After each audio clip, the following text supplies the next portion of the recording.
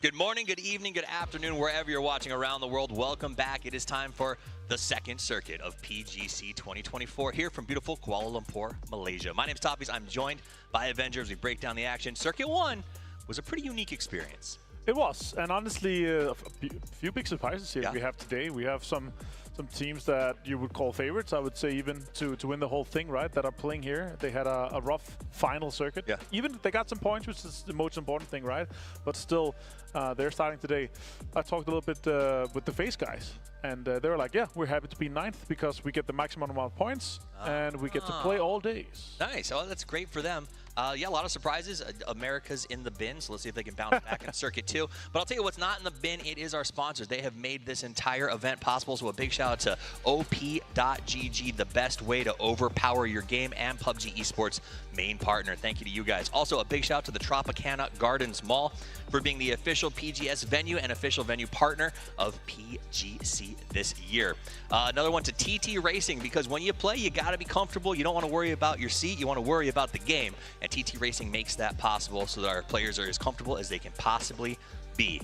And the hand warmers, because sometimes you just got to get in the game. You got to get those hands warmed up to frag out. Okupa has provided us these amazing hand warmers that honestly heat up so ridiculously fast. I love these things, and I will be using them every day when I get home for the winter. Also, Nvidia Icon lights. You can see a set of them right here. You can go hit that QR code and get some for yourself right now. Nothing makes your stream look quite as tight. All right, so it has been a very tight race for some of our teams as they went through this. Particularly the Americas. It was depressing yesterday. I mean, like, truly depressing to see them in 16, 15, 14. Yeah, it's rare to see that. It is. And, you know, we saw the interview with Tick, and he said as well, you know, it's a little bit of a curse. So we hope we can break this. So yeah, I'm excited to see what happens today. Obviously, there's some big kind of shifts around. And also with having these big name teams, it means that we have so many things changing in terms of drops, in terms of kind of how the lobby works out. Well, I'll tell you what the lobby's going to work out today. We are beginning Circuit 2 here on Thursday. We got 3 days of play. The point accrual does happen on that last day, and then we got a little bit of a break on Sunday. We're back for Circuit 3 on the 16th. One more break, and then what we're really all here for, the grand final, where the big money and the honor is truly earned. Now, to do that, you've got to get through the circuit system. Walk me through the circuit, Martin.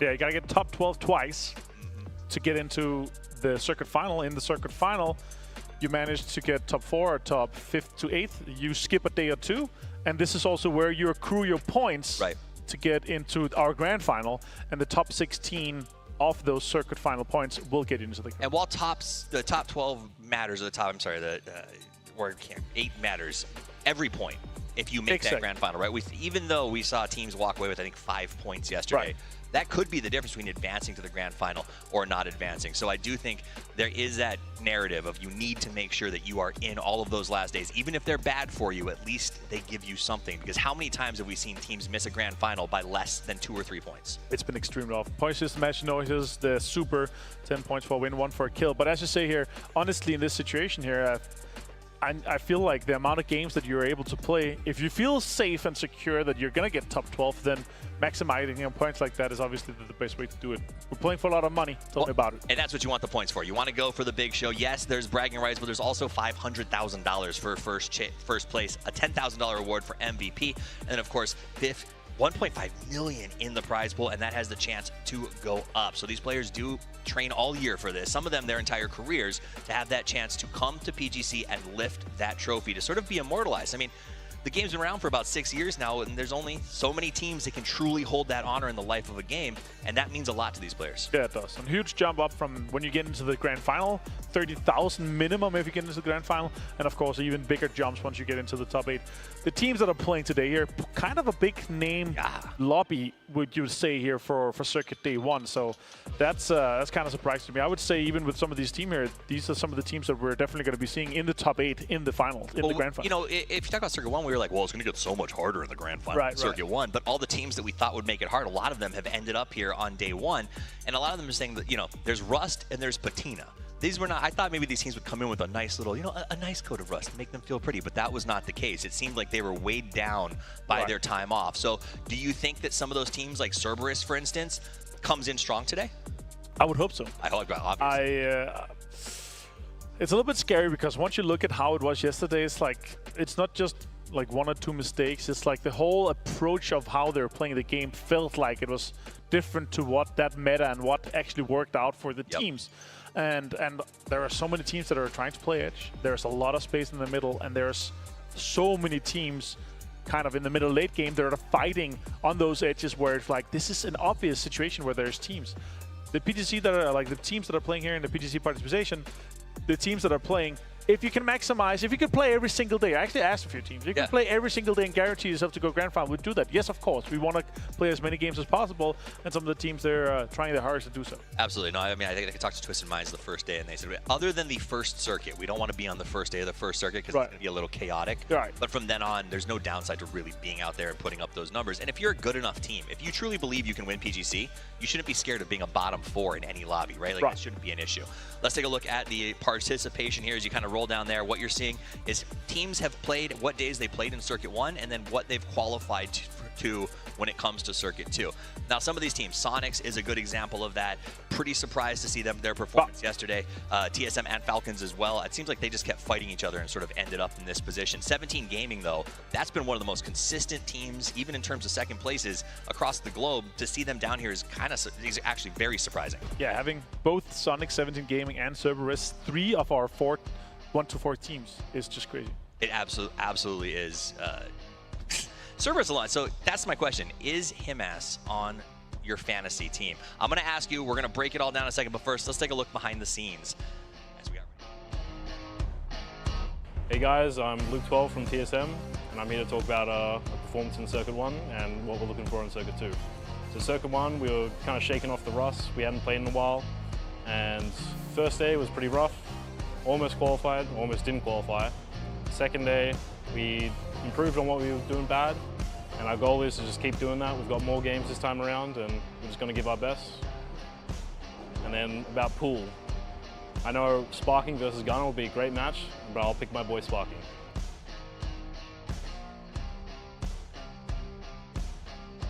안녕하세요, 젠지에더입니다. 일단 서킷 1은 저희가 랜드마크 싸움을 초반부터 하게 됐는데 이제 그 핫트랍에서 지게 되면서 좀 저희 기세가 꺾인 것 같아서 이번 서킷 2에서는 저희가 저희의 게임을 할 수 있게 이제 안전한 외곽 랜드마크 가서 저희 게임으로 한번 잘 풀어보도록 하겠습니다. 말레이시아 와서 먹었던 것들 중에 디저트류가 제일 맛있는 것 같은데요. 에그타르트가 정말 맛있는 것 같습니다. 가장 좋은 방법은 스트레스를 안 받게 이제 경기를 잘하는 게 가장 좋은 방법이고, 만약에 이제 스트레스를 받았을 경우에는 팀원들이랑 같이 맛있는 거 먹으면서 재밌는 얘기하면서 스트레스를 푸는 게 제일 좋은 것 같습니다. It really is a great way to release stress. Go out with some friends, sort of forget about the game for a little while, and then go back and refocus. Now, before we looked at the BTS, you were talking to me about Cerberus. We were kind of saying what's going on with these guys. Here's a head-to-head from that Circuit 1 final between FaZe and Cerberus. Yeah, 27 points in 6 games. Sure, you can have one bad day, right? Yeah. But you can't have that many bad. Like, one bad day in a 3-day grand final would make you not the champion. Absolutely. Like, you would be left behind. But the format here is unique, right? Because there is that idea that there's going to be teams that don't make their grand final one week or another. So, you know, having 27 could be enough if you get that consistently in every single circuit final. And I do think that that's what a lot of these teams are up against, is how do we figure out sort of the recipe for success here? Now, FaZe yesterday, I think there were some like really beautiful moments. We saw them have, I think it was game 2 was absolutely awesome. We also saw some real what was your takeaway from watching FaZe yesterday? Honestly, like, it's only 14 points up to third.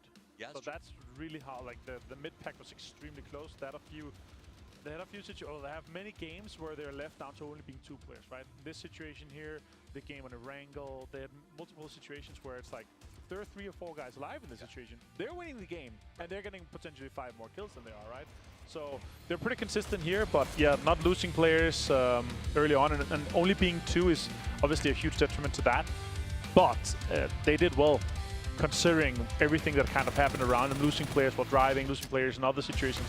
Obviously super unlucky, but still, I think their tendencies is good, and I stepped up and I talked to the guys just before the games were starting here an hour or 2 ago, and they're like, yeah, 9th place is perfect. If we could guarantee ourselves circuit final 9th place every single time to get the most possible games, to get the most possible reps in, that is literally the best way for us to prepare for a potential grand final. Now, do keep in mind, guys, there are co-streamers helping us out here at PGC, so give them a shout. Turn on all those extra monitors, get the map stream going, get some co-streamers going, and watch the big show. So thank you to everybody there for joining in with us. And I like that you got a chance to talk to FaZe about that. I also, you know, we watched Cerberus there at the end game, and it felt like they were waking up as we got towards the end of the day. So I do kind of wonder if that'll continue into a lobby that's maybe not quite as strong again. We're back to having some teams that struggled on day 1. And that is why, when it came to Fantasy League, which you guys can be playing at home if you'd like to, right? And I encourage you to as well, I think I'm pulling the trigger on believing in this is Cerberus's rise. Because usually when they start, they don't stop after that. Do you think it's time for our viewers to pull the Cerberus trigger? I think in a situation for Cerberus, like the 3-headed dog was deep asleep, right? The question is, how long does it take to wake it up? Is it 6 games or is it 12? Because it's going to wake up and it's going to pop off at some time. And if Himas and the boys are ready for today, you're going to be sad that you don't have Himas on your fantasy team. But if they don't, then the most expensive pick is just unfortunate. Exactly, and that's the hard part. You want to make that climb up. You got to get them while they're hot. Let's look at what the top earners have gotten so far. Not shocked to see all of our top earners be Kwangdong Freaks. We got a nice little Eternal Fire tossed in there. And BB Team has not only been some of the best earners, but the best buys. Yeah, they have. They were way too cheap, and I hope we can see some improvements in terms of pricing for that. In terms of pricing. Yeah, so for the finals or for the other days that they're playing, yeah. I want to see them not be 13,000, 14,000. That's way too cheap. 65% though for the pick'em champ for Twisted Minds. That's absolutely mind blowing, especially considering usually we see China or Korea way ahead in front. But yeah, I mean, Minds have had an insane year. Well, and that speaks to just how powerful their year was. To convince a fan base that traditionally just pours all their pick'ems into Chinese teams, to convince that is huge. Here are the games today. Excited to see us starting on a wrangle, ending up on Miramar. We're about to get started for the day. Any final thoughts? Yeah, for me, if you start off the day here strong, if you have 2 games and you have 30 points, then you can do whatever you want for the rest of the day, and that's really what I want to see these teams focus on. All right, guys, it is time for us to start day 1 of Circuit 2 here at PGC 2024. Without further delay, let's get into the action. This is Malaysia, and this is PUBG. 很难受吧，没打好，然后争取下一轮的话找问题吧。 希望第2轮能发挥出来吧，接下来的比赛。感觉还没有适应这种节奏吧，因为我感觉跟我们国内打的不一样，可能我们队伍比较慢热吧，我感觉可以慢慢的去适应一下，然后我觉得可以进，我们会努力。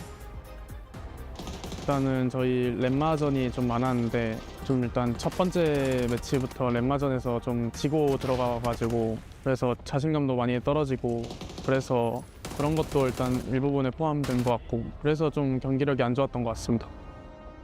일단은 좀 이틀 동안 좀 쉬면서 일단 저희 한 거 계속 보면서 저희 PCS6 때 좀 좋았던 기억을 떠올리면서 그런 걸 다시 기억할 수 있게끔 찾는 게 우선적이라고 생각하고. Every team right now is even like targeting other teams after a few games because let's say a good team that loots Pochinki, for example, is on the bottom of the leaderboard. Someone might want to target them and get them out early, especially even like going to the next circus. If a team like Sonics or Twisted is there, they're going to get targeted for sure if they're in the bottom 4. 因为这种游戏它其实差一点就差很多嘛，然后我们就因为一点一点的细节没有做好，导致最后的分数就很低嘛。因为这次比赛是1轮比赛进12支队伍，所以它的游戏节奏会变得更快，因为大家拿到进入决赛的分数会更早嘛，所以这比较考验战队临时的自己的那个变化。对我们挺自信的，我觉得我们只要做好接下来的这个比赛的准备，我们是100%能够进入决赛的。 지금까지 좀 많이 성적을 좋게 못 냈는데 국제대회에서 지금 열심히 다들 해서 좋은 성적 나니까 좀 만족스럽고 앞으로 더 열심히 노력할 생각입니다. 저희 4명 다 일단 게임에 집중을 엄청 잘했던 것 같고 한 명도 빠짐없이 거의 실수가 없었던 게임이라고 생각을 하고 서로 실수가 나오더라도 커버를 쳤기 때문에 치킨이 많이 나왔던 것 같습니다. Mình nghĩ là sau khi đi đấu tất cả các vòng xong thì mình nghĩ là phong độ của mình lúc đó chắc chắn là lấy lại được rồi. Tại vì vòng chung kết thì không có thể nào mà đánh mất phong độ của mình được nữa. I would say like tilt is very like in terms of like LAN tournaments, it's very fast. Like I can be tilted for like 1 minute, 2 minutes after the game because we lost it because of our mistakes or like some other like problems.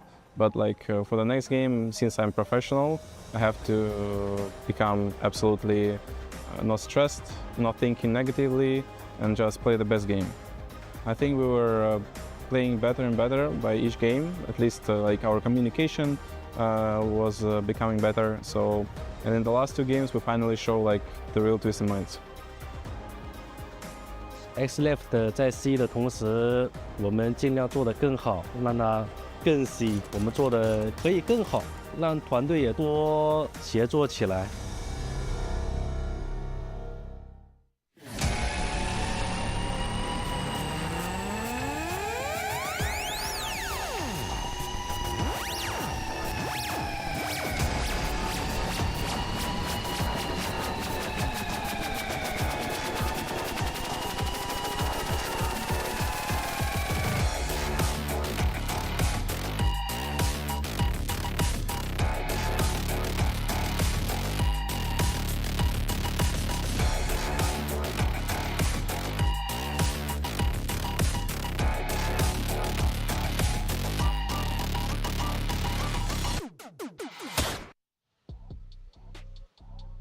Circuit 1 has come to an end. Teams have backed as many points as they could in an attempt to make the grand finals. And here we are once again. Circuit 2 is now upon us, where teams will go from 0 once more to try and see if they can make not only the circuit finals, but also get as many points as possible to eventually make it into the grand finals. I'm Toby, joined by Poro. What up?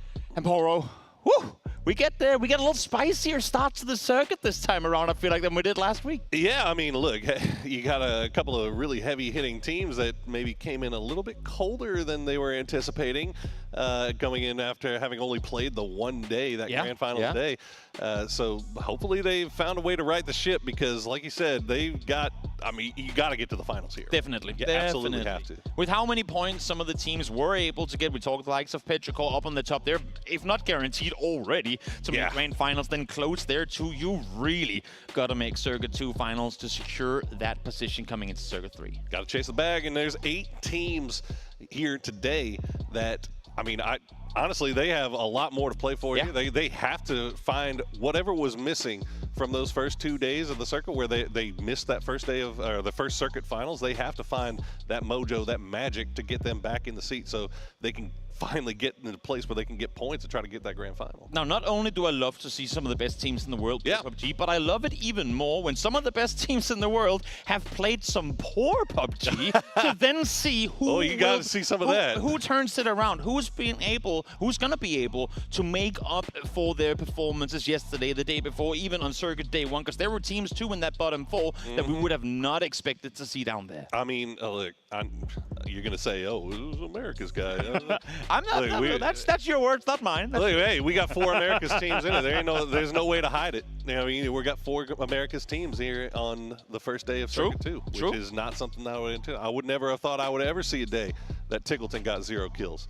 But here we are. That's the kind of situation that we're working with here. And then you see Cerberus is back here again, Falcons in here again, TSM in here. I mean, there's just so many teams that just had such a slow start to things for one reason or the other. And, you know, really, okay, are you warmed up now? You got to be. I mean, you don't have a choice. So. You hope so. One of the teams, we saw them on screen right there, Gen G, I think one of the Korean teams that people had the most hopes for. Their last circuit was all about Kwangdong Freaks. But you know what? Let's hold you no further. Let's get in to match number 1. We're started on Erangel. 6 games to play today.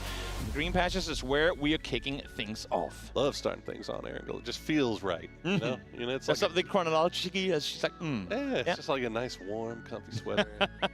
Well, one thing that doesn't feel right is this plane. Are we going to get to see another military circle, Toby? Cool. You know what? For how much we were cheated from military circles in PGS 6, maybe PGC is just the one where we get all of them. It sure is a southern plane, so anyone looking to go far up towards the north might have themselves a hard time. Now, very quickly, I want to explain to you what we're seeing on screen right here. Win rates percentage based on where teams land. And you go, wait, what is this? What do you mean by this? So we have tracked the data from PCS 6 and onward. We're talking 2 years back to the start of 2022.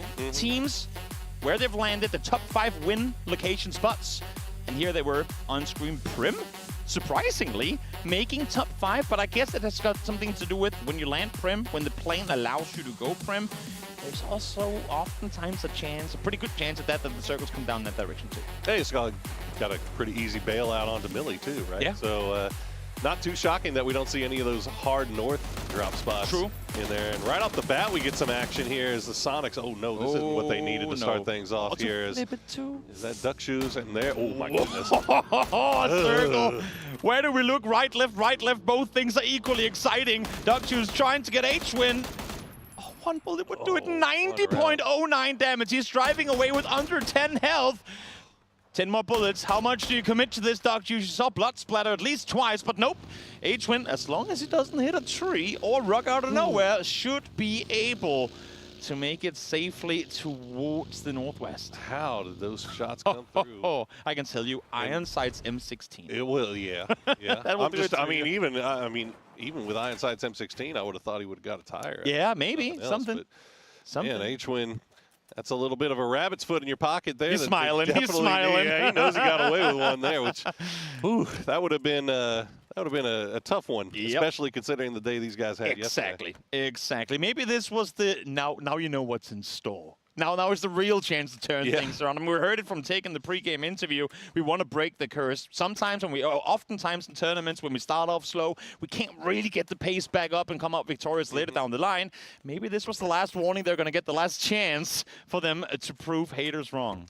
Well, I mean, these guys they've got the pedigree, right? Like they've shown it multiple times that they are more than capable of coming back from a bad day. So hopefully we'll see that here today. As Luna Galaxy, they're already on the move. They sent Vinny over first to find a spot, and look at that. This is an interesting stat.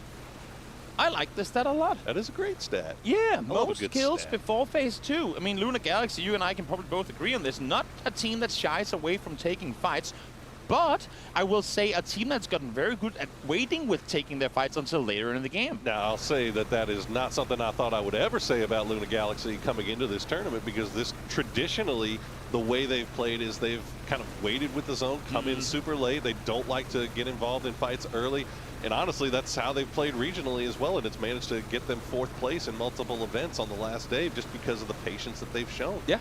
But this time around, they came in with a little bit more aggression, and while it hasn't netted positive for them in the finals or anything like that, they've still, I like the way they're playing. This feels like it's something that's about to crack open for them. For sure. I saw what you did there. I like it. You like that? Yeah, I like it. I like it. I don't know what I did, but I'm glad you liked it. Okay, the unintentional jokes came through, and sometimes you hit him and you don't even know it. Well, New Happy, a team we're going to keep our eyes on today, a team that got on the mega struggle bus last time around. But you know what, I'll explain to you about it later, because now we got a highlight coming in. 明明接2个，明明，这怎么还有一个这个地方？正面撞过来，换位置，有点秀了，进来圈了，进来，哇，明明。 如何顶住？压力很难顶住啊！但这一次刚出手将 Spaceman 放倒，队友倒的这个位置很难拿，抓了一个不错的 timing。又来一支满编队，确实这个压力太大了。八方的，哇，但是一颗雷得卡位置。而且没看到，哇，被他打2个什么？ tell you one thing, my fantasy team, which is that Ming Ming, would have shown up the other day, but unfortunately, didn't happen that way. But so far, so good for him here, because he got Cerberus on that E pickup, though. Yep. Where are they going to go? Cerberus is coming down here thinking this is free. Issue is 3 teams landed down here, and a lot of teams, because the plane was as far south as it was, had to come down here early to 4 a.m. now, already up by the granny, up on the hilltop. They're going to take this position away from them. Genji, too, thinking we're fast, we're early on this. There would normally never be anyone down here. There's 6 teams already on Millie, west of the base itself. Man, they did not waste any time, did they? They got up here so fast, and unfortunately for Cerberus, that's gonna lose them that spot. I mean, they're gonna be stuck in this shack, aren't they? I mean, they've at least they took the knock on the Himas, but looks like they're gonna get him back on his feet. So they're still 4 strong. But yeah, like you said, there's so many teams that have already made their way over here, and we're only 5 minutes in. Cannot wait for the North hard shift, just saying. Throwing it out there, Chet, throwing it out there to see if that's going to come to fruition or not. Nan, hopping up, trying to see if he can find something with Nate, not quite to be, so he's going to fall back down towards his teammates, not thinking he's going to go all the way to the compound. It's smart to have a player on the outskirts kind of playing protector of the compound itself from outside. And you know what? Who better than Nan? We saw him in the TPP. I know it's a whole other set of circumstances, but we've seen his individual prowess time and time again. I think a lot of people thought, obviously, no Ming Ming is the star of the roster with Longscore there as well. People were saying, oh, they're the 2 fraggers. What's going to happen? Then they put in Xiaozi instead of Longscore, and all of a sudden you think, where's that last fragger? What are we going to do? Well, we get it there with Nan now. Now let's get a little listening to Schweigedui. That's the second one for Khan, doing it all up against Day Trade. And you said it, SGD happy to get aggressive on this AGG position. They were so stuck in that bowl. Just bodies everywhere along the open fields. Pong tried to align his shots. More names slowly disappearing from our screen as he shoots through the smoke. Jervis does trade back though. SGD looking pretty clean. It was for AGG. They're looking to hold this area in this corner, but it's SGD. Montiel alone. Not sure if they spotted him. They do. 38 HP left. And then now putting in the pressure. And he gets knocked out as well. Team Bliss left to only 1 player left. Akita can't hold on. And the winner, chicken dinner. Winner, chicken dinner. Well, those were far away in Circuit 1 for Schweigedui, our native Malaysian team, who was hoping that they can get something going here in Circuit 2, because, well, yeah, Circuit 1 wasn't really anything to write home about. A whole lot of nothing, yeah. I think they finished in dead last in that first day, and it's interesting to see this FaZe bridge camp? I'm not 100% sure if it was a full bridge camp, because they started shooting real early if that was a full-on camp, but they've now put Weibo in a very precarious position. Yep. As we get a look at how 4 Angry Men managed to get that knock onto Himas. Well, they did, happened off screen here, but were able to get the knock, but we know that the rest came through as well. As you can see, 64 players still up and alive. And yeah, as you say, FaZe opting to set up a camp here. They don't shy away from a good camp opportunity. This is no different. And while James thought he had a player lined up, well, Shen has been able to flex off to the side, and he gets a perfect off angle on James. Finds one now. Gustav, though, able to trade him. Oh, you wonder what the info that FaZe was working with on that, because they were just operating as if Weibo was gone completely, but they had hung around. They held on to that shoreline position, and unfortunately for FaZe, they basically exposed themselves completely there. Now Weibo should have an opportunity to regroup here. I mean, kudos to CYY for baiting the attention for as long as he did, because James clearly unaware that there was a player trying to flank around the side, a little parting on Punk coming around as well. As we see Xiao Wu now able to find Duck Juice that's elsewhere on the map. As a matter of fact, that's over towards the west on that western bridge where Expendables have just made their way down. Sonics, Expendables, and 17 all in and around Ferry Pier, trying to figure out how they're going to go across as CYY, however you want to say his name, it's gonna fall. Sai. You don't have to say it for a little while now. So. True. But yeah, no, you mentioned this kind of a log jam going up on the northern side of the western bridge right now. It looks like Sonic's kind of playing around that ferry pier as though they might be interested in taking the ferry to get across over there. Meanwhile, the Expendables kind of held on the north side of the road by that split from 17, and you've got a couple other teams that are still making their way down there. You got Schweigedui, and then Tiamba in Primorsk. It looks like they found at least 1 boat here. Yeah. You know what I think they're doing? What do you got? They're waiting with this boat in the middle of the ocean to see where the circle actually goes, because while it would make sense for it to go melee, there's enough land in towards the north that it could go up there as well. And as you're saying, Swaggy set up on the northern side late on, putting up their E-pickup. I think that's for the same reason. E-pickup too. Well, I mean, the line is definitely not amazing. It's not. You can land on the ferry, maybe. Yeah. Okay. I mean, it's not much better. It really isn't. I mean, well, now if you're 17 Expendables and Sonics, you got some decision making to do, right? Like you wait. I mean, the 17, maybe you don't, because you already saw the team that was on the bridge on the other side leave. The thing is, who's now going to go down and camp that bridge? Yeah, no. I mean, that's... And then, look at that, compound's completely open. If 17 was able to scout that out, they should know. So, that, I mean, this could be a free passage over to the military island. We'll see if they decide to take it. Meanwhile, from the future, everybody that was on that south side of Millie starting to make their way up here, and they're getting a little bit close to Gen G in passing right now, going for those hillsides that are just above the Cerberus compound. It looks like Gen G is just going to give right away. Yeah, smart to try and go up and claim it early. They know that teams will still be split in and around this area, so as long as you can park your cars somewhat safe, which they should be here, at least towards the north. And, well, yeah, as you can see, focus all your attention towards the west. Those cars should be good for the circle to come.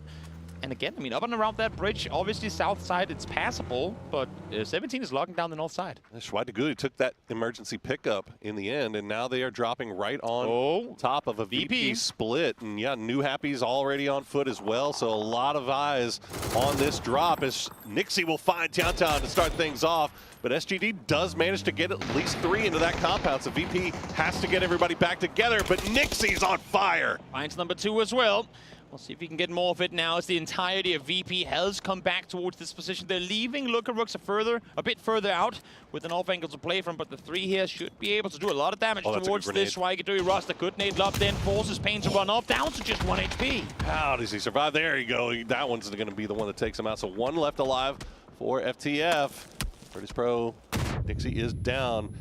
But he should be climbing up the stairs, and yeah, you can hear the peppering of shots coming in. New Happy Ming Ming really wants a piece of this. He's coming over to see if there's anything he can spot. Luca Rux will spot out that last member of Schweigedui. He managed to make it inside the compound though, but Ming Ming, he's going to steal away the Tiantan kill. And now they know they're in the nearby vicinity too, and this is dangerous to me. This is somewhat prime. This is pretty prime real estate in this area. As fights are taking place elsewhere too. EB running around with Panzerfaust in hand, say, guys, I'll gladly get knocked if we can get this final kill. We just need to find him. But for now, the last living Schweigedui player is staying alive with smokes to work through. Yeah, get your points, boys. Get Nixie back on his feet. Yeah, completely reset. While this is going on, Cerberus got crashed by FTF, so... and Ming Ming still third-partying this. There you go. That will secure the kill. And that is SGD going out in 16th place, but a number of different fights going on across the map right now, Toby. Yep, Cerberus trying to fend off here, losing him as altogether. Big loss for the Cerberus team. As from the future, we saw them over the hilltop earlier, forcing off Gen G, scouted further west. I think they thought they might have a split up here as well, but little do they know they're running into the entirety of Cerberus. Good thing for them is that they keep 3 alive on approach, but how do you play it from here? I mean, this feels pretty greedy going for this compound at this point of the game, knowing that there's probably going to be a team in there, but they get a whole half. They get a whole half of the side. So as long as Samoa is able to get back over there, should be no harm, no foul, and they managed to pick up a kill off of it. So should be okay. And now they'll just trade back and forth. Meanwhile, 17 did make their way down on that western bridge to take that free compound. And look at the northern shift. This is, oh my goodness. I don't even know what to do here. You know what, Expendables, Sonics? You knew all along. You knew all along. Where's that ferry? Where's everyone getting down to the ferry right now? See these rotations. Count the amount of cars that are now going to cross that bridge. Oh, 17 is already trying to send it, and they're going to be quick about it. Look at TSM. They've got the E pickup. That was huge for them. FaZe, they're just going to get out of here, go for the eastern bridge, because they know what to expect on this side is this is absolute madness. From the future, going to lose down to Aquarin. Now the last one alive. You see the kill feed is just blowing up right now, Toby. Is 17 in a perfect position to try to camp a little bit here. This is the funnel of a lifetime. The biggest funnel of PUBG esports history. As everyone now has to figure how in the world do we get to the northern island here. So many teams still sat outside of this fight, even trying to figure out what they have to do. As Ming Ming, Xiaoxi will fall. They thought they could get there early. They thought they could get there fast. But 17 had the jump on them. They caused the clutter, the jam on the bridge, and 2 teams fall because of it. Absolute madness. And then on the southern side of this circle, you've got a 3-way fight between 4 AM, Falcons, and Luna Galaxy.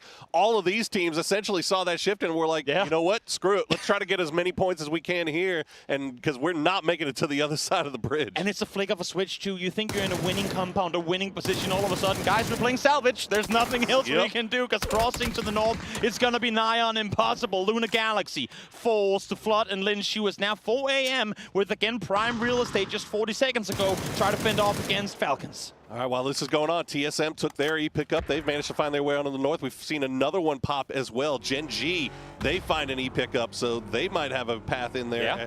As all of this madness on the south side on the military island will play out. Tiamba, they managed to get out of there in a boat. VP, they're running around looking for anybody coming out of the blue, just hoping to catch some points here. And this is why Primorsk wins games, because you come over, you park your boat smart, and you have a chance to get back to the other side in situations like these. As a matter of fact, there's no one in Fairy Pier right now, which is completely insane given the situation. Luke now spots Xiao Bei from 17 Gaming, so 17 aware that they can't just sit and look towards the south. They need to worry about the teams in the nearby vicinity too. Somehow, Akaran's still alive from the future, and he is the only one holding that bridge on that western side. But you can see Cerberus all looking down in that direction. VP looking in there. 4 AM, they're finally made it to the bridge, and they're sending it with little regard for human life. They're going to push it right into 17. And while all this has been going on, FaZe said, you know what, screw it. We didn't make it to the circle to the east. Let's just go all the way back to Milta. They drove back over the eastern bridge and are now coming in with all the space in the world from the north. And you can see it in the top right corner. This circle, of course, should go north. It will as well. And FaZe, they're sat dead safe up here. I like the angle. VP, just cross the water, guys. Come on. It ain't that hard. It's right over there. Yeah, that's what they're doing. It's just a little stream. Just cross it. Luca Rooks, he likes it. He likes his freestyle. He's sending it over to the pier. Should have a free passage as well. I mean, you might as well people swim. on the pier, these guys on the bridge, they've got bigger things to worry about than the guys swimming. As 4 AM will get eliminated there by 17. It's all going to go down to Xiaowu. That is now 6 kills for 17. Boy, they were in the right place at the right time on this one, weren't they? Definitely. Xiaowu, bridge cross denied. A lot of people in fantasy opted to go for Little Ghost because maybe they thought Xiaowu was too expensive. Well, he says, guys, I'm worth the money. I know what I'm doing. I got my 4Ps early on. All right. Here's another fight that's about to play out. Cerberus, another one of those teams that stuck around on the island waiting to see if they could catch anybody coming out of the blue. Unfortunately, it wasn't there, but they found Weibo now. Weibo down to just 3, as you can see FaZe actually continuing to push out. They're going to find the expendables in that kill feed. Yep, nice push, forcing a fight on the split. They call the bluff, and they get themselves Tanwu now, Spaceman. We've seen him with shotgun in hand get kills in tournaments past, in this tournament too. He now finds himself up against Sololzi. Nice timing on the flashbang, but even more so, nice timing by Sololzi to get out of the building. All right, Cerberus taking their time with this one. They know that they need these points. It's not likely that they're going to get much further in this game, so at least try to get something. But Shen has something to say about that. We'll find Hisaki. We'll get the flush as well. But Nixie from range. Virtus Pro, third partying. Able to set up here again. They know there's not a whole lot for them to come for across the bridge. Might as well see how many points you can get before you even go that far. Cerberus still committed to try and get the kills inside, but Spaceman with the dual barrel able to get the first, goes for the second as well, misses the second shot. And that's going to be them out. Weibo falls in 12th. Yeah, Duckmai, the last one alive, maybe getting some heals. Yeah, getting some heals from Sololzi. See if he can survive just a little bit longer. But like you said, you got VP all looking down on them. They're still on the bridge. Snakers from Falcons. He's trying to send it to anywhere. This might be the he's the last player alive, and Beamy's going to spot him out. Another one picked up there for VP. Now keep in mind, and you guys might not remember this because it's rare that it becomes relevant, but you can heal in the water. It's not that new of an update, but it might actually become relevant here. You saw the double nade from Xiao, who then finds the third through the staircase there as well. Impressive play, small angle, but able to find it. We saw EB fall just then as well. Caught from the other side as VP now in blue has to figure. What's the play, boys? Do we go feed points to 17, or do we just deny phase 4? It's tough. I mean, they've got Luca Rux on the pier. He made it across. It looks like he's been pinned down. I'm not sure if it was Tiamba maybe spotted him, but he is not moving to get back into the zone. But he might have spotted out Tiamba and just knows, like, hey, let's try to heal as much as we can. The circle pops, goes right on to Gen G. That's not a bad spot for them to be in. Not at it all. Seems like the hills are alive with the sound of gunfire. Sonic's starting to get involved in this phase and Expendables fight. Yep, Tick able to find one. Cake finds one as well. That's Expendables eliminated as Nixie now falls again. Phase 5 damage. Tick's quite hard. You have to commit to those first aids constantly in order to stay afloat. Nixie falls. Got another point for him. Yeah, I mean, able to get more for, I mean, again, for 13 of 16 teams, this was a salvage game whenever phase 3 hits. So if you can get 5 points in this match, you ain't really gonna complain. Yep, Beamy just gonna donate himself over. Might as well. And yeah, right Might up as against well. the wall. Just make sure that nobody can steal you away. It's fine, it's fine. Yeah. And we should be shortly down to our top 7, unless Luca Rux is still in there. Phase 5. Yeah, Luca Rux still alive, so VP's still in it. 23 alive at 20 minutes. I mean, that's not something you see too often. You want a kick in the teeth as soon as you walk in the door. Like, nobody expected to be playing in these games here today. Nope. But here you are, and this is your reward. You get to deal with one of the most brutal circle shifts in PUBG. You know what, I'm going to say it. I don't mind circles being this brutal in a format that where you quote-unquote only have to make top 12. Fair, yeah. No. If we can't throw a little bit of tantrum in between all of this, then I don't know what we should do. I think it's great. What I mean to say is I love chaos. There you go. There you go, my man. I like this. Tiamba, though, they were starting to be a little bit more proactive. I know they've got 3 members of 17 pinned down in this sniper tower, and they've got Luke 12 in glass all by his lonesome. He's got Alo off to the north, so he's not the only TSM player left. There are actually 3 TSM players. Where are they? Is there 2? Okay, there's Sparky and Alo playing in the shack. Yeah, they got isolated early on in this fight. Now we see them pushing on through. Sushu commits to the hip fire, down to just a couple of bullets left, but will be able to find Luke. Dicey for sure. The timing on that push wasn't quite there, but fortunate that Luke missed a few crucial shots, and it's going to keep all 3 of them alive. It's a heck of a start for 17, though. For sure. Considering the game and considering the circle and considering the madness, they got about as lucky as anybody could hope to get in this thing, other than maybe Sonics. Ooh, look at Rooks. You see 3. Who do you go for? They're split. They have nobody. You just hope. You hope that they look somewhere else. 3 nades. Find something else that's tastier than me. I mean, there's nowhere else for Chiamba to go at this point. He has to take shots eventually. He's going to love the nade. Already cooked it. Goes for 7-7. Instantly goes for the shots as well. Tries to deny the info. Bounces off the helmet and finds him. Takes it right to the dome, and Luca Rux going to collect another point here for Virtus Pro. He will go down in the end, though, but valiant effort on the part of VP. It's a point. It's a point. A point that they would have loved to have had a couple of days ago. Yeah. TSM, look at that. going to get the circle. I don't think that's going to amount to a lot of points in terms of kills, given the shack that they currently find themselves in.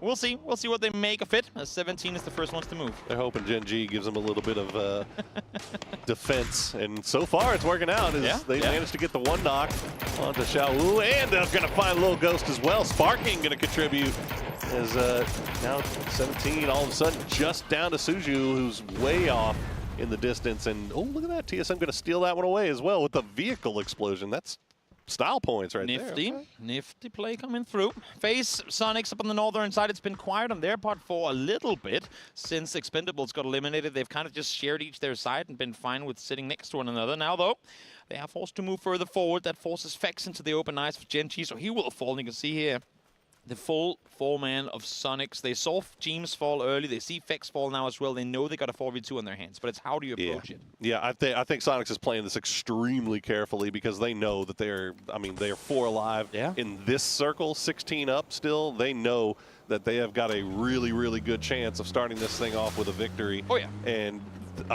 really, we've seen that's all you really need in these best of 6. Have 1 good game, and the rest of the day you're just coasting. A momentum-heavy Sonics is a dangerous team, that's for sure. We'll see if they can make something of this game, as there's still 6 teams left alive. We hit the 24-minute mark. Sushu looking for info. Solo player left alive. He knows Pow is down here somewhere, but not too eager to make a run for it just yet. He is not. He is in Luca Rux mode, essentially, right here. Just he's vibing. Hoping he can maybe catch somebody slipping. Any placement points? Any placement points out there? Can you guys start fighting, please? They're in 6 right now. He sees how many people are alive. 16 left alive. And oh, Alo. He's going to find CC. Oh, they want to get closer. They know that 1 nade could be a double kill. I mean, Alo, the TSM boys, they know, though, they can't allow these guys to get that close. So they're playing outside the shack, playing around the edges, trying to find some utility to land on him. Yeah, go ahead, put those smokes down, make it a little bit more confusing. Slow him down a little bit more. Should get CC back on his feet, but TSM don't want them to do that. Pow doing a good job of covering, though. Sushu. Oh, that's huge. Hero so much further forward. Yeah, Pow able to find out, but now Sushu opens up, finds the double as well. That leaves Pow with a decision to be made. Do we go? Try to see if I can keep my teammates alive. Issues, they're caught miles out in the open. And now I think he realizes, I just got to try and see if I can get the flush on the TSM guy that I went for before. That is big plays by Suju, getting 2 more points. Can he get 3? Pow, it looks like he's got a pretty good idea of where he is. He heard the shots. Yep. And Pow just got his dancing shoes on, playing around. He's got to play around the tree to avoid TSM, and he's got to try to dance around to avoid anything coming from Suju. Exactly. And I mean, Sonics are looking in from the north now as well. That tree is only going to grant you cover from so many angles. It's not great. So the 2 Chinese solo players on the southern side are going to chill for a bit. Issue is they did not get the benefit of that circle shift. So I want to say who's going to come up victorious. I think the reality of it is neither, most likely, because once the fight comes to an end, you see, yep, thank you, observers. Those are the guys we're looking at. Sushu, jump in for more info, wants an extra point, an 11th kill for 17 Gaming. Yeah, it looks like they're predicting that Gen G will go ahead and push on that hill, and that's exactly what they're doing. They're going to go ahead and sandwich FaZe. So this could be great news for TSM. Oh, there you go. Suju will get that last kill. God, he's on fire right now. 11 kills for 17. And TSM will get a few shots in him as he runs away, but this is, I mean, the 3-way fight on the north side here, especially now that Corexi gets the opening knock on a Rex. This could be huge for TSM. Definitely could. Corexi, they need a lot of it. They're in between 2 4-man thrusters. Gustav tries to go for a follow-up shot. Not going to happen. Tosi finds him. As Gen G able to rag up some points here. Sonic's got to be running back, here. But now they have to commit to it. I mean, they've pushed this far already. They have to continue this push forward. Corexi able to find one more. Yeah, I mean, Sonics have to be sprinting over here, trying to get involved as quickly as they can. Corexi just using that tree to the best of his ability. Gen G have taken way too much damage off of this for pushing into something that they just had no idea what was going on, what the setup was. Corexi just proven to be a thorn in the side here. The thing is, they can't overcommit in the position they're currently in. It's a bit of a valley down below, so if they push into Corexi proper, they're going to be visible. So Sonics on the other side, I like how Strimzy is just playing contained right now. Don't over-aggress, force them back. Strimzy able to find Corexi, and that's now going to allow, should at least allow, for Gen G to fall back a bit and Sonics to take full advantage of the northwest side. Well, TSM starting to try to pull away from that, but Alo's going to get taken down by Barpo with a nice sniper shot. So Gen G having that vision around them to keep an eye, but it looks like Sparking's not even going to go for the res. He's just going to go and try to get involved here and try to take whatever he can off of what happens from this fight. Adder going for that res onto Rex should bring up Gen G back up to 4. Sparking, Grocer in hand, prone among the Sonics players. H-Win is on an island of his own, far towards the western side. He might catch them off guard. If Gen G can open this up, get themselves a knock or maybe 2 onto Sonics, that could potentially be TSM out victorious. Issue is Barpo is looking for the player to go for the rest down below as the shots come through. Sparking has been seen, but Barpo getting shot in return. Finds him! Barpo with the sniper rifle will find Sparking, and that's 6 kills for Gen G, but Kickstart will get him in return, and now H-Win can come back and rejoin Sonics, turn this into a full straight-up 4v4. Look at the util advantage on the side of Sonics here. Gen G's got only 1 molly to work with, and I think Sonics is aware that they're running out of util down below. Rex though able to peek over, finds the first, finds the second as well. Adder gets down in return. Barbo finds 1 more, now it's just a 1v2. Absolute filthy stuff from Rex there to get Gen G back into this, and they're going to make sure they secure the flush. They won't be able to get him back on his feet, and it's all down to H-Win from a distance. It's Rex and Barpo. They're not even going for the res onto Tosi. I don't think they can. He's way down there on the low side, so Tosi just feeding that information over to the rest of his teammates where H-Win is. H-Win, grenade in hand. He's trying to see if he can find something. That's a good grenade, though. Bounces far. They've slowed things down. Now they know where they have him. I like this. Barbo, do not push while your friend is healing, my man. You gotta wait this one out. Rex, though, can't really take the time to heal. The Bruce pushing him forward. Now they're gonna try and make a play on it. Don't give him 2 1v1s. That's the last thing you can do if you're Gen G. And unfortunately, that looks exactly what they're doing. H-Win gonna go to low side. Rex already low. He hasn't been able to heal. I don't think he's got anything left. He's gonna lie prone. Oh, this is a brilliant read by H-Win. Goes for the top side. He's gonna spot out Barpo. Can he win this 1v1? Barpo playing around the tree. There you go. Rex will come alive at the perfect perfect time, and Gen G wins game 1 of Series 2. Glasses on, focus mode is what Adder is saying as Gen G turns on the thrusters here in Circuit 2. They came off to a horrible start in Circuit 1, but here they come out of the gates in a crazy game, come out in a solid win. It's a huge confidence boost for them on this one, you gotta imagine. And then Sonics as well. I mean, they had a just god-awful day yesterday. But to turn things around, especially on a game like this where the circle was just so madness, to catch that amount of luck to where you're just still sitting on that north side when the shift goes that way, they had to come up with something. And unfortunately for them, Rex just had a hero play with that double kill that kind of secured the win for Gen G. Coming into PGS 6, everyone was talking about Rex, but it was Tosi who stepped up in the tournament itself. This time around, though, we see them fight to fruition. Great win there by Gen G.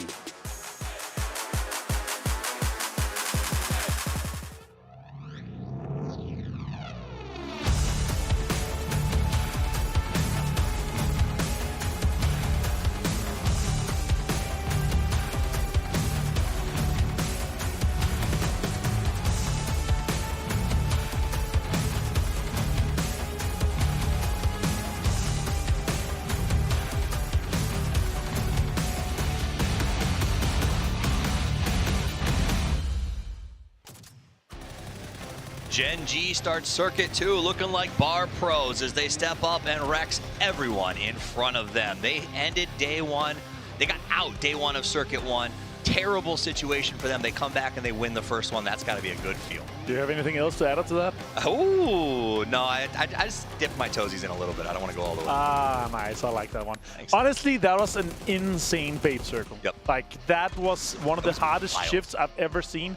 And yeah, the game turned out to be extremely wild. And obviously, the teams that were so late that didn't dare to cross the bridge just yet, or they waited to see what actually happened, it paid off huge for them. Also, 17 Gamer managed to get on really early, take some bridge control. They lost one guy, but still, they managed to get a huge amount of kills through the points there. It was pretty fascinating because those bridge teams like FaZe, they did that other side of the east side bridge. They were on the east side bridge for so long, and I was like, oh no, they got stuck there, they're behind, and then it worked out really well for them because they had an easy rotation around the north side. That was tough though, because once you saw those shifts start to happen, there's no way those teams, you saw how lumped up they were over there on the west side of military, that they believed that they were going to end up fighting the final fights over here. Yeah, and you could tell with the teams, they realized we're not going to be able to cross that bridge. Right. Let's just maximize our points by getting as many kills as we can on the other teams that are still also stuck on that military island side.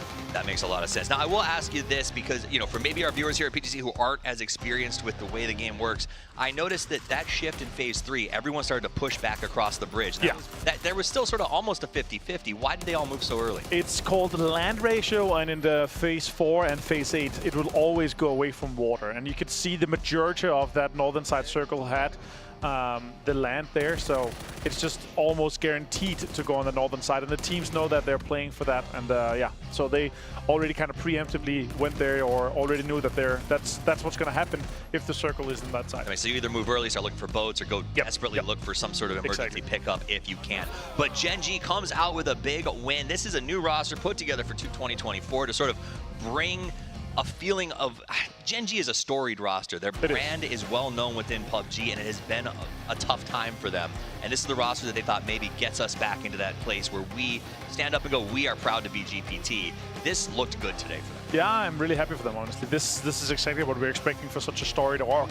And like this organization, again, championships onto the belt, and the like legendary players have been on the roster for time and time, right? So I'm just happy to see them pop off here and get this win here. I hope it continues, but then again, with the amount of kills that they had and a win, that is going to have them such a huge advantage going into the rest of the day, right? Well, a few more points here and there, and they're basically safe for tomorrow. But I mean, I think that's kind of the story of this game because of the wildness of that shift and how hard it was. Teams like Sonics, teams like FaZe, teams like 17, and Gen G all picked up a pretty good amount of points in a situation where Sonics was being very late to that circle. You know, that whole drive down, they were like, oh man, there's nothing left on that side. Like, this is going to be really hard for us.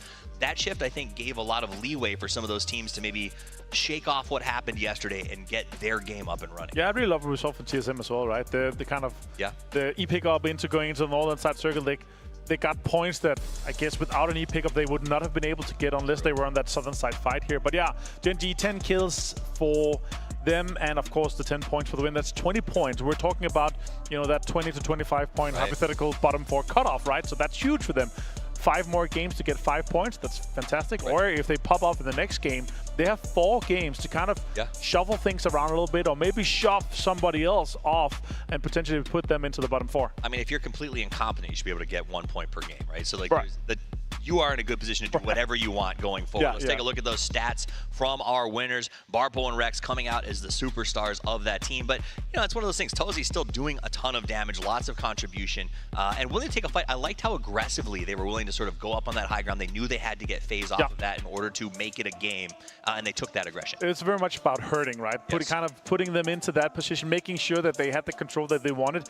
A little bit for TSM, though. Sparking went, I don't know if he went back for the resurrection or if he felt that was going to be a better spot, but I felt that that backstab onto Sonics might have gained him more points than him going back, but you called it perfect. Yeah, it was one of those moments where he pushed across. First, let's give a shout to Barpo, though, our man of the match. Comes out with 4 kills, 621 damage. No argument from me there about that one, but it was. Sparking, it seemed almost like he went for that crate against like his team's wishes, and when Alo got knocked, you know, that guilt choice you make sometimes in the game, you're like, oh, I gotta go back and pick him up. But he was in such a good tucked under spot that it could have been a spoiler. It could have been. Yeah, and with maybe 1 or 2 smokes, it would have been perfect for them because they actually had that circle side. They had this circle shifted perfectly for them to be center for phase 8, and they could potentially have third party a little bit more. But yeah, they were down to so little. Now, I will say, to their credit, everyone else was fighting, and if he had made it back to Alo to get him picked up, they would have had center dot essentially and been able to play out of that shack a little bit more aggressively. So I can see the decision. Who am I to judge?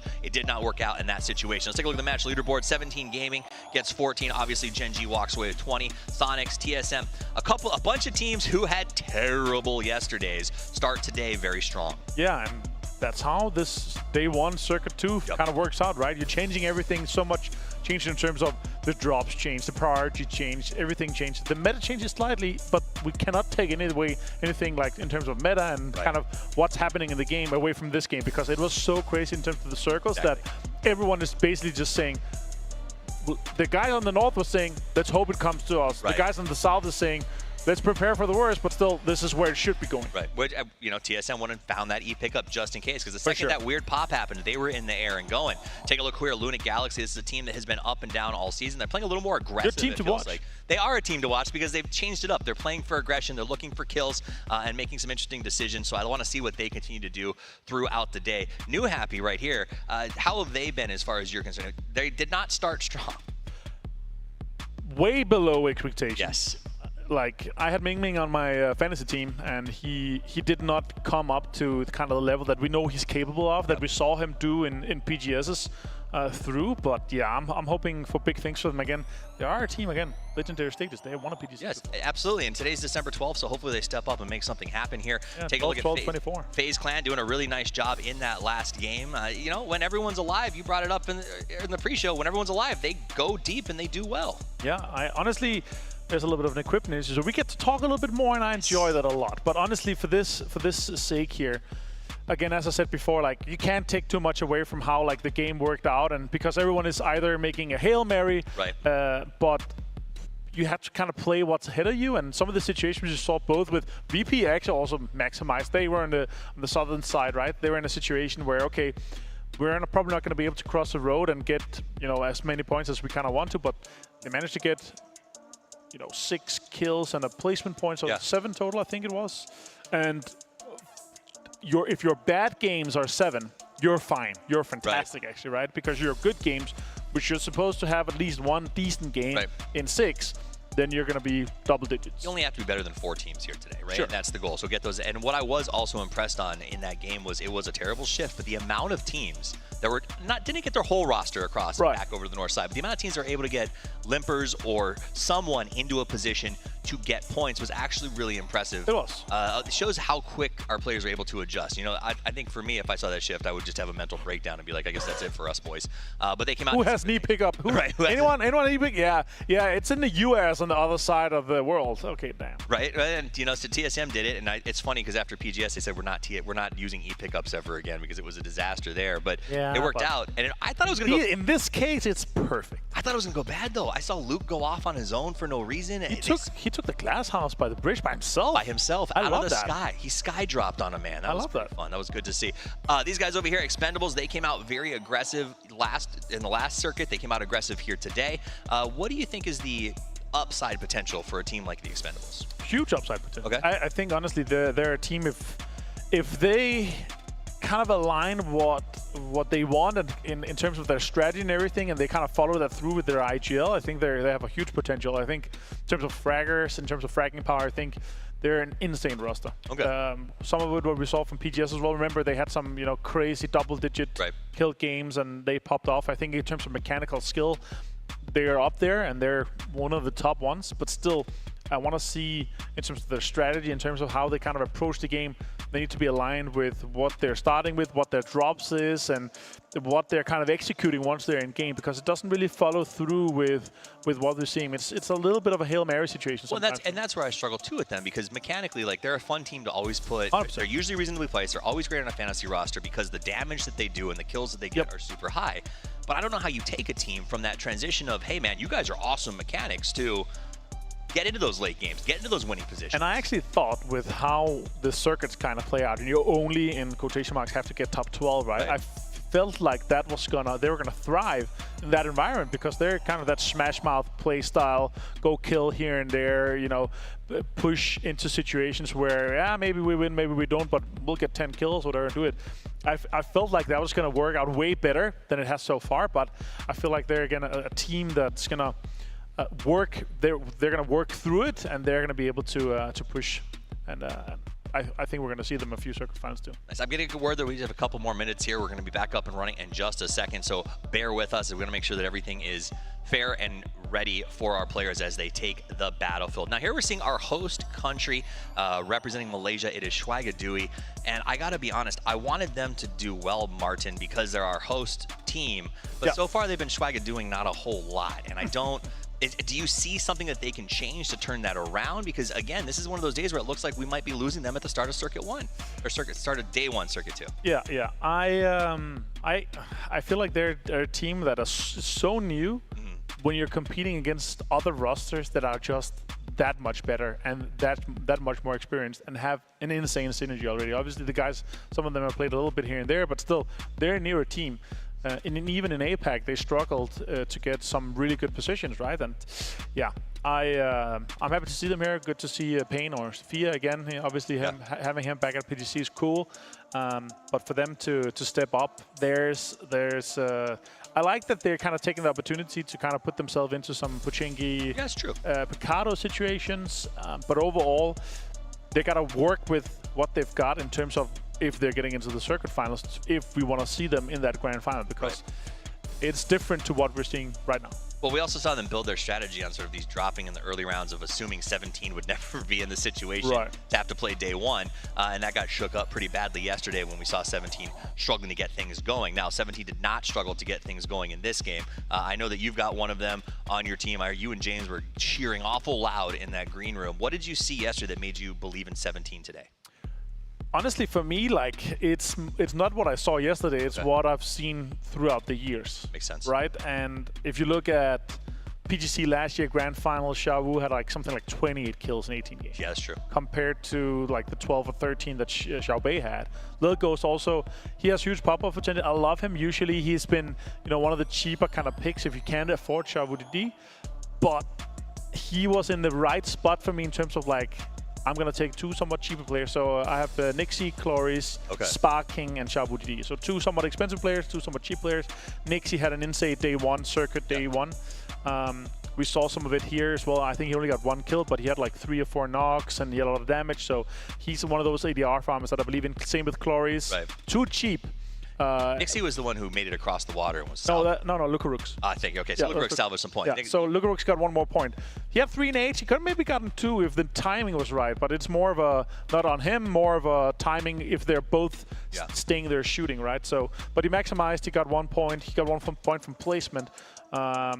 More than they could have hoped for, I would say, for how everything worked out overall for them to get across the bridge, because that bridge get held down hard. Oh, it was gnarly. Both in the kind of both sides, but also in the middle, and everything.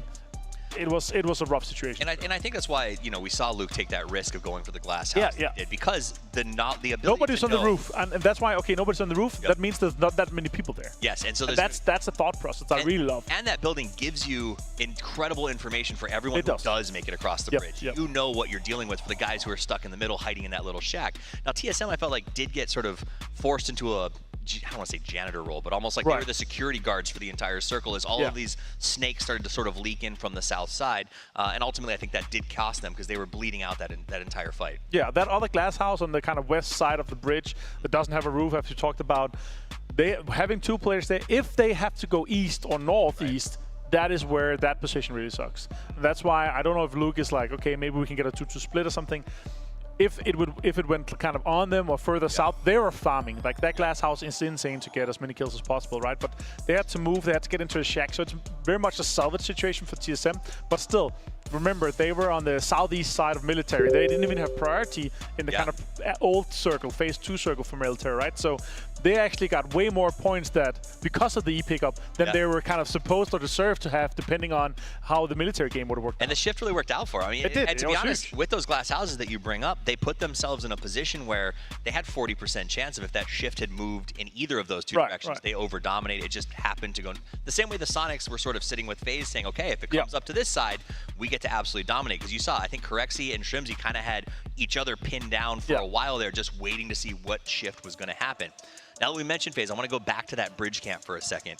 Is that something that we should expect to see from them on a regular basis, or was that just a fortunate moment where they saw Weibo coming from behind them?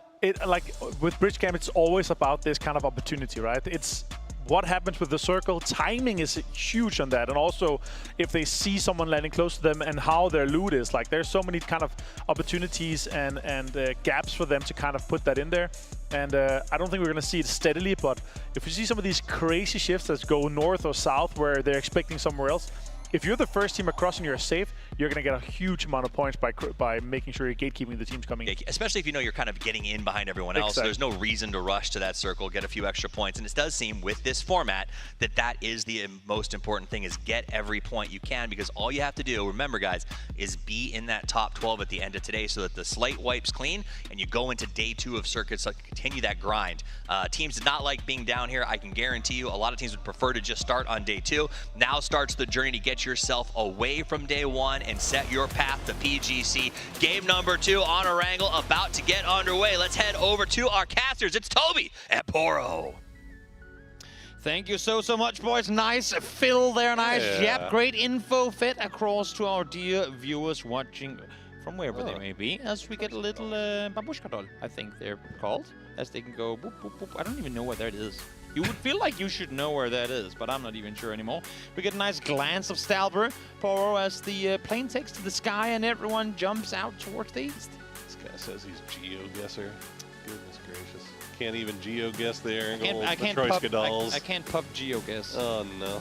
Tell me where they are then, Mr. Insights. Hey, I didn't say Oh, okay, I see how it is. Win rate still prime down by Prim. Luna Galaxy, well, it didn't land there, as a matter of fact, Tian, but it didn't come out victorious, but had themselves a pretty decent game nonetheless. A game that I think many teams outside of a select few would want to just erase from their memory. Yeah, well, you know, that's what comes with circles like that. So hopefully it's a pretty easy reset for these guys. True. At a certain point, you just look at it and you're like, okay, this is, you know, salvage, as you said, go next, try to get as much as we can, and then just hope that this game is a little bit kinder with the circle placement. We'll see. We'll see. Only time will tell. We're still... There you go. Oh, an outside circle. Oh, maybe they knew. Maybe the observers knew. That's why we got to see Stalber early on. Get yasty with it. Yeah, could be interesting. An interesting circle based on this plane path too, because normally there's a bigger spread of teams out towards the west. Prim, Fairy Pier, Quarry, you name it, towards the west would usually be taken. But look at the concentration of teams on that southern side, between Mills of Power and effectively Fairy Pier, where New Happy is trying to go over towards. It's going to be a lot of teams coming in from that south side. It's going to be hard to really do proper wraps towards the north with how VP and TSM is already up there. Yeah, and I'm kind of eyes on TSM. I imagine that they're going to go North George to loot up, but they're still all 4 deep in the vehicle. Tiama going south. You see Sonics. They're making their way off just south of Everest right now. they'll probably take their time with their looting as well. So yeah. A lot of these teams really, and you can even look all the way in Zarki. You got the Expendables. They're looting up there right now. So yeah, I think you bring up a great point that the wraps that a lot of these teams might be expecting to take normally, they got to anticipate that they're going to be a little bit more guarded this time around. Yep. I would like to turn all our dear viewers' attention to the map real quick as we get a bit of a replay here of what happened in that previous crazy match that everyone thought was going to go military, but then it didn't. Look towards the Virtus Pro split right now. Nixie is set north side of Gas in those double barns or double warehouse buildings. That's for a reason. Circles tend to go up there, and when they do, there ain't a whole lot to play around. So claim that early on, even if the rest of the team is all the way over in Severny. Get it early, get going, play it smart, and maybe for VP, this could be a good game in the making for them. I love that replay. Levo was not very happy about how they ended up going there. You see the nice little spray control with the AUG from Suju there. That last game, and picked up 3 more kills. Nice performance for 17 to start things off. Even though they didn't get the win, they still got a lot of points. Yeah, this situation here in the end of it too. I mean, again, Rex, great double kill, but it's all kind of opened up by the initial peak that we see down below. I believe it's Tosi that goes for the first peek around the bottom side. It kind of baits the attention of the 2 Sonics players to look over the top of the ridge line down below. And then just as they do, well, there is Rex ready and waiting with a double kill. Gotta hit it though. You gotta hit it at the end of the day. You can try to bait them into something as much as you want, but if you don't manage to get both of those kills back to back like Rex did do, it was all for naught. Here's we get a chase. There you go. Do you actually pay attention to pro players' mouse settings? Have you ever changed your settings based off of what somebody else? I always pay attention, and then I always forget. And honestly, I could do anything I wanted in the game. I don't think it would make me as good as them. But let's not listen into Xiao Bei. PUBG 这个游戏肯定是要享受着玩，因为吃鸡本来就是很快乐的嘛。这个游戏必须要享受过程。然后呢，坏消息是明天 P12有5支战队，然后好消息是5支必进1支。我觉得肯定是可以的，因为我们 P12赛区其实是一个很强的赛区。 只是我们还没有进入自己的节奏，我觉得后面会慢慢好吧。肯定，我觉得基本上都能进决赛。Not fun having all the Chinese teams down here in the first day of Circuit 2. Not fun having all the Americas teams down here in Circuit 2 either for I know how he's feeling a little bit here. But yeah, you know what? If we didn't have irrational confidence, we'd have no confidence at all. So. You know what? I think with that first game for 17, that frown was turned upside down. They should be pretty happy. 14 points in after game 1. That is a breath of a sigh of relief. You know? Yeah, just get things going in the right direction. I mean, shoot, Sonics got more points in that one game than they got in 6 yesterday. As a matter of fact, they got over double the points than they yesterday. There you go. Yeah. It's we're happy now. We're happy. We're feeling better about things. Happy camper as the Expendables make their way alongside the northern shore towards the circle. I mean, I want to say towards the circle center, but they're most likely to try and wrap further towards the east. Thinking back a couple of tournaments, I believe it takes us all the way back to PGS3. They had themselves a phenomenal game on the western side of Stalpa. Now, this was pre-Stalpa remake. That makes it actually PGS1 then. In any case, they played a really, really good game out of the north side of no lead, got away with, I believe, 17 kills. If they can do anything to replicate that in a game here today, that would be that'd be insane. Because we've seen the glimmers of hope with Cloris and Tanvu kind of steering the wheels in that team. When they pop really hard. Oh man, this man's got the links out there. He's already got 1 knock, but Mamu not going to let him peek again for free. I never ever thought this game was going to make it into competitive. It is just so good. The links? A semi-automatic.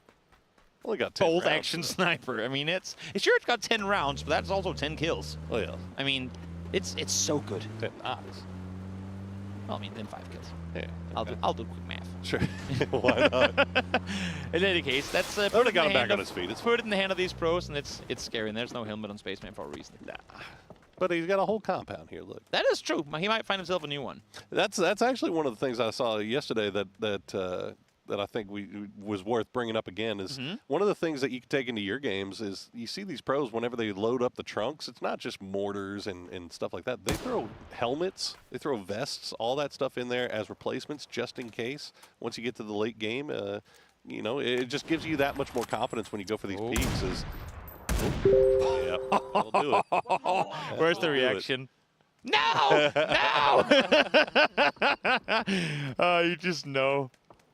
I don't speak Chinese and I can't read what he said, but I feel like my way of interpreting his words were pretty. Well, he's been very animated here in 2 games at least. Yeah. We saw it last game.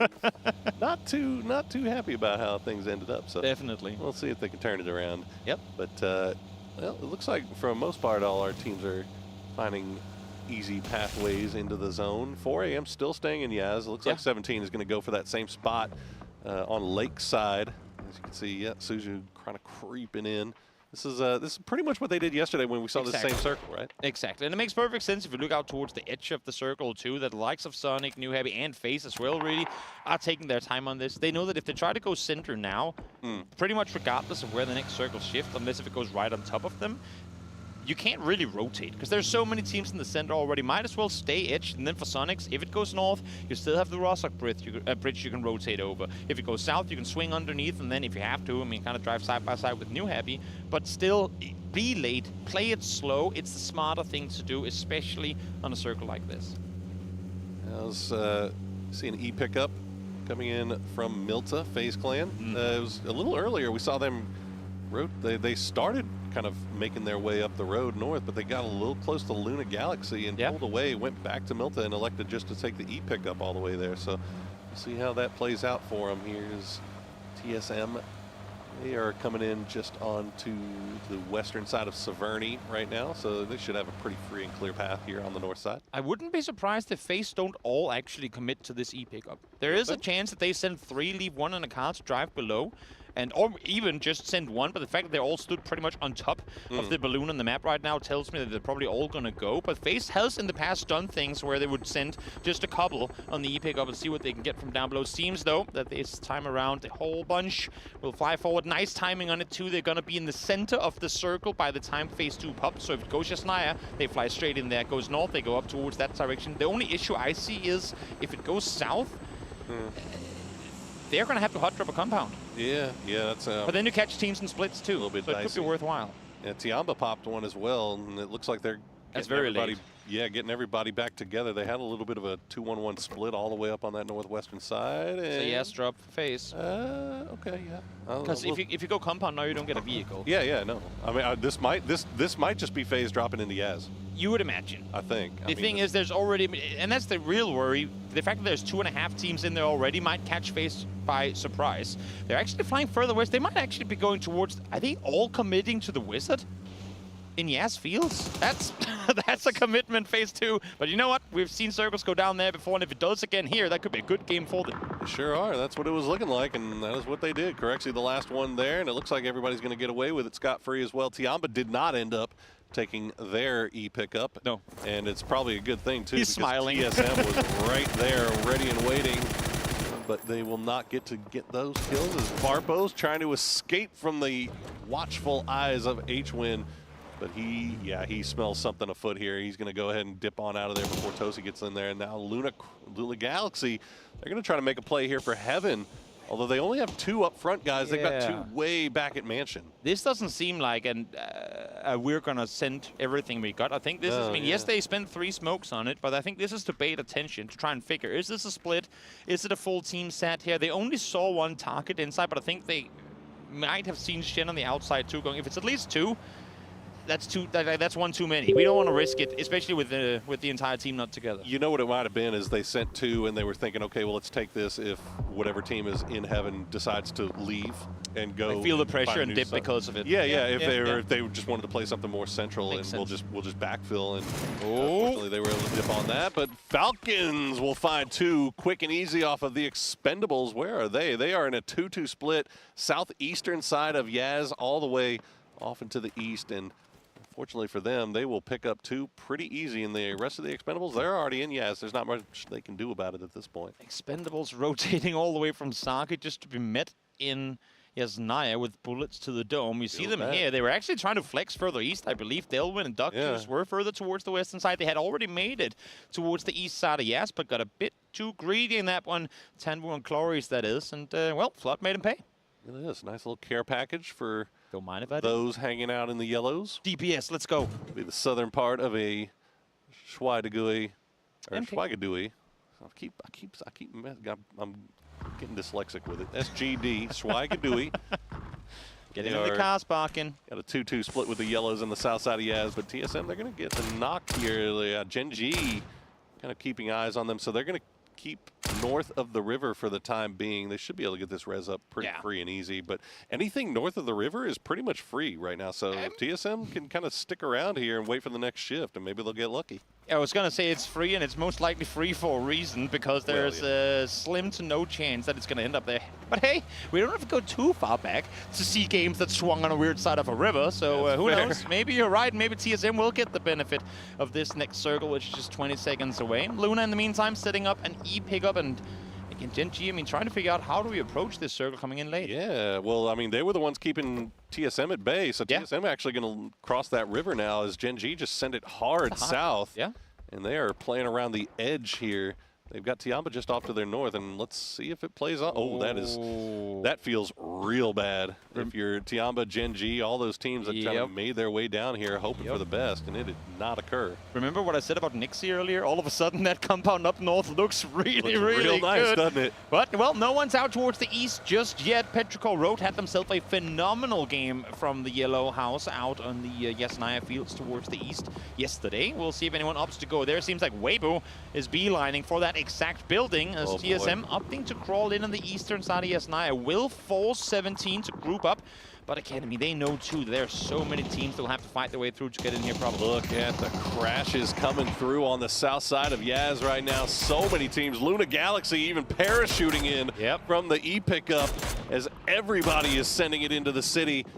And let's see, Weibo, they'll at least get a couple of stay alive here as 17 will pick up 2 off of Luna Galaxy. They managed to keep 2 alive at least as that E pickup cost them dearly. You hate to say it, but I mean, had they made this rotation by car, they would have all died. So the fact that they get 2 into the city center, if the circles keep going towards that location, that might just be GG for them, as now New Happy and Sonics, they've been driving side by side all game long, and now finally the fight comes through. Tick opening up with a double knock. Ming and AC, though, instantly there to respond. Yeah, quick turnaround here as it's now 2v2, and it looks like Kickstart hadn't even arrived yet for Sonics, and this is all being third-partied by FaZe, by Schweigedui from Yasnaya right now. So I think the smokes are going to start coming down. They're going to try to slow this down a little bit as Ming Ming down to about half HP.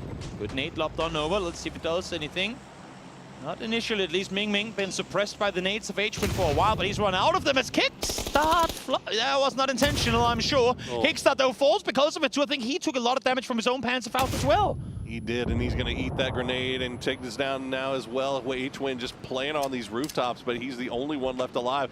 This can be reset if he can win this 1v1, but they are now getting third-party by FaZe. They want all of this. They saw this happening from that Wizard Tower, and if they can clean this up, it could be a lot of points and the entire south side of the circle. Oh, Ming goes for it, finds it just before he falls himself. Jeem's able to take him out, and well, you know what? FaZe for playing it in slow, for dropping into Wizard with an E pickup. Not only do they get themselves 8 cars now, but 8 corpses to loot to make their way towards what could be next circle center as well. FaZe, nice timing in that approach. Jeems, I mean, 32 damage and 2 kills. He'll take that any day of the week. Absolutely, and I mean they are on the very southern edge of the circle, right? Now the yellows are all still in, and you see Schweigedui just still sending shots down there. Nothing too terribly awful to be worried about here.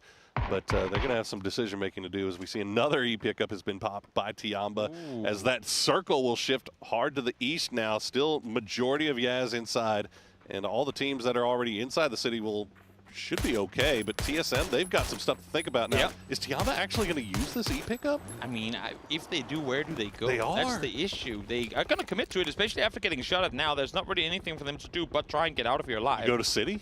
If you drive into the blue, you're doomed. If you drive straight towards TSM, you're doomed. If you fly, there might be a weird scenario where by the time you get in there, they're fighting each other. I don't know. Good luck, have fun, boys. You're gonna need it. How did TSM not get one of those? That is unfortunate.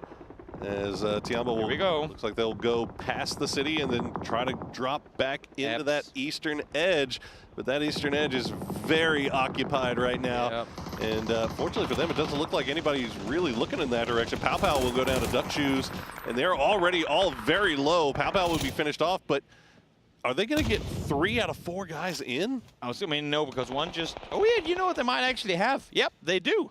Again, I mean, same case scenario with Luna Galaxy. In 9 out of 10 times in cars, they wouldn't even have made it to the front of the city. But here, well, they make it with worth 3, catching people reloading, I suppose, in order to make landfall there. Well, I guess if you're dropping into the city, you assume that nobody's playing on the rooftops, right? They don't want to get shot at. So the only thing you got to worry about is people that have vision on you from windows. Exactly. And you know, and if everybody's been hanging out in there for a while now, everybody's expecting people to be picking from windows. I don't know. Maybe the Yangs just weren't there, but Tiamba, they keep 3 alive, and they've got a beautiful spot inside the city right now. Also, there's another fear factor. If you're inside Yasnaya proper looking into the sky, there's a good chance someone else in the city sees you shoot up high and goes out for you instead. So maybe the fact that there were so many teams inside Yasnaya allows for Tiamba to get 3 in. FaZe dropped another E-pickup as well, but they didn't take this one instead. They're going to wrap right onto the FTF compound, and they are going to find somebody ready and waiting for them. They're going to find Trick immediately. Happy, though. Look at FTF is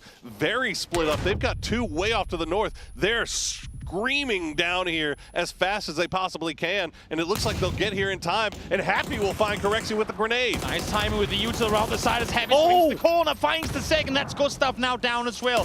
He still has Vex alive, but he's further away, so James alone on the backside of the US, trying to see if he can find the knock on the edge. Might find Happy, no, not quite to be. Look at Happy, man. The aggression on this kid is absolutely bananas. He's going to find another one. Actually, it's going to be Spaceman from range from Waibu that's third-partying this.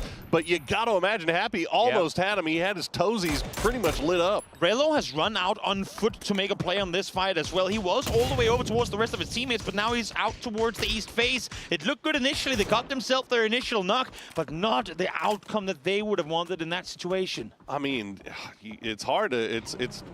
It's tough to call what they did. I mean, they had the option of either E-pick-upping and going into the city and hoping for the best, or making that crash. And to be honest, they had they had prio on it, but FTF just did a really, really good job of getting guys there as quickly as possible, and then Happy just making the hero play to save his team. Never underestimate a team. You might think they're lesser than you, but even FTF in situations like these go out and show up individually.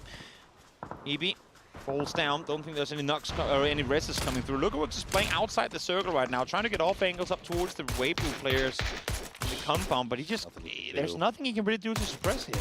Yeah, I mean, this is tough. I mean, we saw this yesterday in a very similar circle. This little trench here, it's just a graveyard. I mean, it is. It's so hard to keep everybody alive here, and fortunately they're able to get the res back off, but they will lose Ibby. Lucarex is going to come join them now, but they are going to have to be playing with their heads held low for the rest of the game for foreseeable future anyway. Pray that Waibu don't have a mortar. That's 3 kills in the making. Sparkin, 27 bullets, no spare ammo. Would want to get some more 5.5s, unless if you've got a 7.6 AR to work with. As now we hop back into the city. Vinny finds himself alone, lost his teammate to him as just a second ago. He knows that there's opponents all over the place, and he's got to stay alive here. Well, then here's the push from FTF after resetting after the FaZe fight. Where are they going to go? That ditch where VP is looking pretty tasty, but they're instead just going to hang out on the top side here, scout down, looking for the next place to go. Stop and scout, stop and scout. I think they were maybe hoping that those shacks that TSM are playing were free, but unfortunately they are not, so this is going to be tough sledding here for FTF. The only place you see that's available is the location down by the antennas down below, but they've got two smoking cars on them, so they know what's happened there just a couple of seconds ago. In the meantime now, out of the barn building goes 17, a little ghost, as they make their way over towards Luna Galaxy. They know it's a solo in there. They saw the knock and the flush come through from him as just before. Now we'll see if Vinny can get something with it. The gas can explosion takes out Xiaowu initially. Goes to try and pre-fire the corner, and Vinny finds Sushu as well. They're caught off guard. They're caught in a split. Not all of them were there. They thought it was going to be an easy peasy clean up a solo, but not to be. Now Xiaobei falls as well. Oh no, 17 falling apart at the seams here. Maybe a little bit of split communication. And just like that, they are done. And Vinny stays alive, keeping Luna Galaxy in this one with a hero play. The 1v2 holding his ground. Whiffs the spray, but the gas cam comes to his aid. What a play.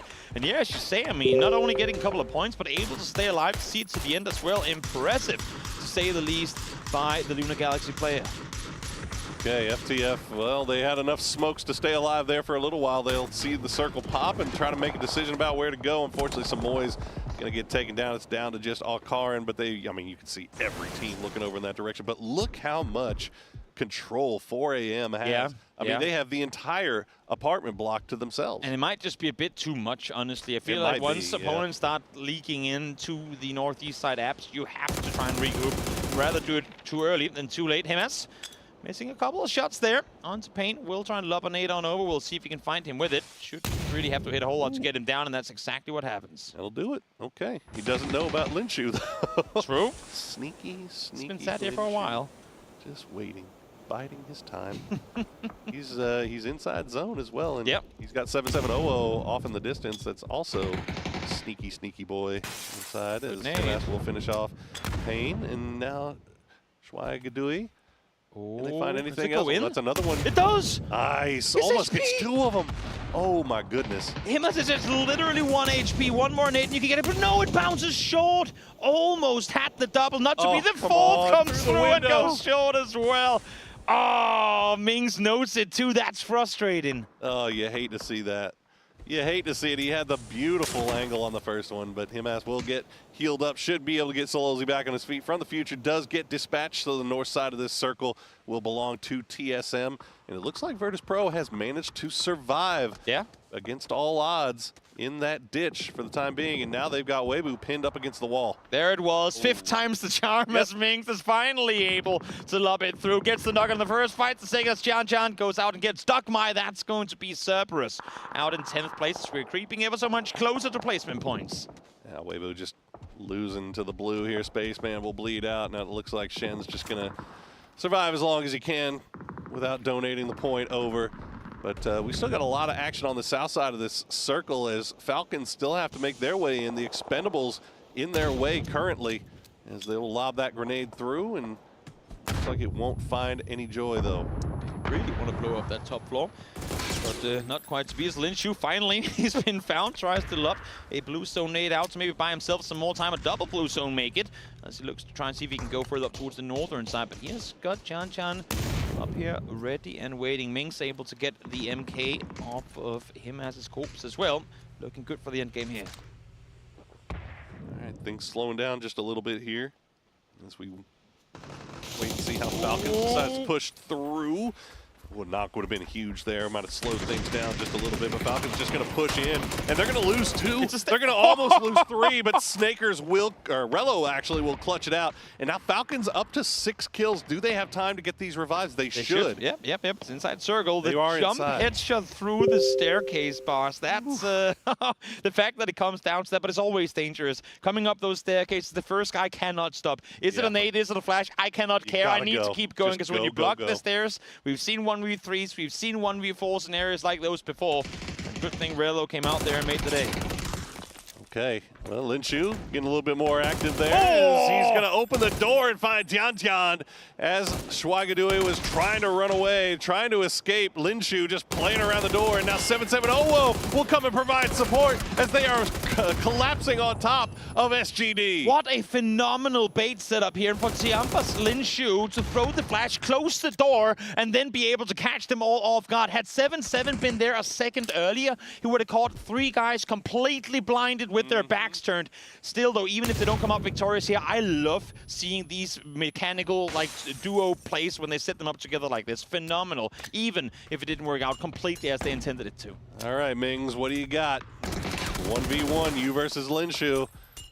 Oh, nice flashbang. Will force Linshu to get on the move once again, but it's going to put him into 4AM's crosshairs. HSM gets him very low, but doesn't get the knock. Linshu Can't even stop down to heal. The blue is right on their tails. And nice grenade from Bobo will do the work for him. Godby finds one more as Minx falls as well.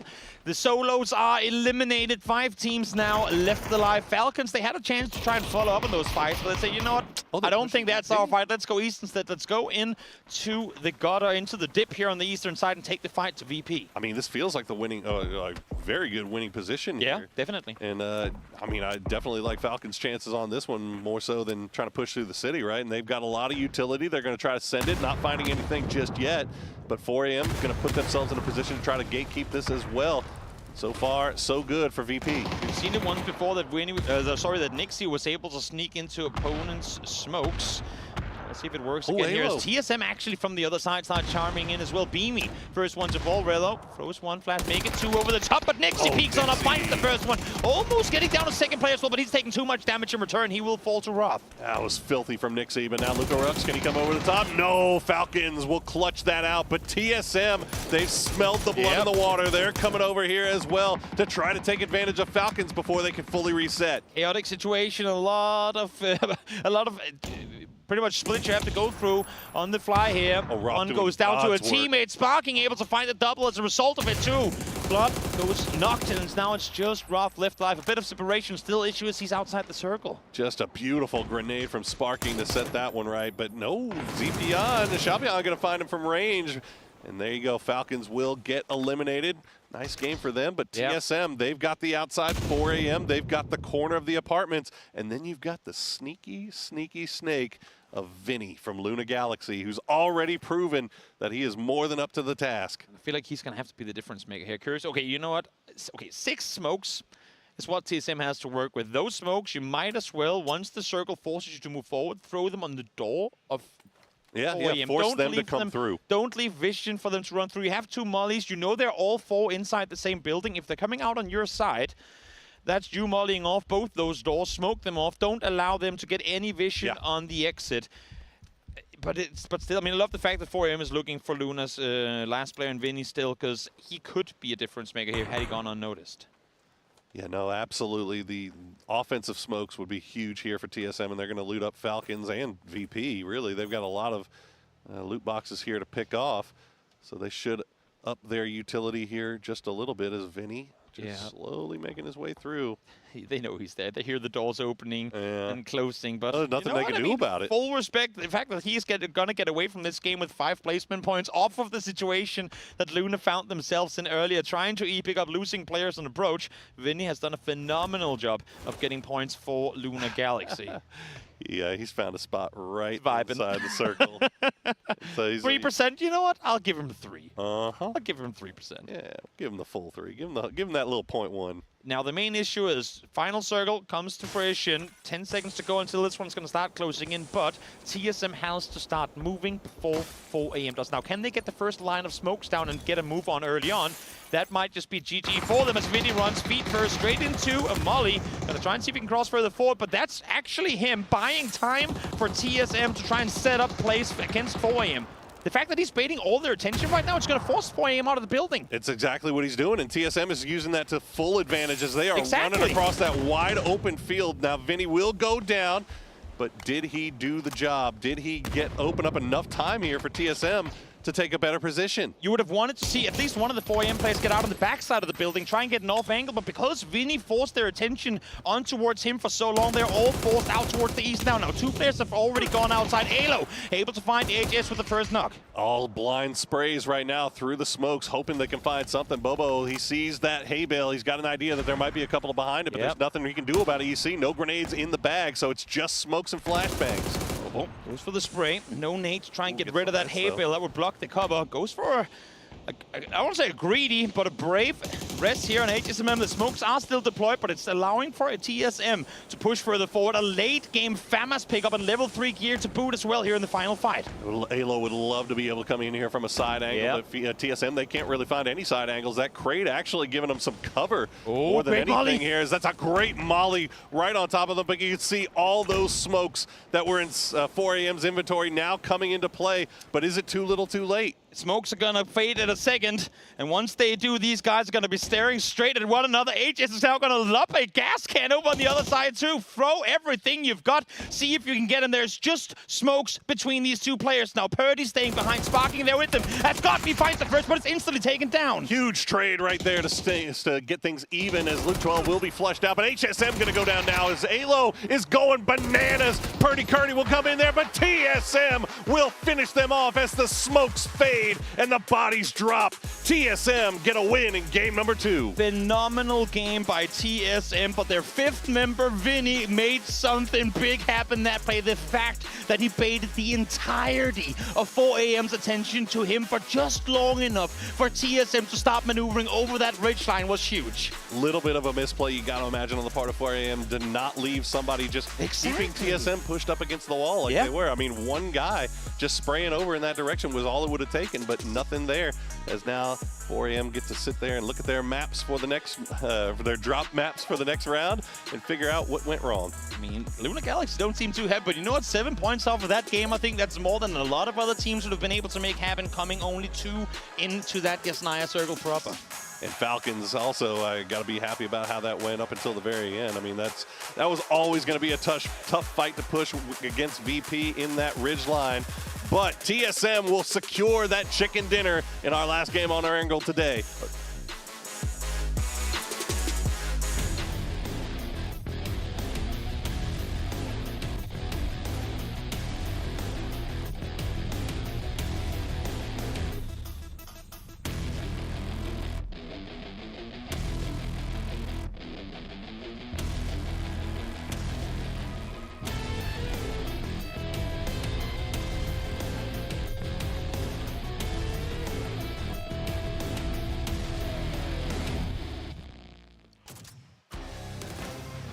TSM, after a terrible day yesterday, come out swinging 2 games in a row. You see them in the mix, and this time they walk away with it. Sure, was that win a little bit on the back of 4 AM getting obsessed with killing Vinny? Perhaps, but they took the opportunities every time they presented them, and they got aggressive when they needed to. What was most important for me was that they learned from that Yasnaya game, where they were, where VP was at, in that little ditch. They tried to smoke themselves up, and they got mortared, they got naded, and they learned, let's take control, especially in a situation like this. Taking that north side control and making sure you can kind of swing around there. It's just perfectly executed. I imagine when VP landed there that they sent the Tom Hardy meme over to them and we're like, ah, fools. Because they ended up getting some really good plays here. We saw this shift to Yasnaya. That's, you know, what the situation we talk about is everybody just firing. They're like, oh, well, Gen G died there. Maybe it's our turn to go. And the backfill too soon is the downfall of VP in that situation. Now, as the game progresses, the circle moves closer and closer to the city, and I was expecting, normally we end up back out in the fields. This wasn't really a field ending. We were right there on the apartments. Yeah, it was. It was straight outside of the apartments, and that's why having that control on that eastern side there, or even having that north side control that TSM kind of clutched onto to those kind of the row of shacks, you can say. That control, if you're that last team from the northern side, that's actually perfect. And especially how that later circles kind of worked out. They were able to swing around a little third party that Falcons VP game, and that was just perfect for them to kind of execute. And then, of course, that 4 versus 4 situation standoff with 4 AM, Vinny helped to delay. It was not so much because of the damage, it was more the delay that they couldn't really set up for a good opportunity. And the utility. To stop Vinny, they blew off 3 Molotovs, 2 grenades, and I think a smoke to try to slow him down. Utility was just gone. Exactly, and that's what, if they had had those Molotovs, they could have stopped. Remember that smoke cloud that sort of Alo and Luke were able to fold themselves into could have been annulled. So that was a really nice play for them. But again, it came down to TSM, I think, keeping track of what was happening in this map. And perhaps, I don't know, I'm not going to say that there was a discussion because there wasn't. But yesterday it felt like the Americas region just was destroying each other every chance they got. This time TSM helped Falcons with the VP fight. Vinny helped TSM with the 4 AM fight. There's a little more love going on. Yeah, I asked Gunnar when he was walking behind Falcons to go on the stage, and I asked him, what's up? Are you mentally boomed today? He said, we're fine as long as you're going to get panzered.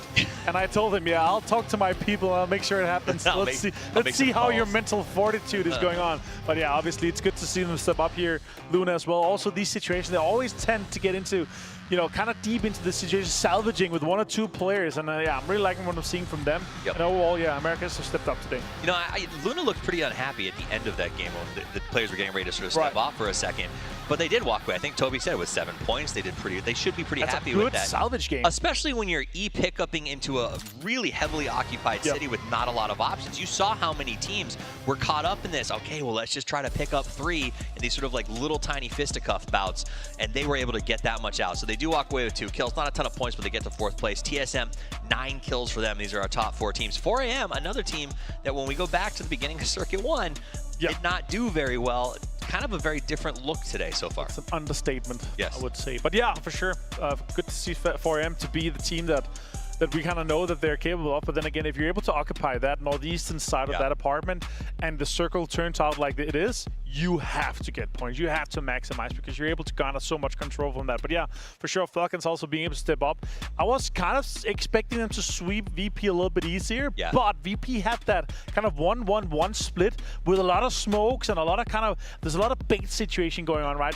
It could feel like that smoke that was on Nixie was a smoke that was thrown from the ridge to kind of have a screen, to have a soft cover, right?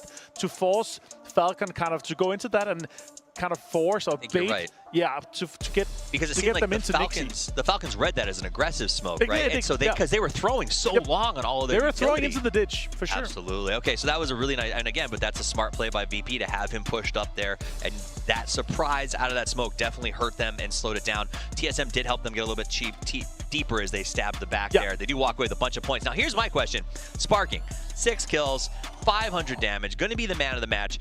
In the green room, you told me, because he didn't tell me, I could hear him screaming at the top of his lungs. He was so happy. Sparking, that's my captain, that's my captain. I'm going to go on a limb and say you're probably one of like 5% max of people who captained Sparking today. Why? So I feel like the pop-up potential for him is just so high, right? And even though that he's actually quite an expensive player, I just feel like a day like today where the guys in the team, they work it out and they kind of put themselves into this situation. They're a team that improves vastly from game and day to day, right?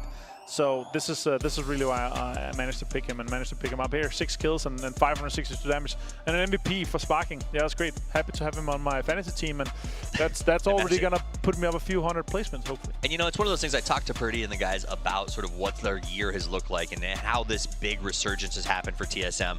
And I said, you know, you guys have been together for the most part for a very long time. What was the secret this year? And you know, Kurt didn't say it loudly because I don't think he wanted his ego to get too big. Right. He kind of leaned back and pointed at Sparking quietly and said, you know, he gave the freedom to sort of get out there for Alo to cut loose. And we saw that in that fight. Sparking, Alo up there, willing to take that fight. Luke willing to play the anchor role when he needs to. It seems like a good roster. I was stressed out seeing them in the last circuit. I expected so much better from them yesterday. This is what I thought would be showing up. Yeah, for sure. And honestly, in the case for TSM, they're a team just like Twisted Minds that the longer the tournament is, the longer the format is, the better they get. That's true. Like the more they improve, right? Purdy Curdy and the boys, like they have so much experience. They've been at these tournaments so much, and now 28 points. Wow, so they take lead with the total leaderboard. Gen G going to be at 21 and still pretty happy with that. 4 Angry Men from the bottom to the top as they managed to get 18. 17 looking good as well. Now remember, everyone at home, you got to be just not in the bottom 4. And so far, the cutoffs have been, I think, 23 and 25, respectively. Is that what it was? If you're like 25, 30 points after, you know, a few games, then you're looking really good. TSM now, that they have that flexibility to kind of move around a little bit. And yeah, that's going to be interesting stuff. I just checked the Sparking pick, 2.52% picked him. Probably not captain. So you are in some sort of big brain category that I didn't know that you would ever be. We'll see how the rest of the day is. But still 6 kills, a win, some damage. It's actually pretty high. So he's already made his worth. Yeah. Well, and I think for fans from the region, this is great news, right? Because yesterday had to have been, it was absolutely, from being from there, one of the hardest things I've ever watched was watching Americas just fall apart in front of our eyes. Seeing them make a big comeback has been very exciting. We'll see if it continues. We have 4 more games to play. Don't go anywhere. We'll be back after this short break.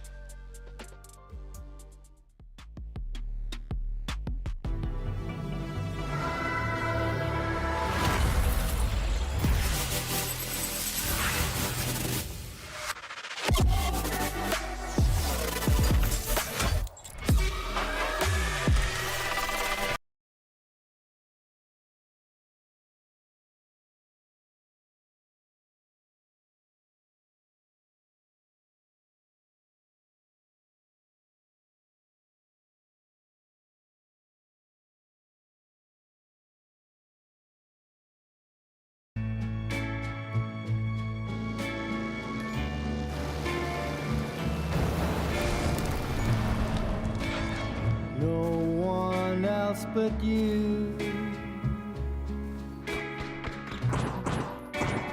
Catch me when I'm falling. No one else but you. When the evening comes and the stars appear, it's the greatest thrill to know I'm near to you. No one else but you.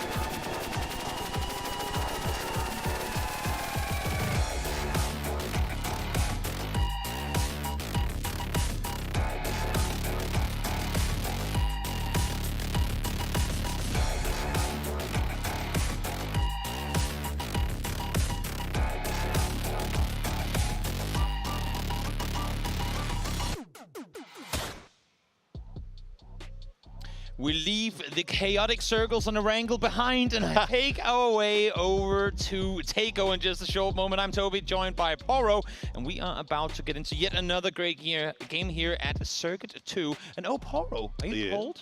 Oh, you know, you gotta keep those hands warm just gotta in case. Keep those hands warm. Just gotta keep those hands warm. But yeah, hopefully we leave the chaotic circles of Erangel behind because, I mean, a hard shifting away from military base to start game one and then follow that up with a Yasnaya city ending.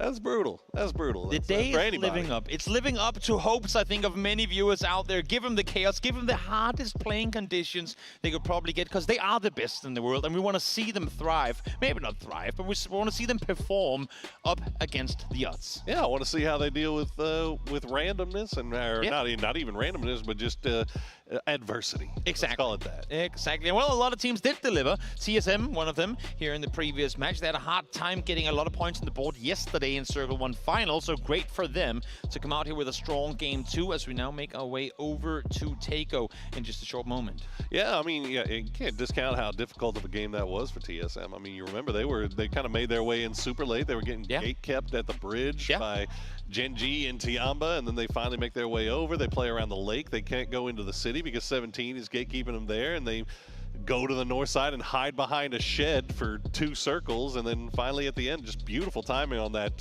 third party of the VP Falcons fight. It's always weird how things that go against you through an entire game, you get so much more frustrated as the game goes on, and yet somehow it ends up being a blessing in disguise, because had they been in the city with everyone else, it could have been a loss. But let's leave Erangel behind. The talks of Yasnaya are done for as we now head on over to Takeo.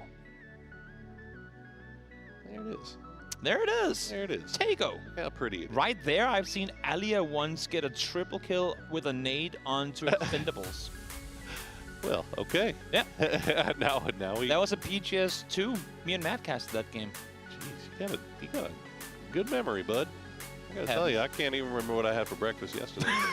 Can you remember what you had out here recalling Alia triple kills on the Expendables. Well, with that said, let's, we get this on screen again. Let's just once again quickly, as quick as break it down. Explain what's happening. Win rate percentages on your screen. So PUBG has done us the favor of going back all the way to PCS6. We're talking the start of 22 to see where teams land in loot and what chances they have of winning coming out of there. 15% of the teams that have landed in school has come out with wins. That's pretty insane to me. That is. Now that is all instances of Takeo that have been played in international comp so far. Yes, which is insane. 15%? Yeah. That's a lot of wins. It doesn't sound like a lot, maybe to an unknown viewer, but just subtract, 100 by 16, you're way below 15 at that point.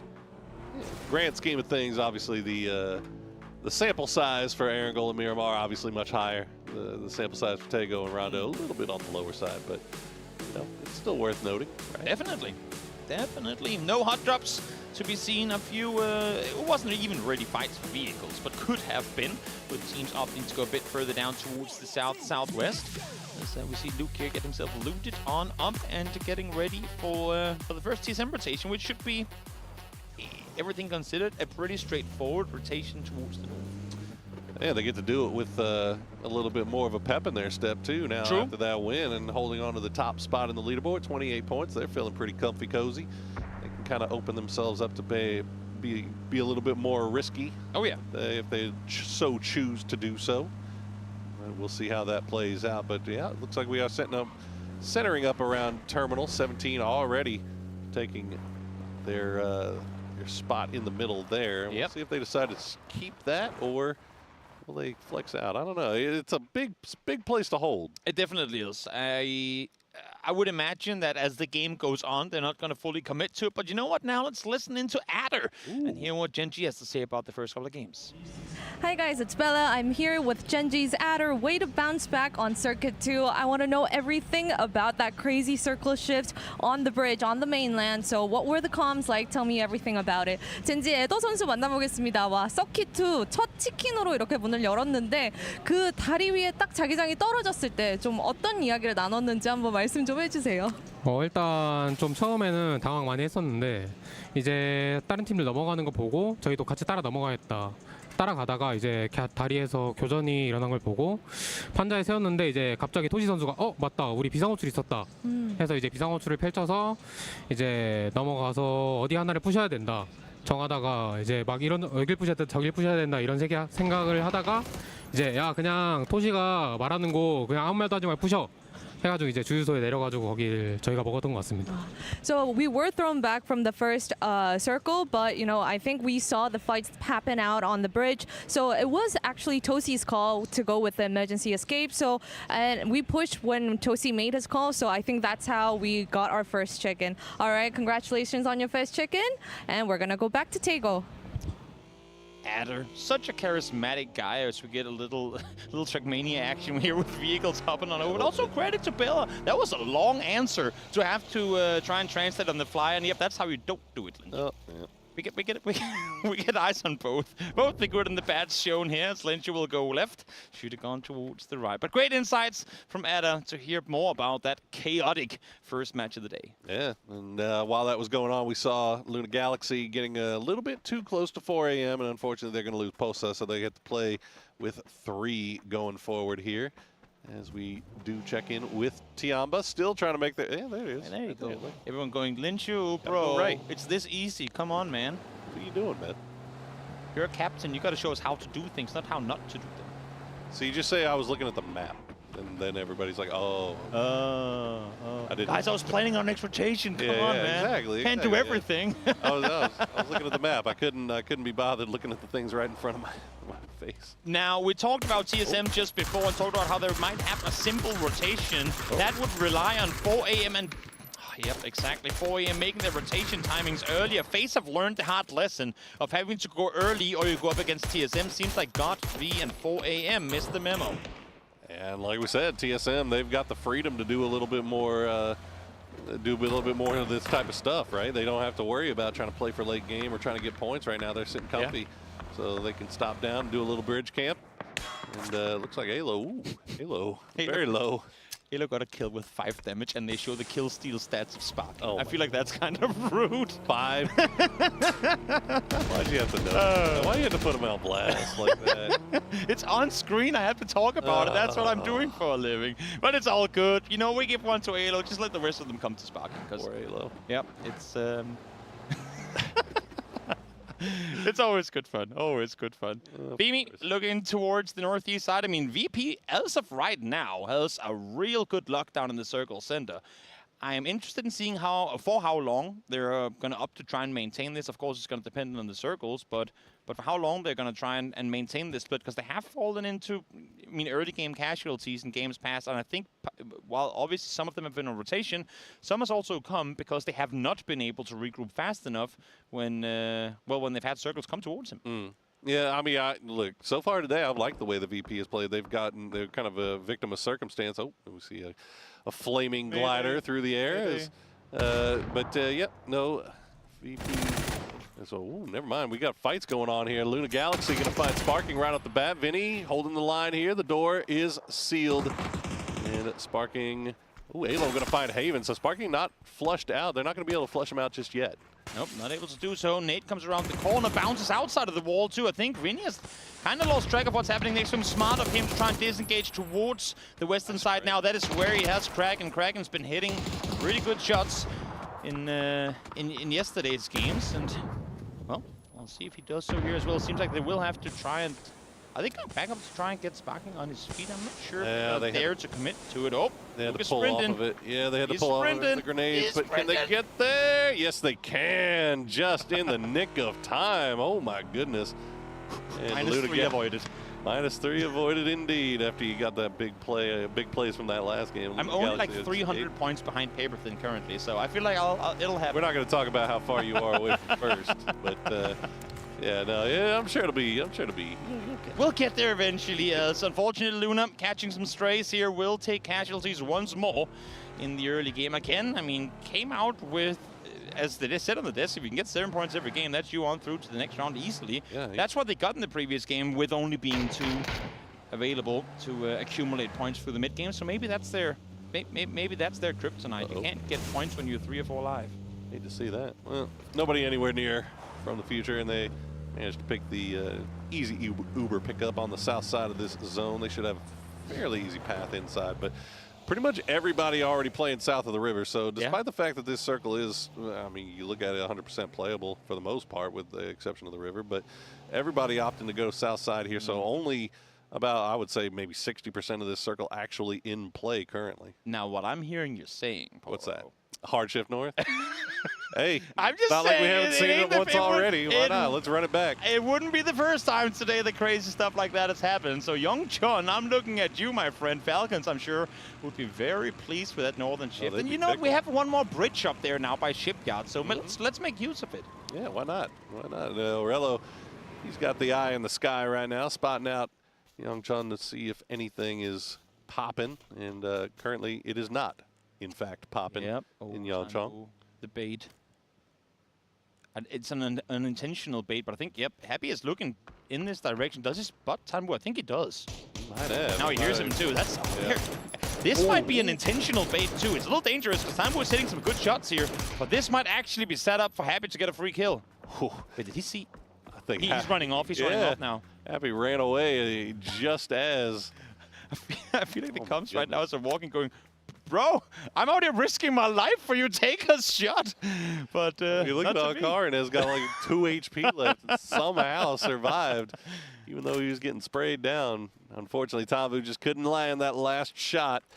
But the Expendables will get back together, at least 3 back together. Delwyn already in the vehicle, and they're going for a compound. And actually on the move once again, never mind. 99.18 damage done. He had less than a single health on that escape as the circle. Well, it might not go north, but it does go close to the water. And you were talking about lack of, availability in the circle before.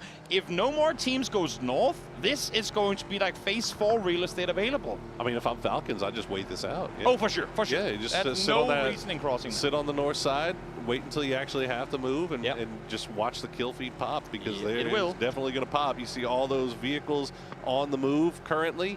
They are about to run into each other, and you've even got the addition of that E-pickup from that duo from Luna Galaxy. Where are they going to decide to go? Put on your reading glasses, everyone. This one's going to be quick. It's going to be dangerous, too. We see Nate's already coming in as Cloris. It's going to open up, find Alo on the entry. Sparking, going for shots in return as Cloris is down to just 1 health as well. That's a nice underhand Nate. Over the top, can't quite get it off in time, though. Sparking, able to get the flush in return. A lot of teams sending it right into terminal right now. TSM and FaZe, and they should have time to reset here, but there you go. Gen G and VP going to run into each other on the riverside here, and so far the trade's going in favor of VP. 2 down as Gen G just has to survive a little bit longer. We question whether or not VP could group up in time. Beanie just able to get here now, but nice presence and awareness from Nixie, EB and Lucarooks to hold off on the initial approach. They've been able to isolate themselves on the eastern side with Rex still out on the waterfront, able to connect a few shots, but look at this now. Flood and Falcons from the north side of the river doing a lot of damage. Yeah, they decided not to stay on the north side of the river. They actually came over on the other side, and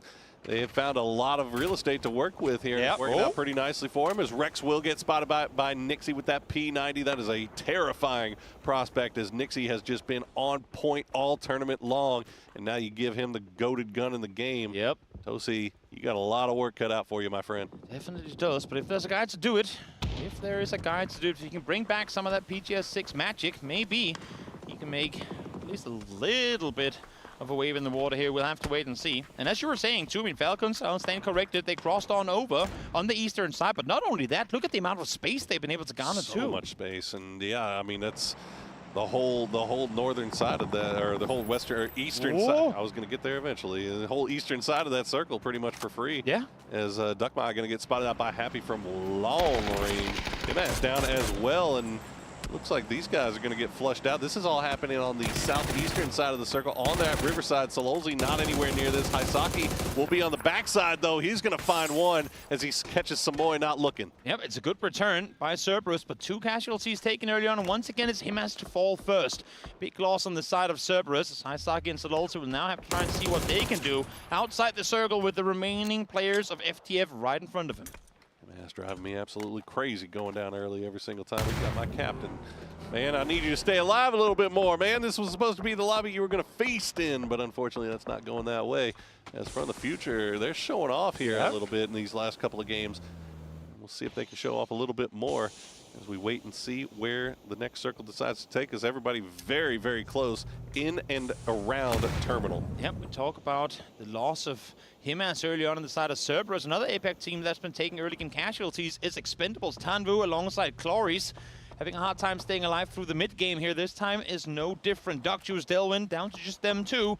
As they're sat here in this building with Beam. He happened off screen, but as things were going so good for Virtus Pro, all of a sudden they're down to just one as well. You want some more water in your circles? Because we got it. The whole northern half of this thing. Every single circle, it feels like, Toby, has been at least 40% unplayable, and it's continuing the trend here. Is we got a number of teams still off to the south that are going to have to make their way in, but again, all those teams that are in Terminal and in and around Terminal, they most likely can be able to stay there because this is going to have to pull away from water. As small as Terminal is, that's effectively a city right now. Yeah. I mean, you're sitting in your select few buildings and you're not moving an inch before you know that this circle is either coming fully to you or shifting away properly.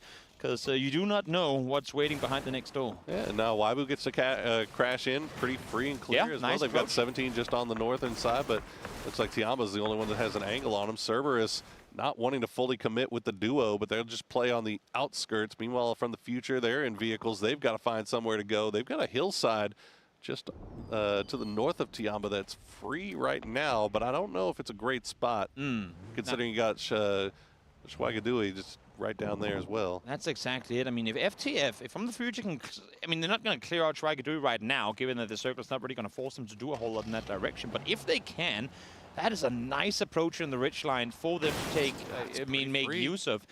The thing is, we know this circle is going to come south based on how phase 4 shifts away from water, but I feel like there's a big difference in whether it goes west or east. And here we see the final couple of kills. Toshi had to step up, and he gets himself a double there. The triple make it. Happens off screen, but what a play! What a man! He came through in a big way for Genji. Now he is the last player alive, and he has the compound all to himself. But unfortunately for him, Falcon's starting to come over in that direction. But Tosi got that P90 in hand. He's already got 1v3 in the bucket. Why not make it 2? As Falcon's coming in with all 4. Actually, he could try to turn things around here. But Falcons, they've got to be very, very cautious about how they approach this. Keep everybody together, try to figure out where this man is. Just clean sweep the 1v3. He can do so again if you do not give him the respect he so deserves. Little Ghost peeking a bit too far to the southern side there will be found by Weibo, who haven't really gotten a whole lot going so far. Today's 7 points on the board here in this third match of the day, but they would want to get a lot more going. And if there's a guy that can build momentum on his roster, that is Shen. We've seen it in tournaments past. As soon as he was added to his previous roster, I mean, you add him, all of a sudden, you have DD team just pumping off. 3 games in a row, boom, boom, boom, great performances. Get him happy, get him going. He's a dangerous man. And you can see the impact that he's having on them. I mean, Weibo, they crash the south side of that compound, and they keep pushing forward. They keep going further north instead of just being happy with what they got. They managed to sneak out Little Ghost because of it. So now they have a complete more control over that half of the compound, and the circle obviously going to go where it's going to go. Yep. Where we were pretty sure it was going to go. We're either Tosi now playing the outside. He's got one knock already. Can he make it more? Falcons, they've got to come at this pretty disciplined or else they could lose more. Such a dangerous individual. P90 in hand as well. Has 3 guys on the other side. Connects the headshot, takes little damage in return. Oh, an extra body shot connected on his disengage there. Gets one more down to low HP. Can't quite get in the knock zone. So many of them. A down to low as it drops down. Finds one more. Will go down in the end. It was practically impossible to make happen. But look at the health bar of Falcons. Flood barely surviving. Snake is down to 40. You know, all credit to Tosi, but that gun is a freaking cheat code, man. P90 is absolutely insane, especially in situations like that. And, you know, honestly, you've got the Expendables were on the south side of that road. They saw all this go down, but they never ended up going into it. Regardless of gun, though, 1v3 clean against VP, practically almost pulling off a 1v4 against Falcons right after. Sure, he's got the best gun, but that is insane. The back-to-back drop shots. Oh, this man, get him going, and Genji is winning tournaments. Pretty dirty, and they're sitting all right in second place, even though they do go out early this time around. They are looking much better today than they did on day 1. Oh, yeah. Oh, yeah. See the Sonics trying to make their way in. They took their time with this when they were on that southeastern side of Terminal. They're going to wrap around all a little bit more here to see if they can find a way to get in without actually having to fully commit to going through the streets of Terminal, because that is terrifying. Pain able to swing around the corner. We talked about from the future and whether or not they were going to be able to hold out Schweigedui. Well, initial contact tells us no, as Heavy tries to run on off over the ridgeline, get back to safety, and unfortunately for him, have to leave his teammate down behind. As Sonic's now making a play for the ridgeline. Yeah, they got to go somewhere, and I don't think they have any idea. Oh, these sneaky Cerberus players hiding in the bushes. Haizaki will find H-Win. They'll immediately turn around. They're going to find Tig as well. Shrimzy's going to go down as well. Of all the places that they could have crashed, they crashed right in the middle of a duo from Cerberus that was ready to strike. What a trap set up here, hiding in the bushes, waiting for them on approach, and as you were saying, bro, they had no idea what was waiting for them. They had no chance. I mean, Cerberus just sprung that so quickly and efficiently, and look at this. Falcons now, after dealing with Tosin, getting reset, they're trying to make their way a little bit further down the river. They're going to run into Schweigedui. Roth, the point man, very close to him, and look at Vin.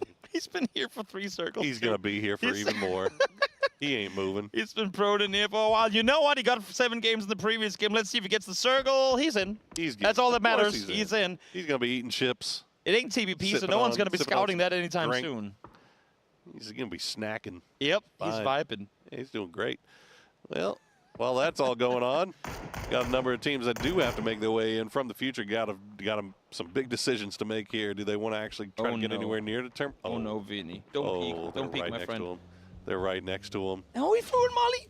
Oh, my friend. He tried to get aggressive with it. Fortunately for him, that wasn't a grenade, so he's going to stay alive. Vinny, no. Trick will take him down.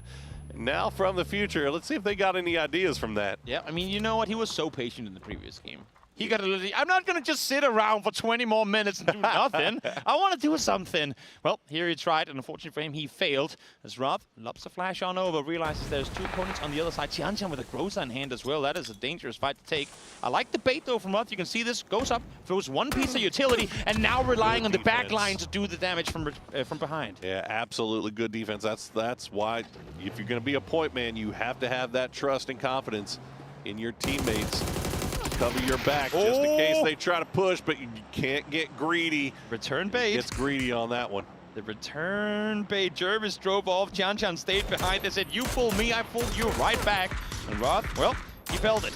Yeah, he bit on that one, hook, line, and sinker. And that, unfortunately, is probably going to be left behind. Yep, he'll get finished off as From the Future getting pinned down by Tiamba as well. Actually, no, it's Schweigedui. Falcons just going to try to reset. They're trying to see if they can get a position on the side here to maybe get those kills away as Tiamba just continues to work on that high ground that From the Future just abandoned. Tiamba is playing this one smart. They know that this position ain't going to be viable for much longer as it's going to be in the blue, but let's make use of it for as long as we can. Let's make sure that we can clear out this north side of the circle. Snakers peeks on over instantly. Connects onto 1 flood. We'll find the second, and that's Schweigedui down and out.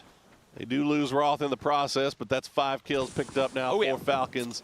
And they should be able to kind of retreat back to the same place that they just were. You see this beautiful ridgeline that they've got to work with. Even though Tiamba is staring them down, they've got all the room in the world to move around as Beamy will kind of sneak his way out of the blue. He's got New Happy. They're stacked. Just jump peeking. Over here, they're jump scouting, essentially. Oh, no. Oh, Beamy, this can't be. The beautiful grenade, he finds 3! Beamy from Virtus Pro will get 3 right off the bat as New Happy is in shambles. What a surprise! And oh my lord, does this bring up memories of PUBG iconic moments from the past? It wasn't a 4-piece, but Xiao Z, you're now all on your own. Give them all 4. Go ahead, Beamy. You earned it. Go ahead and try to get him. He's got a lot of vehicles here to play around with, but he has no idea where Xiaozhen is. Doesn't matter. Kurt is going to get him for him, and that opens up a little bit of a doorway here for Beamy because TSM Purdy going to run back to terminal. Intentional, not in that one, too. Beamy getting the nade underneath the US. They had no idea it was there. Absolutely perfect execution from Beamy, having to take that fight just exactly getting that first hit off and no ammo to spare. You love to see it. Oh, man, you can't write setups any better than that one, and Beamy delivered in a big, big way. As we see, Trick has got the Panzerfaust ready and waiting just in case Tiamba decides to get a little bit close, but that grenade will take that Panzerfaust right out of the equation. Yep, crucial that they get that one down. Don't want to have someone with a bazooka in hand. Shoot towards you. Not at this distance. It's pow pow. Okay, I see you, my friend. Double headshot connected. Finds Happy. That's him down, and Tiamba now with a bit of a spot inside the circle to play from. They've been doing work on this push, Tiamba has, because they've been keeping Falcons at bay as well. Now Falcons does get the res back onto Snakers. Flood just kind of keeping them pinned down here as Falcon's going to try to reset, but they've got to find a way to get inside this zone, and now Tiamba's got some hard cover to work with as well. CC. Oh, Flood Flood. again. You have to commit to the rest now. Nope, it's not even going to happen. CC is going to make sure of that. Linshu, currently pinned behind a tree, will be able, with the smokes available, to push a bit further forward. But look at this while that's been going on. Expendables has been able to wrap out from the northern side. Linshu continuing to try and apply pressure. It's actually going to force Falcons to reposition. Yeah, that's a dirty angle that Linshu had. But, I mean, Falcons has room to maneuver around, so they can escape this for the time being. But it is going to push them into the duo from the Expendables. I don't think the Expendables are even, okay, Delwyn's looking over in that direction, but he doesn't spot anything there as Beamy's still surviving in the blue off in the distance. Just saw Beamy get a triple. We got to respect this guy. We can't just start looking the other way. He's a raid boss, man. He'll do to us what he did to New Happy Issues. They've been looking to the east for too long. Relo now up close within nade range, and he's going to find Doc Juice immediately. Nice grenade, and that lands right where it needed to as they know there's one more over here. They spot him out proning in the bush. Yeah, he's going to see him, but it doesn't matter. Delwyn with the quick flick will get the knock on Arello. Rosa against No West ain't gonna happen as Tiamba now continuing the run on through. They will find Snakers as well. That's Falcons down and out. Nice cleanup here from Tiamba, who will skyrocket up the leaderboard. Look at that, 7th through 13th, just 3 points apart. I know it's early days, but it's down here that these points really matter. Tiamba was at second to last just a moment ago. This is the joys of playing in this round and not having a team like Guangdong Freaks eat up the entire, all the points in the lobby, as we see a little bit more parity throughout up and down here as you see Tiamba still looking over in the distance for the Expendable. Oh, our hero has been spotted out by Purdy Curdy. And that'll be it for him, but man, that is a highlight for the ages there for young Beamy. Definitely. Nice guy. Deserved the praise. Deserved that one right there as well. Circle now swings towards the north again. I mean, I like that the observers are highlighting it. If they can clear out Expendables, they can play around the crates. I don't know what their smoke count is. How many crates but everyone's going to have to fight out of the city. That's 1, maybe 2 teams making it out of there alive. Tiamba is looking really good here if they can clean sweep Expendables. And you see none of those teams want to leave the city first, as they would be completely exposed. Oh yeah, there's nothing to play. No, there really isn't. Especially not because you're running uphill out of the city, so you're revealing yourself to the rest of the teams that are still inside.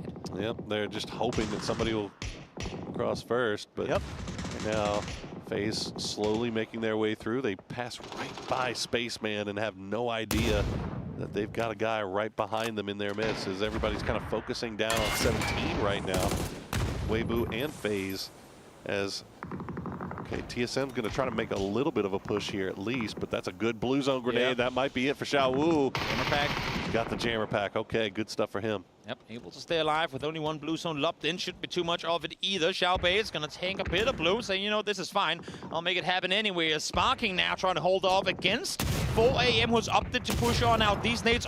Oh, come on. You got to get that in there. Look at the HP. Second one that was there. Look at the damage come through. Xiaopian with a triple. Gustav with a double. 5 players down instantly. Huge stuff, and there you go, the grenade. Make it 7. Why not? Let's make it 7 as Tiamba clears up the entire north side. But now 17 has gone down. FaZe now has to turn their full attention over to Weibo as they are right on top of each other. The grenade's coming in.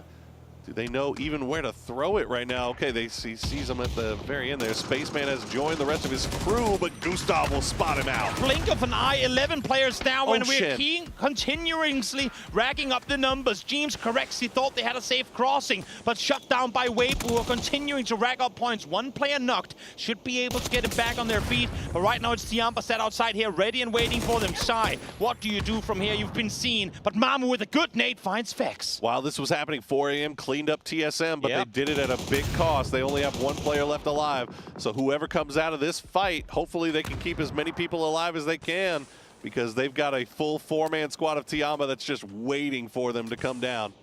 Mamo. The fact that he's not used his panzer yet is insane. Yep, can't commit to that rest there. Not gonna have him go out on the edge of it, see if you can make it. So, Vex tries to crawl to the very end. This is now starting to chunk. Blue hasn't crawled on through just yet. So Gustav might be able to go for the rest, but that second Blue Zone is gonna deny that opportunity.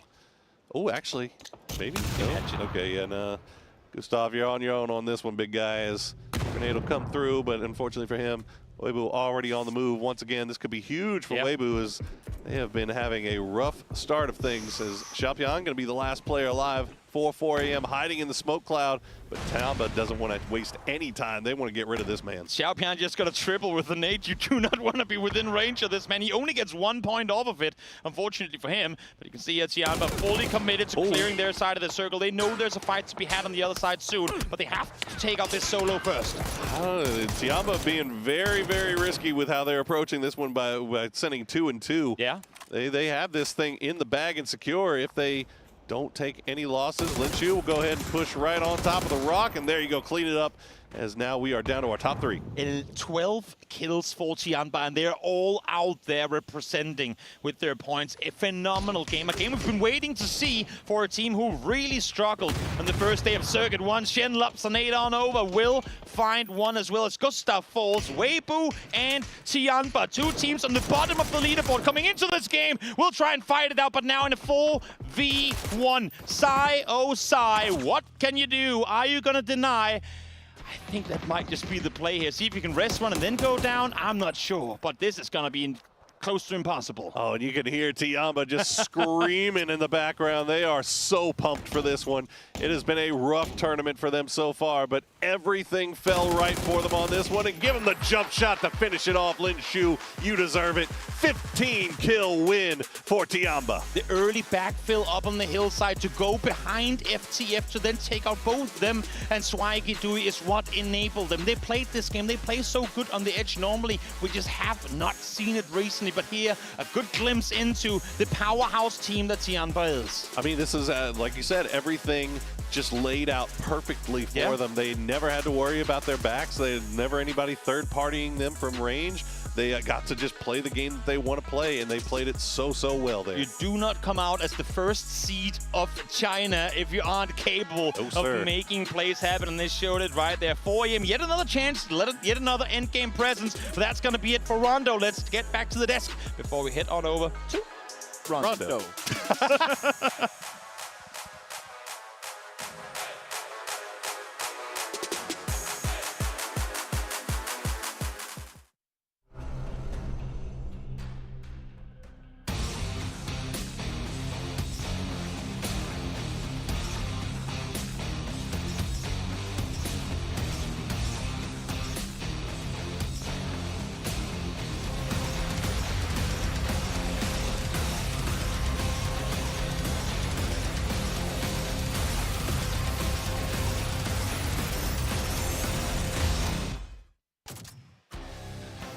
We've played 3 games, and 2 of the chicken dinners have gone to teams that got knocked out on the first day in Circuit 1. It seems that they learned their lesson, and they're back to not let it happen again. Last time we saw Tiamba, Martin, they had 23 points. T1 had 23 points, and they lost the advance to the next day. It seems like now that is no longer a worry.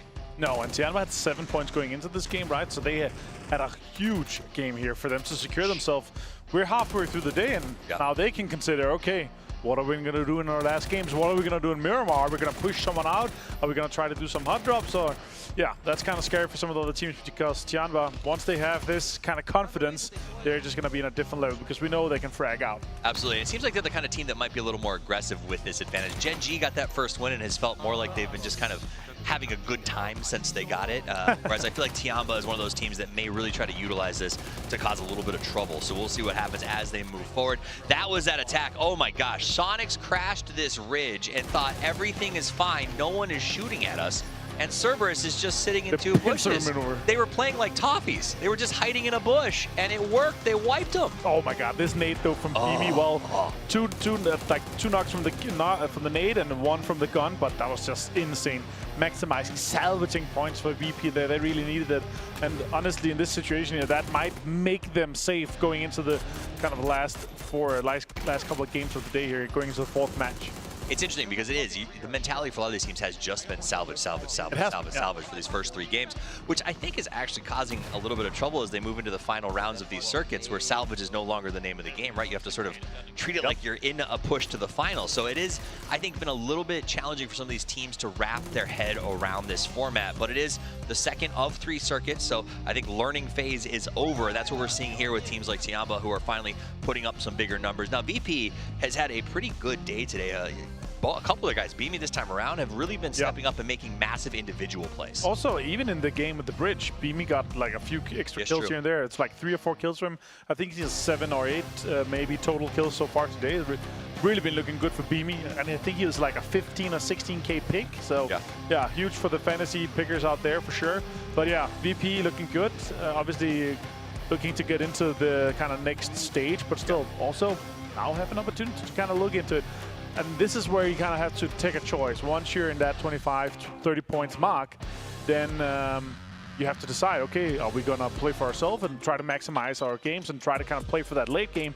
Or are we going to try to mess and push some other teams around on some of the drop spots that they potentially want them for themselves? Or even for some of these teams that I think struggled at the finals yesterday, maybe even just try the system a little more. Just say, okay, let's really see what works against some of these teams. Because the unique advantage that is kind of existing here is some of our top teams like 17 and stuff have really, because they're here today, you can maybe test something you've wanted to try against them without a lot being on the line because you know that you're sort of over that 23 mark. So I do look forward to seeing kind of how that continues to play out. Another team that walked away with some points there that desperately needed was Weibo. They have been very slow today. They got caught in that FaZe Clan bridge camp, and since then it's been a bit of a kerfuffle for them, but 8 kills and second place, I'm very happy with that. Yeah, they had 6 going into this game here, so they really needed those points. Again, team that struggled a little bit in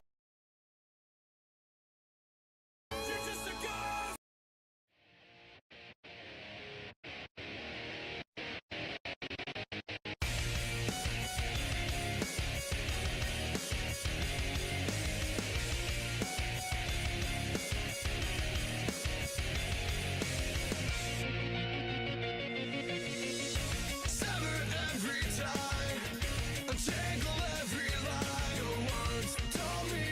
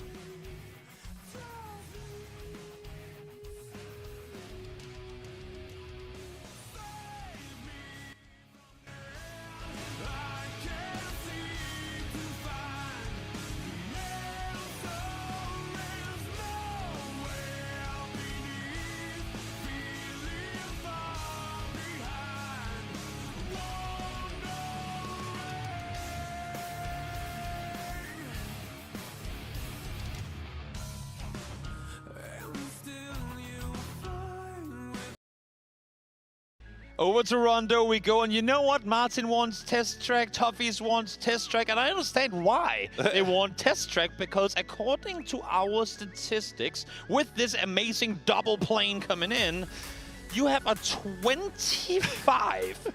You have a 25% chance of winning a game if you drop in test track on Neox Factory. And I think, you know what, part of the reason that we have this statistic is because like A, we've only had so many Rondo games, and B, every time we've had a Rondo game, there's been like 3 teams there. Yeah. So from the teams that land there, which is half of the teams in the game, it kind of makes sense. It's always like 17 and Navi, and it's and also they like come out some of the heaviest victorious hitters in the lobby. Because where do the games end, or where did they end in all of our first games in this map? In test track. There you go. So surprise, surprise, you can come up victorious if you're there. The thing is, now both 17 and 4am are going to go there together.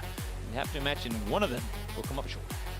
Got the double plane this time too. Exactly. That's going to add a little bit of an element of spice to the early part here. But it looks like everybody's going to be avoiding each other for the most part. Jadina City. Jadina City, you think? City. Let's do it. Jadina City. I want it. Say it with me, Chad. It's about time. Yeah, say it with him, Chad. Escalator endgame. Oh. Test track. Okay, you know what? That's the second best. That's the second best option. It's about to hop up to 35%, isn't it? Oh, it might. no. It might. We might see 4am or 17 get our way with a really good game. The weird thing is, the fact that they're currently sharing this means we won't see that one team pop off because they can't go out, aggro peak and everything. You know what? Oh, even the servers are doing us dirty. Look at how cool this city is with escalators and stuff. One day. One day. One day. One day. I like to do the math on what's rarer. Miramar Island endings or Jadina City endings, because currently we haven't had one Jadina City ending. Therefore, that's gotta be the rarest one. Well, currently, I mean the numbers a bit more skewed in Miramar's direction, but also, hey guys, if you want to check in on that multi-view, make sure to go over to PUBGesports.com and you can watch the in-game perspective of one of those 6 teams today. Obviously, every day we'll be showing a different set of teams, so make sure you keep an eye on that. Make sure you watch when your favorite team's playing. Today, it's an advantage if you speak Chinese, because there are very 5 good advantage POV streams for the Chinese teams. Maybe you know what? Maybe you don't speak Chinese. You just open all of the POV streams and you learn Chinese. Hey, there you Maybe go. that's the way you go about it. Yeah, if not, then stay here with us and enjoy what could potentially learn Danish. But I'm not gonna start casting. Danglish. Danglish. Yeah, we can do that. We can do that for a bit. You know what? Sonics, they're having a hard time. Let's go listen in, see how they're feeling. Confidence level was a little too high coming into the tournament. Other teams, they feel hot coming off of Circuit 1 and 2, so you know, it's a slow start for us. Traditionally, if we start slow, we finish slow, so it's time to break that curse. I mean, people are well aware that we're capable of winning, so I don't see a reason why we wouldn't get targeted. I'm expecting teams to just absolutely troll us, but I mean, top 16 out of 24 is something we should be able to achieve even against the odds. Well, he's not wrong. You should be able to achieve it. Unfortunately, they're sitting in 10th place, and right on that cusp, so they still got a lot of work to do. I'm sure that's not how they wanted to be sitting here, as Beamy continues to be an absolute menace right now. He was the last player from VP left in this city. The rest of the team has already left. And now Gen G, they're sending it over here to try to get rid of this man, but he is not going down. It looks like he's going to be able to get in the vehicle and get on out and rejoin the rest of the boys. That's what it took. A flipping Pico. That's when you know, okay, this guy's insane. He's pulling up. He's pulling up way too hard. I got to get out of here while I still can. Smart on Beamy, getting 100 damage in. Not only the knock, but also, of course, intel on the team that they have in their nearby vicinity as they make their way closer towards the circle center. Yeah, they already got a foothold as well. Yeah. Got two guys in the inside the compound. Nixie came here to provide a little bit of emotional support for Beamy. He's like, I don't need it. I'm good. I'm so good. Well, you get to see a little bit of a recreation of what Tosi did in this last game, which was absolutely filthy and probably illegal in several states. Oh my God. Oh, that's the one we missed. That's the one we missed. Did you get out of the car? Like, no. We all got exploded. Yeah. And the last game, I mean, that Taiko match was nades galore. I mean, we must have had at least like 10, 12, maybe even 13 nade kills with the last 20 players alive. That was wild. Yeah, the explosives today have been on point. Yeah, it feels like these guys are absolutely feeling it right now. I would venture to say they're warmed up. We brought it over from the show match. Yeah, explosions. They continue. That's all we need. Every tournament, we just have a explosives show match and get them going to start things off. But yep, there you go. Now we've seen a 400 DPI user and an 800, 16 this for man Beamy. Breathes. He's a flick master. Yeah, he breathes funny, and the mouse just goes halfway across the screen. Okay. Yeah. Hey, you know what? Whatever works for you, and obviously that works real well for him. Interesting fight coming up here, potentially. I mean, we talked Expendables in the previous match. They've had a hard time today. 4 points on the day. Not great. A team who, I mean, yes, they can be somewhat hit or miss, but I feel like with the last couple of tournaments, they have grown. Especially the likes of Cloris, the likes of Tanvu have found a really good dynamic in their 1-2 punch, especially in early game fights. And they had themselves a very, very good Rondo game last time they were here, a couple of days back. So let's see. Let's see if they can make something happen here as they're slowly encroaching on Gen G. We saw the comparison of performance from Tiamba from day 1 to day 2. Now, can't disregard the fact that pretty much all of that performance from day 2 so far has been in one game. Yeah. So, but at the end of the day, you know what? All it takes. You saw one good game from Tiamba. They've been kind of treading water here for the most part, but they had that one big game, and now they're in second place, and they're pretty much shoo-in for tomorrow. It's best of 6s. The only place where you can jump from 15th to 2nd in one game. That'll do it. Yep, that's pretty decent. Ain't gonna complain about that whatsoever. And it's a lot of breathing room for them now to go out and start messing with people that were messing with them coming into the Circuit 1 finals. Let's see, Gen G. Gotta respect Tosi. Yeah, you gotta respect Tosi. Gotta stay on your toesies. Gotta, please stop. They are a little bit close to the Expendables on the eastern side. They got TSM on the north, and Luna Galaxy, probably the more pressing concern. They're still in vehicles coming in from the south, so they may get a little bit closer. Oh, Delwyn got that Lynx in hand, so feeling pretty lynxy. Lynx shotgun. That's like maximum damage per bullet loadout. Truly. Ooh, a quick spot of Lucas. Well, that's actually kind of big, because keep in mind, again, Expendables are currently looking to try and do some more damage to Gen G, but the fact that Delwyn just glimpse, I mean, very, very quick spotted the player on the north side. And guys, we might want to turn our attention elsewhere, because while we're trying to third-party some people, we have eyes looking our way too. Rello trying to scout out a place from the sky for them to call home here. I don't think he saw anything on that first scope in. Nope. But they're still snooping around, seeing what they can find. Meanwhile, this is on the very far western edge of this zone. Schwagadui getting kind of close to FaZe. I don't know if either one is really aware of the other's presence just yet. FaZe still on foot. And you can see one Dorito from Fex looking up in this direction, but nobody else really looking over here yet. I mean, they're here in the vehicles, and as for right now, I mean, FaZe in no hurry to push forward. They're continuing to try and make sure no one's coming in behind them. And I mean, even more so when you know you have opponents close to you on the inside of the circle. If you're forced to take a chaotic fight on the edge, they're going to instantly peek over towards you. So smart on FaZe to slow things down here. Now they're going to hear the vehicles leaving as well. That's going to allow for them to push a bit further forward and scout further inside the circle. But even with that intel, they're still going to look towards the west to make sure that they're playing backs free. Yeah, and I think that's a lesson that a lot of these teams are learning right now in these lobbies, is that you got to be so very careful about what's behind you. As Tian, he's going to find out the hard way. Sonics will get the drop on him. Kickstart will get that point, and the rest of the SGD boys will have to keep on moving. Yep, one player down. One player down, and SGD, there's no point in them trying to turn around here and make something happen. Well, they are only two of them. The Pain isn't even with them. Exactly, exactly. He repped further towards the southern side. Him has a few parting shots towards the south, as he's going to reveal to Sonics that he is where he currently is.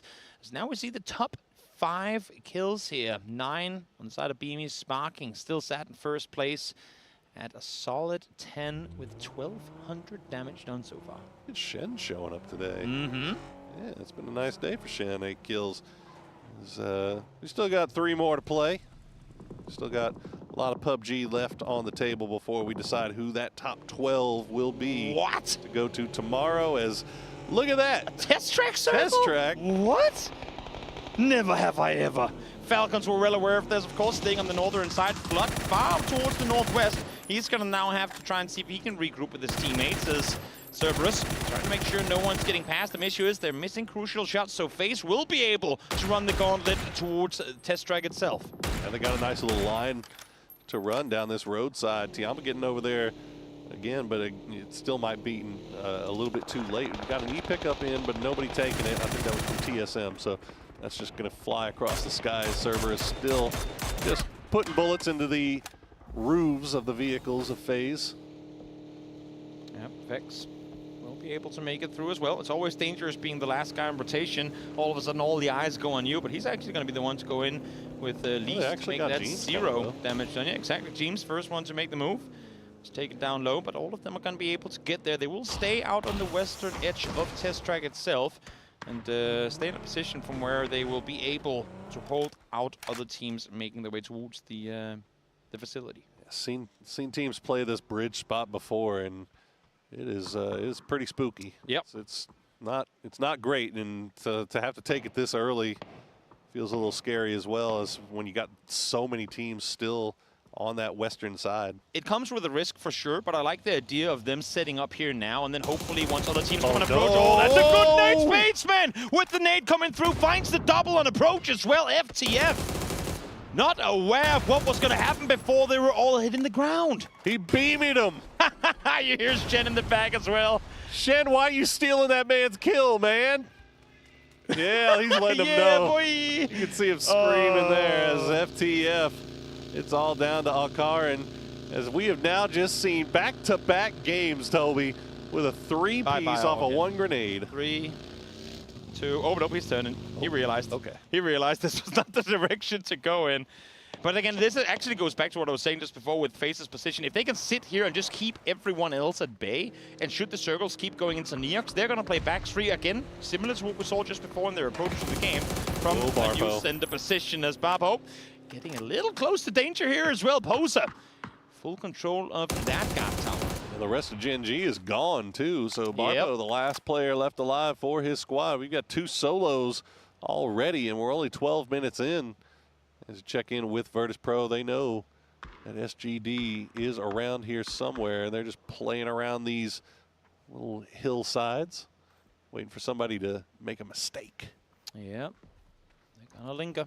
Gonna sit around. They've heard the vehicles from Schweigedui, and with, I mean, where they're currently sat, hoping to dear life that somehow this circle will not go Neox factory, they might as well sit around for a bit. Oh no! Sparpo, bolt action in hand, has no clue what's waiting for him on the other side of this hill. What you see with them granny glasses? You see everything. He does. See the future. He does. Hopefully, unfortunately, he couldn't see the present when he the rest of his team got murked. But yeah, hey, that looks like a great rock. Oh no, he gets shot at! Oh, what did you say? It's not a great rock what anymore. What did you say? I lied. The rock is a lie. Ooh, okay. Southern shift, maybe. Just maybe we're going out of Neox proper. Makes sense again for VP to opt to stay where they were. Issue is now they're going to have more company coming. You'd imagine all the way up to Weibo really is looking to go down towards the south. Again, the X marks the spot on the western side there for Cerberus. A big fight could happen there between Cerberus and Tiamba, and then look for Weibo to up to try and third party. Yeah, I gotta see how quickly TSM gets back together here. Yeah. As, I mean, they're on the move, but they're not really pulling back, and I'm assuming Falcons must have spotted something. As I mean, they've left Rello off to the top, maybe swapping out cars, but that might actually give TSM enough time to get everybody back together. As you see Shrimzy will dispatch of Shen, but not going to be able to get the flush, as Barpo will get finished off by Gustav. The rock was not good enough. Not the place to be. The one rock within 300-meter range was not the place to prone. Unfort. Now, this knock onto Shen, it might not matter too much in the grand scheme of things for Sonics, but for Weibo in terms of how they can approach the next circle. Issue is that it allows for Sonics to try and wrap around. I like this approach. Issue is it might be too late because they've already gotten the res up. It might be too late, but then I mean, you have the additional factor of FaZe just in a perfect position to kind of gatekeep a little bit, and then Tiamba as well. So Sonics, they're kind of running right into the teeth of the gauntlet again, and so far they will stay alive. Where do you stop? Yeah, that's the question, isn't it? They're trying to send it into something. It looks like they're just going to run right in the middle of the Tiamba split. Okay. But H-Win will open things up. He's going to find the knock on a CC-108. Who shall open us? Shrimzy there to find Pow as well. That is exactly what they needed. In the midst of the chaos, they keep their peripheral vision at 100%. And able to spot these people waiting for them to get out of the cars and instantly shut them down. They were very quick to fall in the previous game against just the duo of Cerberus. This time around, though, not quite the case. They stay alive with all four and are now on the move again. That was a very high-risk play. Oh, definitely. That was very well executed in the end there by Sonics. They end up getting away with that one, and they'll find a little bit of a spot here to play. This is just on the inside of the zone. And Tiamba, they have to deal with Weibo. The seat swap from ZYY will find 770. Sonic's going to come up here and join this party as well. Now H-Win able to peek on over. Keep in mind, FaZe on the east side of this fight as well. This nade could be good. Second one should get him down as the first one doesn't. Yes, it will. That's going to be Mamu knocked high, completely out of it. And good thing for Sonics is they've yet to take any casualties off of this. So FaZe not too eager to push, but now I say that too soon. Himas finds one, Shen finds another, Shen finds a second. Look at this, James getting involved. He's way out there. He's gonna find Weibo. That's them going out. Now Sonics, they've lost one. Will FaZe, actually two down it looks like. So FaZe full commit here, or do they keep going with the circle as the zone has pulled away? It's actually just down to Shrimzy. Exactly, this is the issue, right? So many knocks on the outside here. What do you go for? James committing to the blue. The single player from the team opting to commit to the issue is he's caught on the backside of it, but this nade under the car. Oh! Doesn't get Shrimzy all the way down, but damage done to him. So with even if it's just phase 4, Blue'd have to imagine that he falls, and indeed he does. Fex able to find him. They got a couple of those points stolen away from him, though, as Ducknai managed to sneak his way all the way up here and third party those away. But now FaZe, they are on the clock. They know exactly where those shots came from. Ducknai going to have to do a little self-defense as the rest of the Cerberus boys still looking over here. But again, all this going on outside his zone, Toby. Yeah. They've got to figure this out before they start making their way in, though. Even if you clean out here against Cerberus and make your rotation in from the western side, there's nothing to play from in this area of the map. VP sat here ready and waiting. Luna should be as well. But Luna has a whole other fight on their hands now with New Happy opting to engage on this one, but it's going to be 4 AM from behind to find the openers. Nan falls.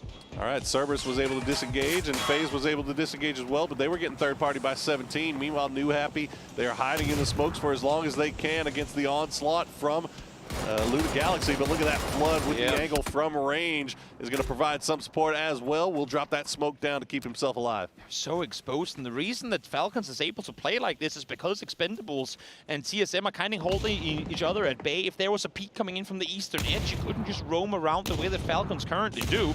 They're able to do so because neither team out east are really willing to take the first shots in that fight. Only problem for Falcons is that they're taking fights from all directions right now. They are in the center of the circle. They are completely surrounded. You see them taking shots at New Happy, at Luna.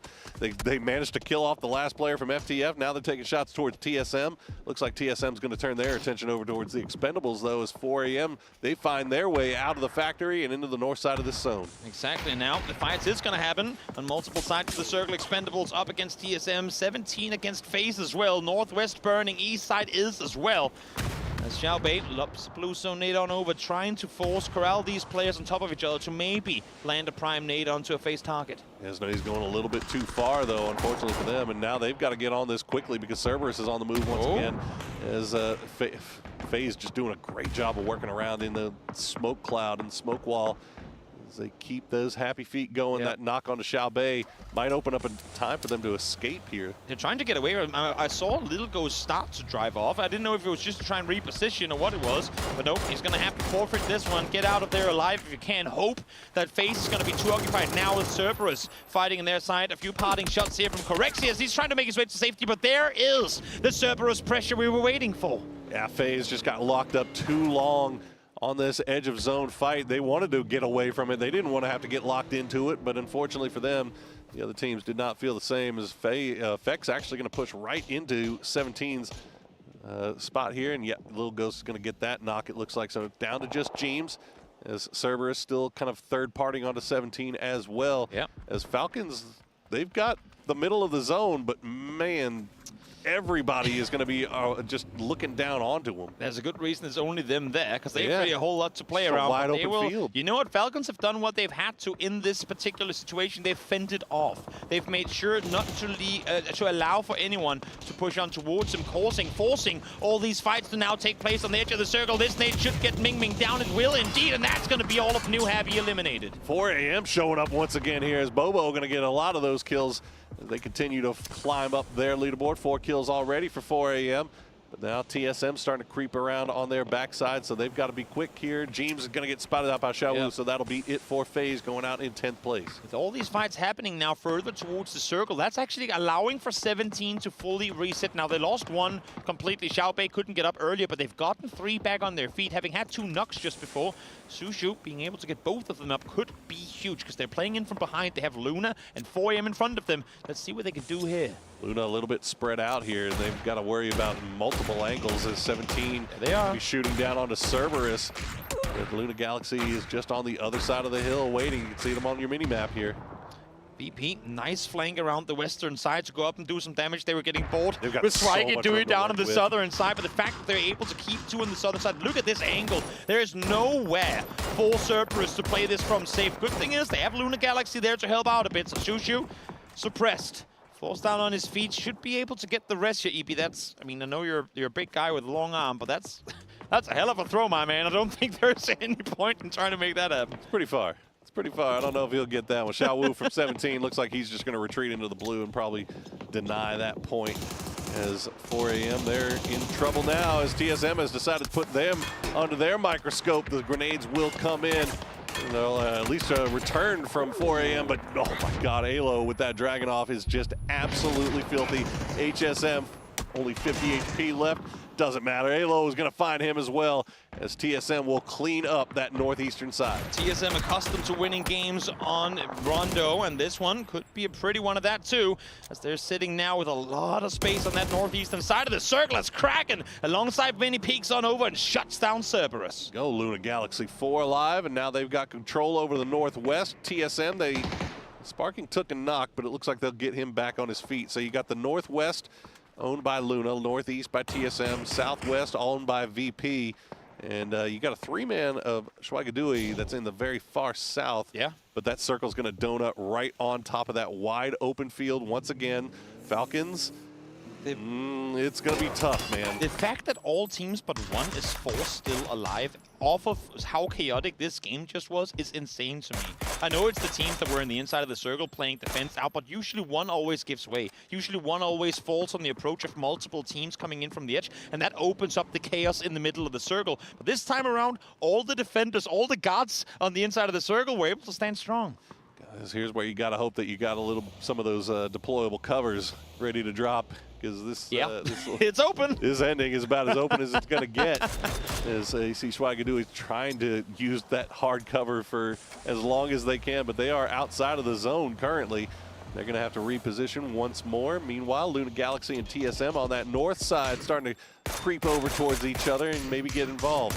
They know exactly where they have him. Yep, it was just a matter of time before someone will get the off-angle paint. First one to fall. Swagadu is remaining 2 players outside the circle. Make it just 1. Just 1 left alive. Mings, what can you do with a smoke and a hay bale to work with? Haven't really gotten a chance to talk about them too much just yet on that southeast side. The Expendables still 4 up. Falcons Flood will lead it in. Snakers will follow it up. That'll be 2 down for TSM as Luna Galaxy coming over there at the perfect time as well. Schweidegui will get finished off as Luna Galaxy trying to take advantage of this opening that Falcons have provided them. Oh, TSM wanted to flank around, thought they had the easy fight against Luna. Little did they know they were running straight into the open arms of Falcons. Again, great defense on their part, but now TSM and Downs just sparking. Maybe Purdy can crawl into the smoke, but even then, being able to stay alive through this, damn near impossible. I mean, that's big from Falcons to be able to leave that little shack that they had to go ahead and try to go in and capitalize off of this third party. Is Sparking will find another one. Kraken going to go down. He's going to get flushed out as well, and that's 2 more points picked up by TSM. 7 kills so far as they cement their hold on the first place. Yep, it's going to be a hard push into the circle, but a little bit of help has been given though. Expendables alongside VP taking shots towards the north, maybe allowing for him to push forward, go unnoticed. The issue is, as you can see here, Falcons well aware that there's still a TSM player alive and kicking on this side of the circle. And considering how much they were willing to do yesterday to take out TSM, you would be surprised if you don't find it here. And indeed, they do. Snakers takes out Sparking. Go as quick as you like, but unfortunately, yeah, you can see that. I mean, they're taking shots from the Expendables. Nobody. I've been looking at this map stream for the last couple of minutes. I don't think anybody has taken a shot towards the Expendables. They are got just so much room to work around on that southeastern side as Luna Galaxy not going down easy. Good utility coming in from Falcons, but it's not finding the mark. The only reason it remains that way is because of how much space they were able to take early. They spread out so thin. Just 4 pearls on a string, able to maintain a lot of control. Now they get the benefit of the circle too. They've been waiting for that shift for half a game, as them and VP now sat with full circle control. The thing is, I mean, observers are saying that you should flank around the southern side of your VP. I don't think you go anywhere south before you know what's happening on the north. I like the fact that Locarooks is playing contain, not going to push, but to try and make sure that Expendables don't look to make a southern play. Yeah, I think all eyes got to be pointed north right now to see if you can try to clean up whatever's coming out of there before you start looking over the other side of the map. As Snakers will find Vinny. Falcons on the move, trying to clean them out, but Posa, he's going to find 1, he's going to find 2.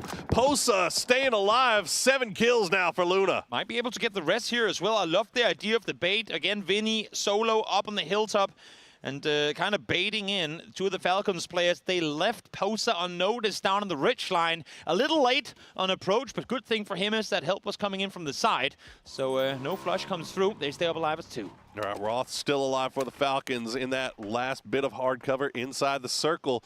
But you can see the Expendables, VP, they are just all eyes looking over in that direction. They both are aware that the other is there, but everybody just wants to clean out whatever's coming out of the north first before they start paying attention to each other. Vinny in that vehicle, Posa. It looks like they got as far as they're going to be able to get. It's all about claiming what little cover you have to work with now. Keep in mind, there's still 1 more circle left to be shifted. So even if Expendables is sat with good circle control right now, if this one swings northwest, it's going to be a run in the open for them too. Luna still outside. VP with just 1 player and the foot of Beamy inside the circle as Rob able to find the first one, shuts down Posa. Nicely done by Roth. You'll find both of them. And that'll collect a couple more points here for Falcons as they continue to climb up the leaderboard here. And he'll be he's inside the circle. He's going to be the pebble in the shoe of both of these teams. Now, they can't fully commit to pushing without having to be concerned about that last player in that hard cover that could peek them at any moment. Now look at the map feed here, or just the mini-map in the bottom right corner. first off, they all look towards Roth and they go, wait, if they're looking towards Roth, we're looking towards Roth, we gotta look back instantly. You saw the immediate swing of 3 players going, guys, we both commit one guy to looking at Roth, the rest look the other way. Nice little sneaky play here. There's util to work with 4 expendables, but the same thing can be said for VP. Neither of the 2 teams have really been within nade range of opponents through the majority of this game. 1 nade for Delwyn, 1 for Cloris. What can you make happen with the 2? Cloris, a heck of a game for him so far. 658 damage and 4 kills. And he is playing point man here for the Expendables. They're a little bit closer towards circle center. All the good that that's going to do them, we'll see. But VP doing a really good job of kind of spread out, and yet you can see 13 rounds for Ibby in that QBU. That's not a lot. No, exactly. 27 for Nixie there as well, I believe it was. Or was it Lucarux? I'm not quite sure. But again, they've been taking fights at a distance. They've been shooting at everything they possibly could, but because they haven't been close to the corpses of the fallen opponents, they have not been able to get any loot back up. Crawling in one direction is Expendables, crawling in the other is Beamy, as Nixie will find himself 1 more point, and Ibby goes down to 5 bullets left.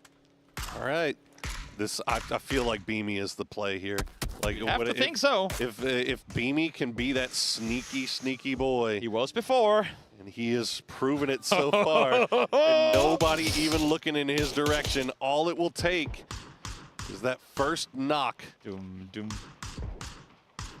Doom, it's like watching it. It is. It's a shark in the water here, and yet, he's got no idea.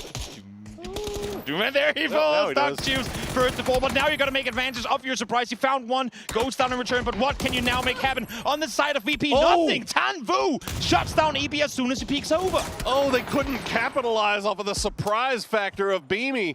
And big shots coming out from the Expendables, but it is a 2v2 right now. Nixie is still close to Ibby, might be able to go for the res, but the Expendables not allowing them the time here. Clory's doing everything he can, and they'll find the knock on a Lucarux. It's all down to just Nixie. Nixie trying to make something happen. If there's a guy on the side of that team that could do something, it would be him. But look at this. He's been with a red gun for a while now. I'm not sure he has any ammo, and in fact, he does not. Tried to go for the rest, tried to get some ammo, but it's not meant to be. And Expendables come out on top.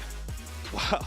I mean, we talked about the Expendables. I think going into this match, they might have had 4 points overall. They were in the bottom. They had nothing. They were in the bottom, and they're going to skyrocket their way into the top 6. It has been tough sledding all day long for that squad, but they managed to come through and collect in the most wide open of field endings you're going to see. VP, I mean, they had a shot at it.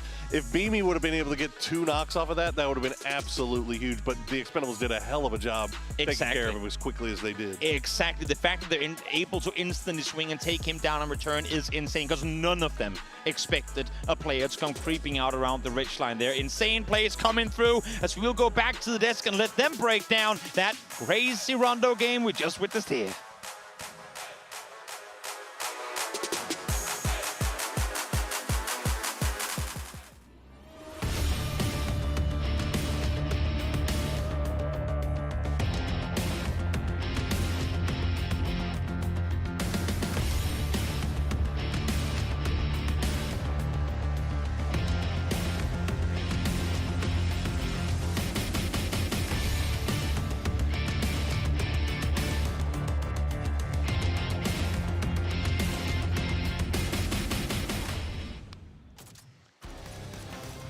The Expendables come away with a chicken dinner, and it was almost not, as Beanie, the sneaky snake, tried to play the spoil sport, but it wasn't to be. Now, we talked a little while ago, Martin, about the Expendables and how they're so good in gunfights, but they don't seem to be able to close out these games.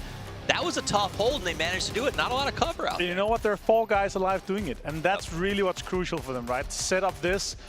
Once they can kind of rest and chill and not really think too much about what's happening behind them, they can focus on the full front. That's exactly what happens. Also, we have to remember, the shift kind of came in.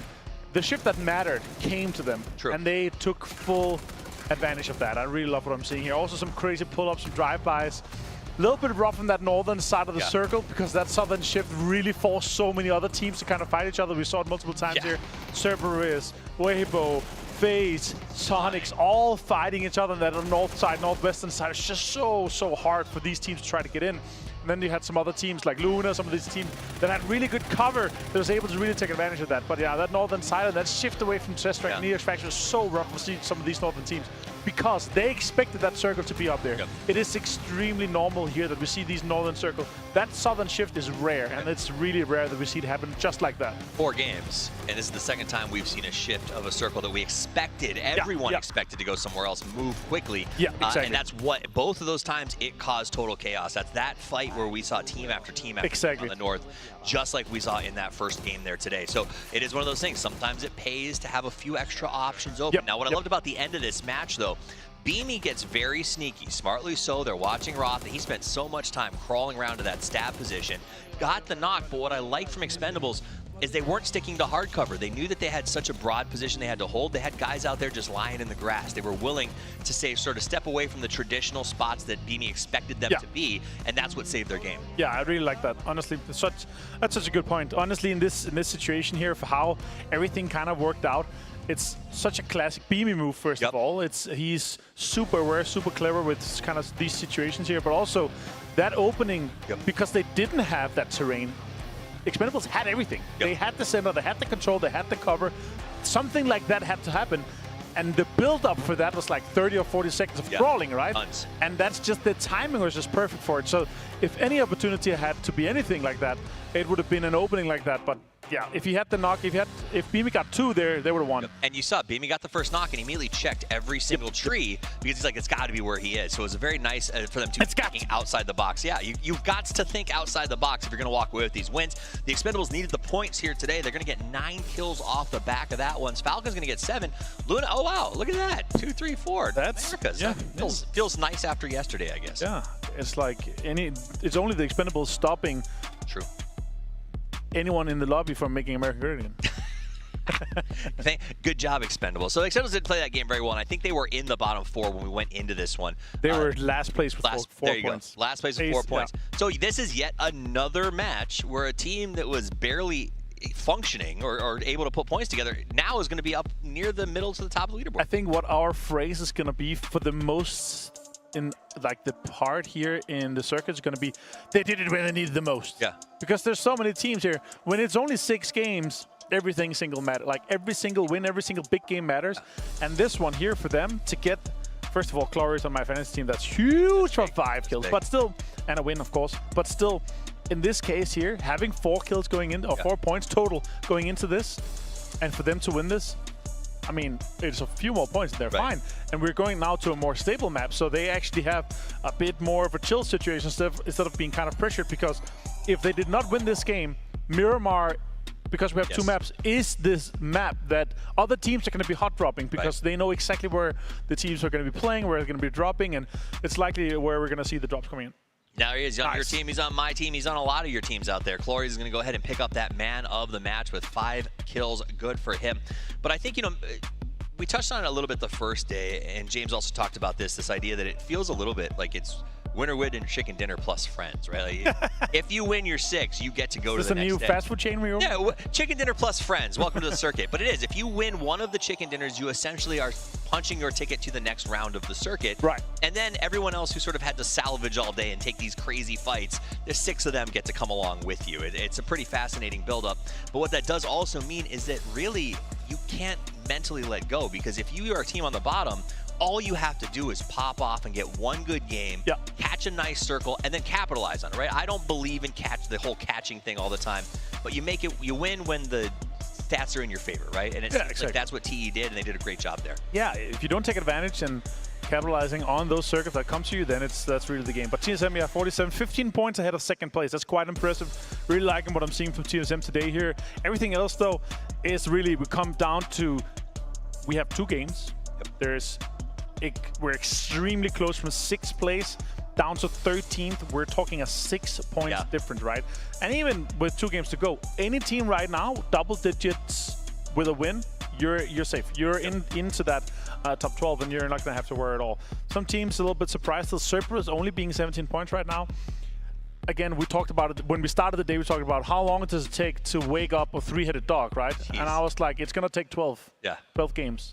And now here we're 10 deep. Let's see if it's going to be 12 or 11 or 12. Apparently they found whatever the flute was to make that dog fall asleep, but Cerberus needs to wake up because this is one of those teams that has been, honestly, in this crazy upward trajectory for the last couple of years, and is in a position where I think a lot of us have talked about the future of PUBG esports. If they don't win this year, they're on their way to being PGC champions, and then to see them struggle in 2 circuits in a row is deeply shocking. Yeah. I'm going to go back to what Sparking said to him as during a content film in PGS, and he said, no Tycoon, no party. No Tycoon. Oh, man. And, you know, they had just beaten that narrative of no Tycoon, no party. Yeah. And here we find ourselves starting it again. Well, we're going to start our last 2 matches on the Dusty Dunes in just a few minutes, so don't go anywhere. We'll be right back here at PGC.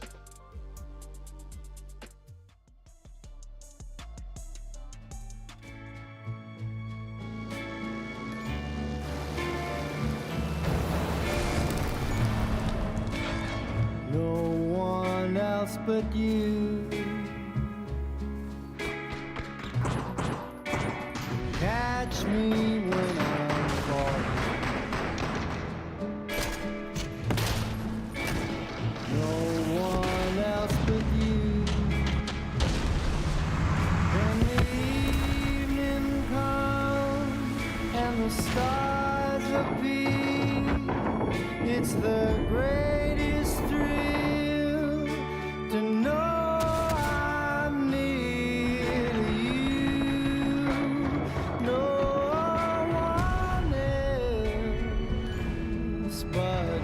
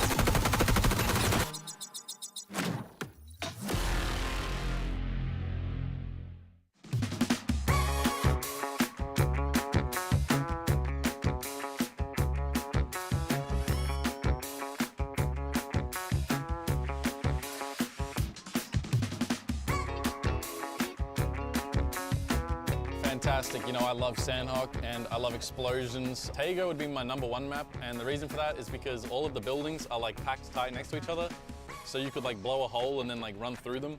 I think that would be pretty cool. 快乐吧，快乐为主，主要是炸东西。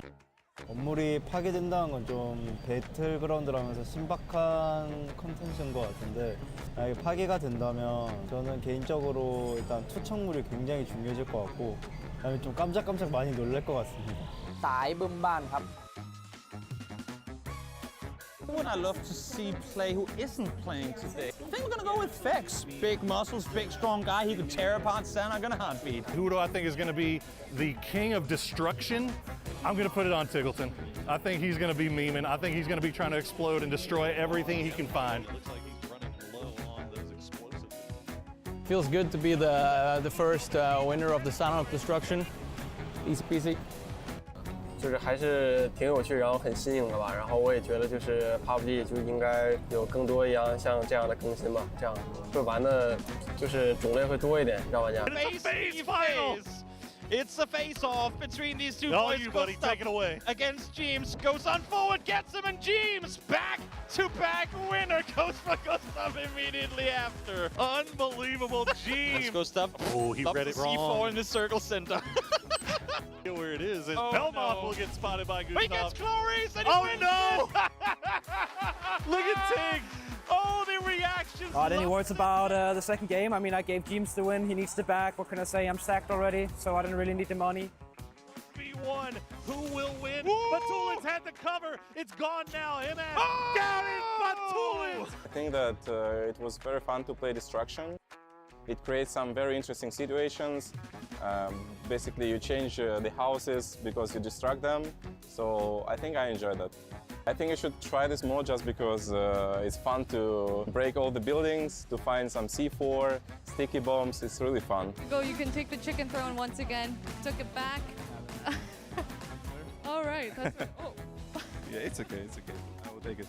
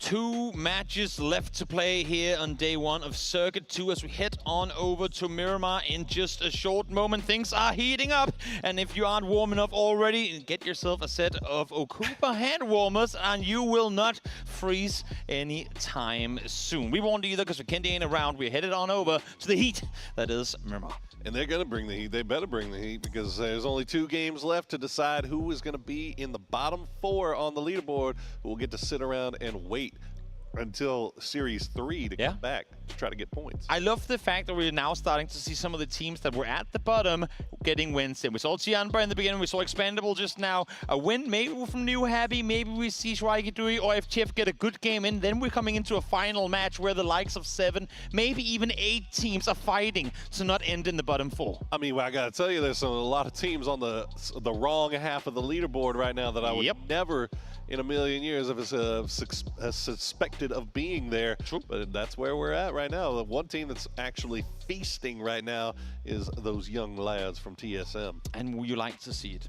Again, it's been up and down performances, but we know that they're a momentum-heavy team, and once they get things going, they yell loud about it, and they do so here as well. Tianba, another team that we saw on Takeo a game and a half ago, able to pull off a win there. And then the Note 17, I mean, they're faring pretty decently, but it's not been flashy. I mean, it's sitting in 9th place right now, yeah. Exactly. It's, I mean, while it's enough in a, I mean, top 12 goes through, of course, I think 17 sat 9th, as you're saying, and technically with a bad game here, maybe could fall into the bottom 4. They want to get something going coming into that final game. They sure would, and there's another team that would like to make sure that they have everything locked down, but we are ready to head over into those dusty dunes of Miramar. And, well, we know what that means, Toby. We get to see another win rate percentage based off of drop spot. I know you're excited about that. You know what? I did it the last 4 times. You get to, or 3 times, make that. You get to present it this time around, Paul. So teach me, tell me about these win rates that we're going to see on our screen. And my guess is 5, 4, 3, 2, 1. We're going to the play. Well, look, all I'm going to say is win rate. If you want to find success on Miramar, just drop Minas Generales. That's all you got to do, 13.2%. Why are we hot dropping Picado? Just go Minas. Yeah. Yeah. Who would have thought 10% of the team win rate for teams that drop in Picado when the teams that drop in Picado are some of the biggest teams in the world? Yeah. But, hey, you know what? And then look at that, Power Grid 10.5%. Who drops Power Grid, Toby? Yeah, pretty decent teams. Pretty decent team. We know we got a little team with a little brain symbol up there that likes to go towards Power Grid. Yes, there is a reason that centered locations are as hard fought for as they are, because usually they can, if you're a good enough team, bring some pretty good results with them. Wild. Yep, surprise, surprise. And because we had win rates on our screen, we didn't even mention the plane path. Very, very hard southeastern, almost as hard southeastern as you can get. When Monte is practically out of reach, you know it's gonna be tricky. But Circle, of course, to follow in this direction. And now look on your screens, you have players from both TSM and 4AM trying to make landfall as sparking. Bold action in hand, iron sights. Please. Not gonna happen. Unfortunate. Maybe next time. Well, 4AM. They're hunting. Yeah, 4AM. Watch out, my friend. A little close to the sun, but yeah, like I think Falcons. They also have that high ground Minas Generalis loot spot. Double checking, triple checking. Yep. Luke would absolutely love to be able to just free and clear go and push this, but unfortunately can't do it. Yeah. And doesn't have a vest. No helmet, no vest. That's going to put a brakes on that real quick. Keep looting. Get away from there. Get to safety. And I think Purdy just picked him up. Well, I think, you know what, I mean, I think TSM, I mean, at this point, they're secure, right? For oh, yeah. tomorrow. Easy. So, but the other thing, I mean, there's not really a reason to go hunt down 4AM. Like, they're pretty secure as well. So, I mean, if 4AM were on the cusp, maybe, it might be worth just selling out and going and hunting them down just to make sure you can free up a little space around your drop spots. But it doesn't look like that's going to be the case. Nah. Yeah, I mean, look at 4AM. I mean, they're in fifth, 28 points. I doubt they're in danger. I mean, we say that, but then we look at how close it actually is. 13th place all the way. Make that 15th, actually. 15th all the way up to 6th is 10 points. It's close. If the right teams, if somehow TSM, Tiamba, Falcons, VP all have terrible games here and the bottom really racks up, we're going into a very, very interesting final game. I kind of want to see that happen. I want it all to come down to the final match, but we'll see if that's going to be. I mean, I feel like it's going to be that way regardless. I hope so. Right? I hope so. Look how it's all very, very close. It's all very tight, and yeah. I mean, just based off of the last two games we saw two games that were below, or two teams that were below the cut line get wins and push themselves up. So we're calling it now. New Happy wins this game. FTF Swaggeroo second place and third. Easy. Make it happen, PUBG. I can see on my script here that that's what's going to happen, and now let's listen if Lin Shu agrees with me on that take. Hi guys, it's Bella. I'm back with Tiamba Esports' Lin Shu, and congratulations on that Tego. That was amazing. That was your game. So I want to ask, you bounced back from Circuit 1. What changed for you? 首先恭喜你们，你们从第一轮回来以后就开始一飞冲天了，对你们来说有什么变化吗？也没什么变化吧，就是按照自己的打。之前可能是因为一我们比较慢热，二就是被其他队伍针对了吧。但今天找到自己的节奏就可以打得很舒服。So we didn't change very much really, and we felt that in Circuit 1 we were targeted and we got into our tempo a little slowly. But today we find our tempo and everything went smooth for us. Yeah, Tiamba is back. All right, best of luck to you for the remaining Miramars, and we'll go back to the game. Bye-bye. 再见. A lot of success for them right there. Maybe FTF might be in some trouble here. As Sonics, they saw the parachute go up. They get in position. They're going to spray him down. They're going to find Happy. And that is a point that they very much could use. If they could get another one, that would be just icing on the cake. But they'll just have to deal. They'll have to live with their one. Look at that. Tig. Yeah. First kill. There you go. Infinite percentage better than yesterday. And you know what? I mean, not only that, I will, because he's a nice guy, and they've actually fared pretty decently for the majority of today. So you know what? It's better today. Love to see it. Always nice to see someone be able to turn a not so good day into a better day. Roth, same, smiling, yelling at you, coming off of the players' lounge, talking to their coach, coming into this game, going, Paro, I told you, we got this. He was all smiles as they got back and got ready for this game. So nice for him to get some damage in on side too, fully aware, of course, of where he's currently positioned as we see the Panzerfaust damage top 3, and it's got a lot of Falcons on it. So I was like, man, I don't know why you're yelling at me. I didn't say you didn't have it. But you know what? Hey, if that's what it takes to get you hyped up, let's go, bud. It's gonna throw punches at Poro and makes you happy. I'll take all the credit for getting you all hyped up and ready for it. But Falcons, yeah, sitting in 3rd place, 30 points. They should be fine for tomorrow. But I know that they would love to be able to keep going here and keep building off of the successes they've had so far today. Definitely. We get a bit of a replay here. See Tick with the 4x spray, making it look easy. Nice lead above the target. That's the danger. Once you see that first bullet connect, you go, oh no. He's got to zero it in. This is going to be dangerous. He's just going to hold down the trigger, keep on connecting, and that's exactly what happened then. Honestly, for FTF, lucky they only lost 1. And you know, if Happy's anything like me, anytime we get shot at the E pickups, I'm like, why me? All four of us are right here. Why is every single bullet hitting me specifically? But oh well, that's a question for another day. True.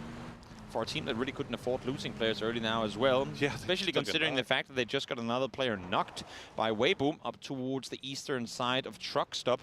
This is FTF in trouble, trying to get the safety. Purdy no! As well. Look at that, Spaceman dialed in again on this Weibo team. I think everyone has their eyes on Shen in usual fashion, but Spaceman is making a name for himself with the performance he's showing up here. Sorry, our car is still in the vehicle. They put his knocked body in the back of the bus, and the bus just took off and his dead body's. He's not dead, Poro. And he's they don't still know. There. No, they he's have alive. no idea. Now, Trick 1v4s, they... Oh, never mind. Oh, never mind. No. I had a good story in the making there, but Spaceman had to do me dirty. Can you just imagine our cars just Trick lying dead gets in the to back run out of the compound, come over, drive off. My rescuer has just gotten killed out of the vehicle. Guys, the car isn't moving. What's going on? Yep, no one responds. Unfortunate. In the meantime, what was a initial hunt onto 4 AM by TSM has gone the other way, as we now see Trick. Can you pull off magic and get 4 guys on the answer? Well, first one falls. That Spaceman down. Does get the clutch on him as well. Huge. I mean, again, grand scheme of things, a 1-point game is terrible, but the fact that he's able to get that 1 point could be the difference maker in whether or not they qualify for tomorrow's game. It feels real bad, actually, losing that one player. But Weibo in particular, I mean, they that's you. As someone who always expects the best when we see the best play, I hate to see it when in a 4v1. Yes, you can get 1 player knocked, 2 players knocked, hell, even get 3 players knocked, but you cannot allow for them to get flushes. Especially, I mean, after we had the buff to getting knocked, where all of a sudden you become immortal for a bullet or 2. Before that, it was more, I suppose, accepted because the guy just holds down the trigger and gets the flush. But with how it's been changed, you don't want to see it happening. You don't want to see Godby caught out in the middle of the open there either. As Xiaopian able to trade in return. Two teams at the, well, TSM's in at the top of the lobby. They got all day to deal with this. They could care less. And unfortunately for them, Xiaopian going to be a big man with it. 2, but Bobo going to go down as Sparking. Good nade. Showing off in a big way. That could be a good nade. It's going to fall just a little bit short, though. He was behind another set of papers. I thought he was on this one. As Sparking connects a double headshot. We know he's a mechanical player, but we always love to see it when they're able to pull off performances like that. Instantly spun around the side of the hay bale, gets a double headshot connected, and that's now 3 points gone the way of TSM. He said, "That's all you got. Bring more. You need more people. Come get me."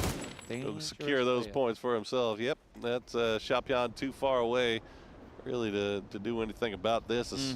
Sparking, and now, okay, we'll get the dust storm to make sure that everybody can get away scot-free. Now, it seems to me like it's only FTF that kind of didn't get the memo of what I was setting up earlier, because the fact that 1st and 3rd are falling out early, I mean, you'd imagine, of this game, especially with the circle shifting to where it does now, if Schweiger do and New Happen get something going, we are closing in on a very, very even mid-pack coming into the final game. You're not wrong. They've got a lot of work left to do. It looks like Sparking's just going to sit here and wait. He's expecting Xiaopian to come in here. He's just going to listen for those footsteps. Yep. Xiaopian is going to do the same. It's a battle of patience. It's a 1v1 chess match between 2 big-time fraggers. And Xiaopian is just taking his time with it. Yep. They can afford to do this, too. Because I mean, despite the fact that the blue zone's coming in, both of them are secure for tomorrow. They've earned the right to chill. Exactly. This is really just about respect. Keep in mind, of course, they both got, I should say, because they're both going to be playing tomorrow, and they both do like to land up and around these areas, it's, Oh, no. Don't do them with the Panzer. Xiaopian, double headshot or death is what we're working with now. Sparking trying to get the full. You know what I kind of want? He wants the whole collection. You know what I want? I want to see Sparking hit him, but intentionally have his back to a wall so they go down together. That'd be the perfect finish to this fight, which we for some reason are still looking at. Hey, there's nothing else going on across the map right now, I mean, guys. Yeah, there are definitely some important rotations happening, but let's. Xiaopian. Okay. The cat and mouse. The cat and mouse continues. Now it's a rooftop battle. The cat and mouse is more fun. That's what I'm going to go with. Xiaopian has that high ground. I think he's expecting Sparking to be up there. Maybe. Sees him. Oh, yeah. Nicely done. 4 a.m. Yeah, let him know. Let him know. You got it. The mouse flicking in his hands, just shaking the entire table. Oh, they knew. Yep. Do it a bit more. How long are you willing to stay around here? We won't quite see. Trick is all there in the meantime. Able to get the opening, to get the flush as well. Yeah, and there he is in the top left corner. Frustrations from Spaceman going, guys, we were all there. How in the world did he get that flush for free? Well, sometimes just in the wrong spot. Yep. Fortunately, as we are down to 51 alive, 12 minutes in. Do be like that sometimes. It do be. Yep, when the top gets to just roam around and have fun with it, we'll leave it to the bottom teams to try and catch up. And what you've missed while we were looking at the cat and mouse race on the northern side of Hacienda is that all these teams have made their way down towards Cantera. And one team that I want to highlight right now is we see Gen G rotate towards the north. It's actually Cerberus. Haisaki is still on the far western side, and now this wouldn't really have been a case before had it not been because zip lines were in our thing. He can effectively zip line all the way over towards his teammates in the west side of Minas. Right? Why wouldn't he? There's no one if he there. does and Kraken lights him up, that's just toxic. Nobody will ever use a zip line. I feel like you should be immune on zip lines. Immune to damage and zip lines. That's just unfair. But speaking of Luna Galaxy, I mean, you're making a good point in mentioning Kraken here. Look at the split that Luna currently has. Yeah, I mean, it's so much control on the western side. They're making damn sure that no one is pushing in from behind them. Issue is, Haisaki kind of is. Everything. And VP actually just sent up an emergency pickup on that eastern side, but Weibo is right behind them, so he is going to take it. Let's go. Don't get shut. Come on. Kraken, look away. Circle is south. You should go south. Oh, what? Oh, he's really asking for it. He really kind of is, isn't he? He's really asking for it. Observers highlighting NH Esports currently dead last. Sat Circle Center. 3 teams around the crater. Oh, he saw him too. But Kraken is leaving. Makes perfect sense. There's much more to play for. Luna currently at 19 points and Cerberus down in 17. Neither of these two teams are anywhere safe. VP took it. Up that bottom 4. VP took the E pickup. Where do you? Weibo wasn't looking. Are they just going to go right into Cantera? I feel like that's what they do, but now they've scouted. They have to see cars. They have to have seen cars, but they're dropping on it anyway. There's going to be a hot drop between between Virtus Pro and 17 Gaming in the making, and it could only go one way, really, and that's exactly this. Xiao Wu finds Nixie early. The people are landing, but they're down to low HP already as Sushu falls down as well. Good eyes on the part of 17, and they're going to find okay, Beamy. Going to strike back here a little bit, gets the knock and the flush onto Suju as Little Ghost will come up here and try to finish off what's left of him. The Molotov might be enough. If he hits him, yeah, it will get him. So we'll go ahead and secure those 2, but the shots from Abisa will find Little Ghost as well. So 17, despite the fact that they had the lion's edge of the kills in the beginning of this thing, VP kind of turning around on him a little bit. And again, this is a very center prime location. Again, should the circles keep going this way, I'm kind of surprised that none of the teams on the outskirts, on the rim of this crater, are looking into this fight. We can see in New Happy on the southern side, they were initially going to look up. The thing is, they have so many teams on their south side that as soon as they push us up towards the ridgeline, they get shot in the back. Yeah. Man, going for the rim this early, though, I mean, it's dangerous, no doubt. It's a pretty tough job. No doubt. But we'll see. I mean, you see a number of teams that are just kind of playing around the edge of it right now. But yeah. So they got a free path up to that rim, just in case they do decide to go up there. But for right now, it looks like they're just going to hold out everything that's coming in. Xiaopian, the last player alive, 4 a.m. Somehow, some way, with 5 HP remaining, staying alive. You know what? He went for the how many teams can I get shot by before making it in here, and I think the number ended up around EP high. Another one. EP gets another one, ends up being taken out by the Zornoff, but the damage has already been done. Now for 17 Gaming as well, 26 points should be safe. So while it's of course annoying, they want to get the most out of every game they play. They should be all right. I mean, that's 4 kills they definitely wanted, but they were in a fantastic position until the hot drop came in, so now it's down to Chapier. Also, it leaves us in a fun spot where the entirety of Cantera is currently taken by one player. Not really a whole lot to do about it. Teams spots Xiaopian in the open, falls down, nice effort, but 4am will fall in 13th. That's another kill that FaZe could very much use. They're going to get a little bit close to Falcons now, too. If they've got to pull back just a little bit, James has to stop down to heal, and not everybody is there at the current moment, so Corexy trying to go in for the low angle. They're only a 3-piece here, FaZe. They got to be real careful about how they approach this fight. Yep, Cerberus is coming up in that direction now as well. If they run straight into one another, Cerberus might catch FaZe in a split. Corexy is isolated on the southern side. You can see Fex and James running up towards the north, but they might not even notice Corexy at all. These smokes could be a huge bait to potentially end up with a downfall of Cerberus, but nope, they think better of it. They ignore the smokes, the signs of fights in the nearby vicinity, and push forward. Finding a pretty decent path here to avoid shots for the most part, but Chapier will find Haisaki, so that'll be him going down and flushed out. So another point picked up by 17. Meanwhile, Sonics, they're going to find Duckby as they start to get a little bit more active here on the western edge of Cantera. Cerberus in trouble, and for Sonics, it's huge points coming in. Not only do you get yourself further away from the bottom 4, but you try and make sure that the teams behind you do not get a chance to climb. So massive. Sonics, we're now set at 22 as we see the new circle pop out towards the eastern side of Cantera. And FaZe, you can see here too, the observers marking it, have to make up their mind. Do we want to push through, or do we just try and wrap around on the eastern edge? I think the smart play is to go east, and that's what they're planning on doing too. Yeah, they do. And meanwhile, New Happy, it looks like they're content to just bunker down, as Sololzi will get taken down by Shrimzy. But that should be a fairly easy res, as got him right as he was getting into the building. So it's good news for Cerberus, bad news for Sonics, but they have to start thinking about how they want to get into this next zone as well. Exactly. They've done the damage they could. They parked the vehicles as awkwardly as they could, as they now try and see, do we go through, do we go south around? South around comes with a lot of danger involved, though, as there's multiple teams still sat down there. Teams that are only now making moves. Tianba, Luna Galaxy, and Gen G all on top of each other. Tianba just light up Luna Galaxy as they get a little bit close to the roadside there, as the Kraken and Posa will get taken out.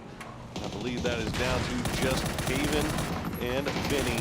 They'll stay alive for the time being, but Gen G, they've got some problems to deal with of their own, as Tianba has just set up a firing line for free, as Sonics will finish off Cerberus inside Cantera Crater. Sonics stay alive. They lose Shrimzy, maybe one more in the fight. No, it's just going to be him, as Luna Galaxy is taken care of. Now it's Gen G on the run, try to make their way north. Linshu able to dodge and weave, avoid Barpo, get out of his vehicle, get shots fired, but cannot connect a single one. Ooh, get back away from that. You don't want to go down there. It's a nice grenade. Could be just in time. What a shot there from Linshu. Gets him with a fadeaway. But Gen G, they've still got players alive on this roadside, but Linshu will do work from there as well. Once they get the ridge line locked down, I loved the idea that Barpo was trying to get around the side, get the off angle, force them off the hill, because they knew that up on that road itself, they are so exposed. Once they get full control of it, once they get Barpo down, it's practically impossible for Gen G to make anything happen. And now Tianba can try and reset, but they know Rex is still up. Rex is not to be taken for granted. Absolutely not. But that was... Man, that was just an absolute firing line set up by Tianba on that roadside. Unfortunately for the Luna Galaxy and Gen G, they just ran into it completely unawares. Meanwhile, Rex just going to have to heal through a little bit more blue here. And, well, I don't know what else. First aids. Yeah, he's got plenty of time. but Tiamba, I mean, they could just sit this out. He is dead. The thing is for Tiamba, I mean, they really want to be focusing inward right now. They know that there's a circle still to be moved towards. They have New Happy in a compound. They have Schweigedui, who's currently getting peppered by Falcons with Luna Galaxy right behind them. Like, they want to get down here and third-party this, but they can't engage on this right now because they're all forced to wait for Rex to make a move. I swear, man, I can't believe we're already getting started with the shenanigans in these final 2 games. 27 alive here, and it's only phase 5. But these guys have gotten active early and often, and we see Pain get flushed out by Flood as Falcons have 4 deep in the compound off to the northeastern side.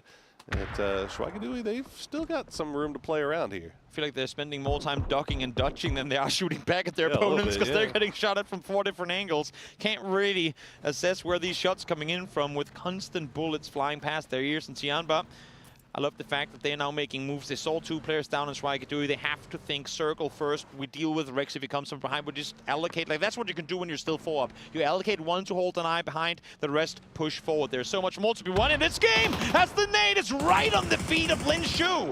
Oh, that's huge for them. That opens up a little bit of a doorway here for Tiantian to try to make his way up there and see if he can take out somebody else, but Nan is going to steal the kill away. That is huge for SGD as they are trying to claw their way out of 15th place. All their points are getting stolen away. Wow, Jianchan knocks his former teammate, and then Nan steals his former teammate's knock away from his other former teammate. That's hate to see it. That's a Chinese sandwich of former Tianpa members that just had to go that way. Rex makes a run for it, but I'm sorry, mate, your days are counted. Down goes Gen G. Give a 7-piece for Tiamba here. Hey, maybe all it took was that one big 15-kill win to right the ship. We'll see. True. But they come in tomorrow, but they're going to be starting off again at 0 points. So they got to do it 2 days in a row. We'll Correct. see what happens. Been left behind with Fex and Jeems still further forward, and you can see Sonics again. I mean, they're playing the same game as Tiamba was just before. Yes, we want to deal with the solo, but we also have to play the circle. We're moving in on the edge. We're leaving Correction with no chances of getting any one of us down. Yeah, got to go. You're still 3 up. 6 kills go a long way to securing your spot into tomorrow. But I'd like to get a few more just to be sure. And especially, I mean, you got New Happy with 3 up, and SGD, they're still kicking. Yeah, kicking at least for a little while longer. They're, again, I mean, open to a lot of angles, but they've been able to mitigate quite a few of them. My eyes are really on New Happy here. They have to move with the next circle shift, but how much can you make happen before that has to happen? Tanwu, in the meantime, solo player in the fields down low, has Delwyn and Duckjuice up towards the northeast, but they haven't been able to regroup on the southern side. So he's just sat here on his own, effectively with open lines of sight on everyone else as they come into the circle. Well, he was just taking shots at Shen, so he's already secured a foothold here. Let's see if Delwyn and Duckjuice will come and join him eventually now that the circle has pulled away from the Falcons compound, but they have their eyes firmly set on FaZe. We'll see where they decide to go, but yeah, you got a lot of action here on this western edge that's going to have to pick up here very shortly. Sonic's starting to make their way into New Happy. The bottleneck has only been slimming with these shifts continuing to go towards the east, and now Sonic's New Happy, Tianba, and potentially Schweigedui as well are going to be brawling it out on that western side for a spot inside this 6th circle. Yes, they do. They desperately do, but Tig with the double headshot connected early on. This could not go any worse for New Happy. Absolutely nasty shot from Tig there, but the skill will get stolen away. Doesn't really matter here for Sonics. It really is just more of a two-man squad here for New Happy. They've got to try to find something. Meanwhile, Schweigedui, they've got Tiamba creeping down on them. They're going to go out in 9th place, so their miracle run will have to wait till next game. And this is dangerous for New Happy. The fact that that fight comes to an end as fast as it does allows for Tiamba now to push up towards the north to continue the sandwich of New Happy. AC falls, FaZe fall in the end there as well, and there goes New Happy too. 8 points and 16th place is where they're going to be sat coming into the final game.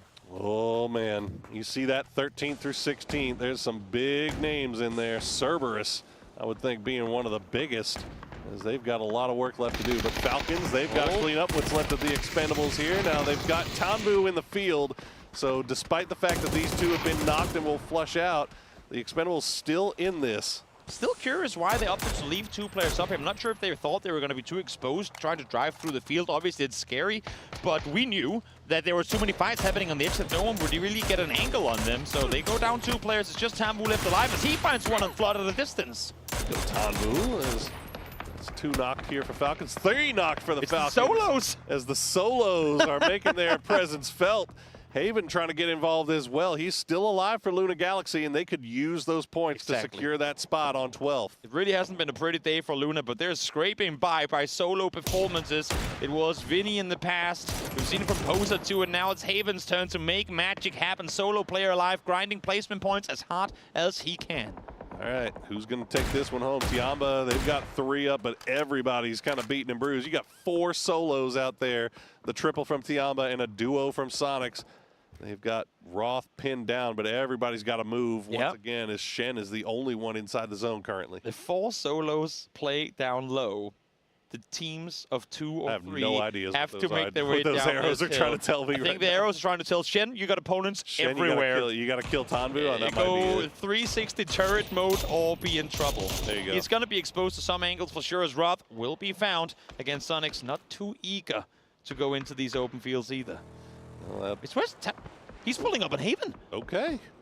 Does he know that Haven is there? Yeah. You know what? He has to. Yeah, and they know that Luna is in the bottom of the leaderboard too. That nade! Oh, not close enough. Just a little bit short. Gonna go, oh, he's got the deployable cover. But he's grinding a lot of blue with it. He sure is, but he's staying alive, and that's really what matters here, is Tanvu will continue to throw utility back behind him. I like this idea because not only does he, of course, try to take out Haven and get another placement point by himself, but he also isolates himself from the fight happening on the north. He could easily be a target because of it. Now H-Twin falling, will fall to blue as well. Tanvu, these smokes are going to fade in a second. Tick, going to deny the points here too. Not want to give anything over, I suppose, to Luna because everyone else is in already. Yeah, denying. I think they were basically pinned down by Tiamba and Haven. Yeah. He's going to spot out. Sees him. The spray comes through. Big damage comes through, and it's not going to be enough. Tanvu has that deployable shield to stay alive. The woo from the crowd. Oh, the crowd. The player up on the hill. He comes in as Tanvu. As you said, I mean, the combo of the car and the deployable just too hard to hit. Man, this has been a wacky game number 5. I can only imagine what game number 6 has in store for us as we see yet another 13-kill performance from Tiamba. Can they make it another 15-kill performance? That's what the win they got on Tego. Yep. Could they double up? From not even being able to make it out of bottom 4 on day 1 of the tournament to now playing with flying colors. Tiamba making it look easy, and this was not an easy run into the circle for them from being up on the roadside, having to fend off against both MG, to then brawl it in, but Tanvu got more in the tank. 1v1v1 for the win here. Let's go, baby. Tiamba now all of a sudden just down to Pow Pow. Tanvu has that low side. He's engaged in the 1v1. That's going to open up a little bit of room here for Shen to leave that compound that he was at and try to sneak up behind Pow Pow while he's not looking. 9 bandages, doesn't opt to go for his med kit, which he has 1 of 2, but no helmet. Within this range, 1 shot to the dome and you're down. Shen, in the meantime, full level 3 gear, got plenty of util to work with too. I feel like you've got to put the odds in his favor here, especially considering the fact that he doesn't really have to engage in anything before this fight between these two is done. Well, the only thing that we can say is Pow Pow is the only one in the zone right now. When is the last time we've had 3 solos play for the win? It's been a long time. But and in an open circle like this, too? Yeah. Hey, Shen's the only one with util. Yeah. And he's got a vehicle as well, so he's going to try to get in there and get a better position as Tanvu will spot out Pow Pow, and now it's just a 1v1. Oh! And Shen wastes no time securing the victory for Weibo. From frustration in the early game at the loss of Spaceman in a loss they should have never had, turning it around and coming out victorious here in match number 5 of Circuit 2's Day 1. Weibo Gaming come away with a weird win in the end of this one. They don't get much weirder than that. I mean, you saw it's been forever since we've had 3 solos scrapping it out for the win, but Tiamba has to be sitting there wondering, I mean, what happened there? We had 3v1v1v1, and all of a sudden, all of it was down to pow-pow. Halfway through the day, all these 3 teams were still down the bottom of the leaderboard, but they've all climbed their way towards the top, and now with 3 solos representing, they made a great showing here in the second to final match of the day. Yeah, all it takes is that one big game to get the snowball rolling, and apparently this snowball is rolling quite well for these lands. Meanwhile, we've got the other side of the leaderboard to keep an eye on as Luna Galaxy is barely holding on to that 12th place spot. 1 game remaining to decide who will be going on to day 2 of Series 2.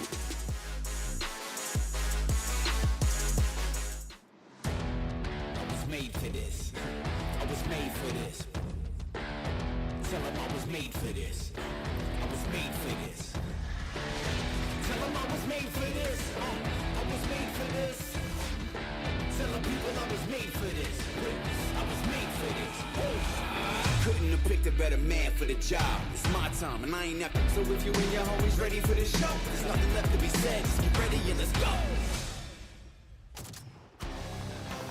Lessons were learned on day 1 of Circuit 1 last week, because for another match, a team that just barely made the cutoff last week comes through and does it when it matters most. Weibo gets that win, and they did it in a fascinating way where it ended up in a 1v1v1, and I didn't think that Shen was going to win that for a while there, Martin, but he sure pulled it out. Yeah, it's a classic for him, right? These clutch moments, we've seen it done it before. Remember back to PGC 2022 in Dubai, and right, this guy just has this amazing gift and fracking power, and he pulls it off here. I'm just sad that Kalaris has it on his fantasy team.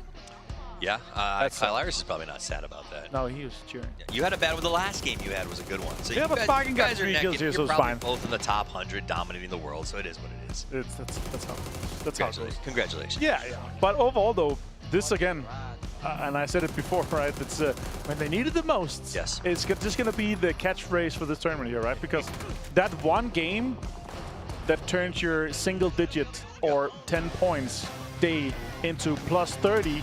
That makes you go into the next circuit day is literally just what it is, right? And it's been crazy that these teams that, you know, some of them that's been knocked out before, some of them that's been in kind of the bottom, those are the teams that are getting it right now. It's, yeah, I think it kind of comes back around to the more games and the more days that you're able to play, that's actually going to have a huge impact. Once we get to the grand finals, potentially you could have played up towards 9 days. Yeah. That's a huge amount of preparation going into a 3-day final. I mean, it's been a long time that we've been playing this, and there's been this constant conversation where there have been plenty of formats where we say, hey, man, it's a benefit to get past and not to go to work, right? Like, and in normal life, sure, having a day off is wonderful, not having to go into work, but for these guys, going into work is something to look forward to. That's what makes them sharper for the next stage. So I do think a lot of these teams who are spending so much time playing are going to excel here, and it has been proven by the play here today. Now, end of that match, we saw a couple other things. We saw Expendables go in very deep. Tiamba had, I think, an advantage there with 3 up. I don't really... What happened? I mean, I feel like that 3-1-1 should have really gone Tiamba's way. Yeah, I mean, it's just when everyone else realizes that if we don't kill Tiamba, they're going to win. And that's really what it comes down to, right? Like, you have to band together to maximize your points, and then it becomes like these 2 positions that shouldn't be aiming, everyone shouldn't be focused on you at the same time. Then it's like it's everyone against you, and then you have to kind of get through that, and it just doesn't happen. The enemy of my enemy is truly my friend. That is exactly what it was. But 13 kills for Tiamba still puts them in overall most points for this game here for the 5th match. The penultimate game. Penultimate match. And they get some good points. Weibo's going to get 7, and that's going to actually probably guarantee that they advance until tomorrow. Expendables also going to have a great game there. And then the Sonics, despite losing Shrimsy early, which hurts my heart, walks away with 9 kills and should be pretty comfortable advancing to tomorrow off the back of that. Yeah, for sure. I'm not too worried about the Sonics at this point here. Well, I'm not worried about them here. I'm more worried about the long game. No, that we're coming back. Like, they're getting another day to play. But PGCs traditionally. Ah, yes, the curse breakers. Yeah, not great. But, you know, we'll see. If they got that EWC in their pocket, we'll see what happens as we move forward here. Big game, though. Again, congratulations to Tiamba coming out with that victory. I think much needed in sort of momentum pushing them. I mean, not victory, getting the most points out of this game, I think, ultimately. That momentum can continue to push them forward. Weibo also going to have another one. And tomorrow, remember, the teams, 4 of the bottom teams are going to get eliminated here, and we bring in the next 4 qualifiers tomorrow, and the game will continue to push forward. But no points for PGC's Grand Finals will be accrued until the 3rd day of the circuit. So even if you have a bad day here and you just barely eke it through, doesn't mean it's over for you. Let's look at those stats from the winning team. Shen, you talked about him, Martin. He has such clutch potential, and I'm sure having full tier 3s going into that fight gave him a little extra clutch confidence. Yeah, and 8x as well, like he's banging out. But that was a case of when the car started driving and they didn't focus on him. It's like, okay, he's got it. He's putting himself into the best spot possible. 3 gear, 8x. There's no way he's losing that. And he's just slamming them. So good to see here for Weibo that they're able to do that. And for Shen to get an MVP here, that's huge. 5 kills, almost 500 damage. Yeah, so good for him. He's going to walk away with that MVP, and I think he nailed it on the head. He's pushing in with that car, and I don't think either of them really wanted to be the one to go ahead and give away position and be the engager, and that allowed him to take the win. Well done there, and like I said, they worked together to stop Tiamba from taking the victory. Ultimately, he was set up, he had what he needed, he had his gear healthy, and that's how you get those wins, right? It's about, I think my favorite Fuzzface quote of all time is that the best players, the best teams win when they're not supposed to win. Yeah. And that's what makes a great team. Let's take a look at the match leaderboard, as Tiamba will be up in first place because of the fact that they got so many gosh darn kills in that match. And it does just be like that sometimes. Expendable Sonics, Falcons, 17. A lot of our teams that we saw on the bottom continuing to show up here at the top of these boards. Yeah, it's rare you hear something coherent from Fuzz, but yeah, that's definitely true for this. But also our overall leaderboard, that actually puts a tie on TSM and Tiamba. Yeah, that's really good for them. Weibo jumping into 3rd with that game again. Huge. It is really close in our central game, like in our mid-pack, right? 23 points all the way up to 37. It's only 13 points difference, but it's a huge gap. But our bottom is kind of trying to, or well, starting to solidify them a little bit.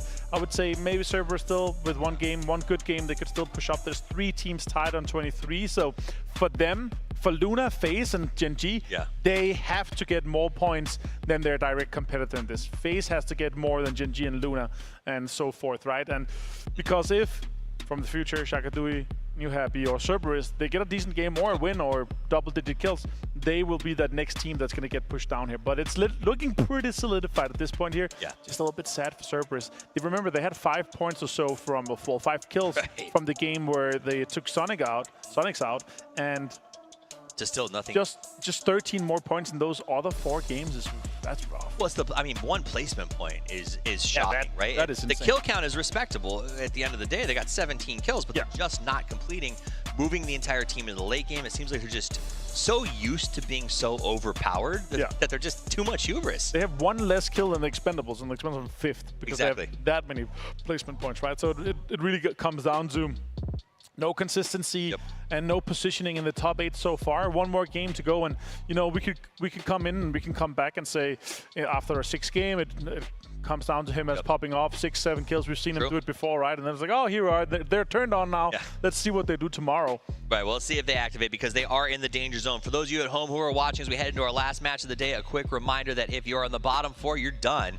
First circuit 2, you got to sit and watch while everybody else goes. 2 more days earns to watch. 2 days to watch while everyone else tries to earn points to the grand final. And for Cerberus, that would mean in 6 days of play, they would have played only 2. Exactly. That is insane. And they're a team that warms up, right? So they're a team that needs to have those reps in on them. Now, I will remind everybody there, Luna Galaxy, FaZe Clan, and Gen G are all sitting at 23 points, so they will be competing with each other to not be last, because you have to assume if you're one of those 3 teams, Cerberus could have a pop-off. You never write them off for those 3 higher-up teams. So if you're those 3 teams, is there anything specific or special that you do to make sure that the other 2 don't pass you? It seems risky. No, this is insane kill-free tracking that needs to happen, right? Yeah. They need to make sure that they are super aware of where every single team of them, like their direct competitor, are, to make sure that they can either third-party them or count to see how many more points they do so they can maximize towards the end. All right, you got to maximize, because we're coming to the end not only of that game, but of the day. Day 1 here on Circuit 2. It's time to find out. Last match of the day. Let's head over in just a second to our casting duo. It's going to be Porosaurus and Toby taking us home.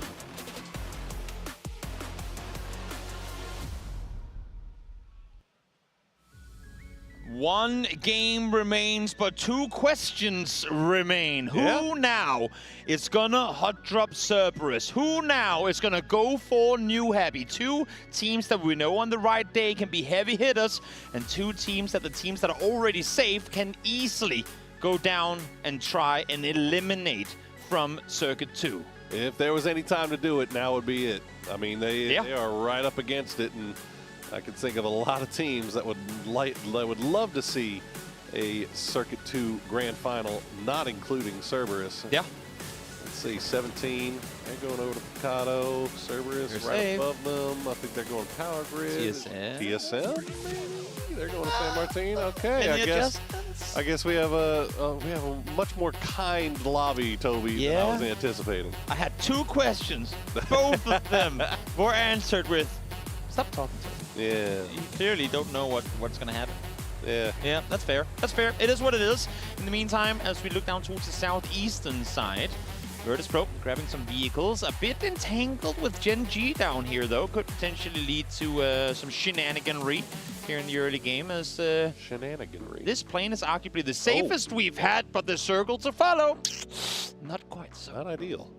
Not ideal. Well, Ibby is very much separated from the rest of the boys, but it looks like Gen G, they're mostly concerned with getting into vehicles and getting on the move and finding themselves a spot to play in this southern zone. And there is a lot of spots to play inside that southern zone currently. Looking towards the east side where Gen G currently is. I always like to think of that as one of the biggest funnels on all of Miramar, because you have the water out towards the east, you have Los Leones to the west, two areas you don't really want to go through unless it falls to. And with how many teams are currently set towards obviously the north of Los Leones, but also to the east of, look for that area down there. The likes of VP could set up shop right on where Gen G currently find themselves and just wait for teams to come towards him and try and shut them all down on approach. And on the other hand, you got Gen G is definitely one of those teams. I mean, we got a three-way tie for the cut line at the moment with close. 3 teams at 23. Cerberus obviously the highest with 13. They're 5 points out of this, but they have obviously not been having a fantastic day so far today. I'm going to throw you a curveball. Okay. Right here, right now, instant answer. You ready? Yeah. Who wins in 13th? Yeah. Who? Wait. You can't just drag it out like that. Who wins in 13th? Go. Who ends in 13th? Go. Gen G. Gen G. I'm calling Luna. Okay.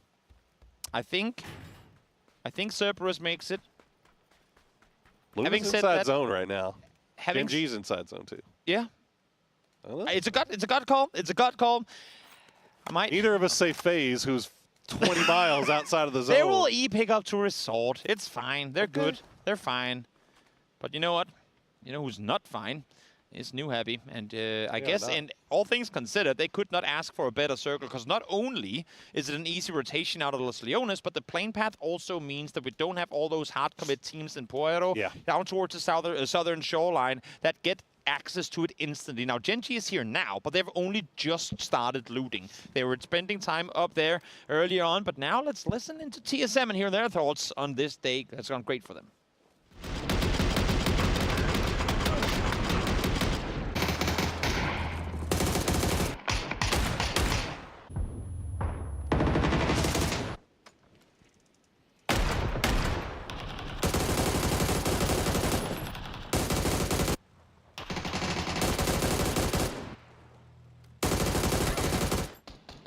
I stand corrected. It was a highlight. In the meantime, what we missed, as we heard the guns ring from TSM, Expendables found themselves VP. So while I thought it was going to be VP to set up camps, it seems like it's gone the other way. And Duck Juice is going to find the first kill of the game. I'm always going to root for the sniper hit. You want to see what it is, I always want to see it. Unfortunately, regardless of what team you support, whenever you see Bolton, then you go hit it. Hit that shot. Hit that shot. I just want to see it come back. Alas, it is too hard to flush your knocks. True. Sniper. So true. That is the primary reason why we don't see it get too much comp love, just in case anybody was wondering. But hope springs eternal, Toby. Yeah, true. That is true.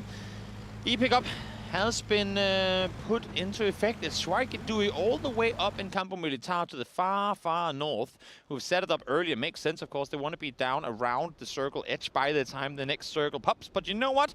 We can talk all day, but let's listen in. Yeah, just watch a highlight from No way. No! And they are fighting for it fiercely.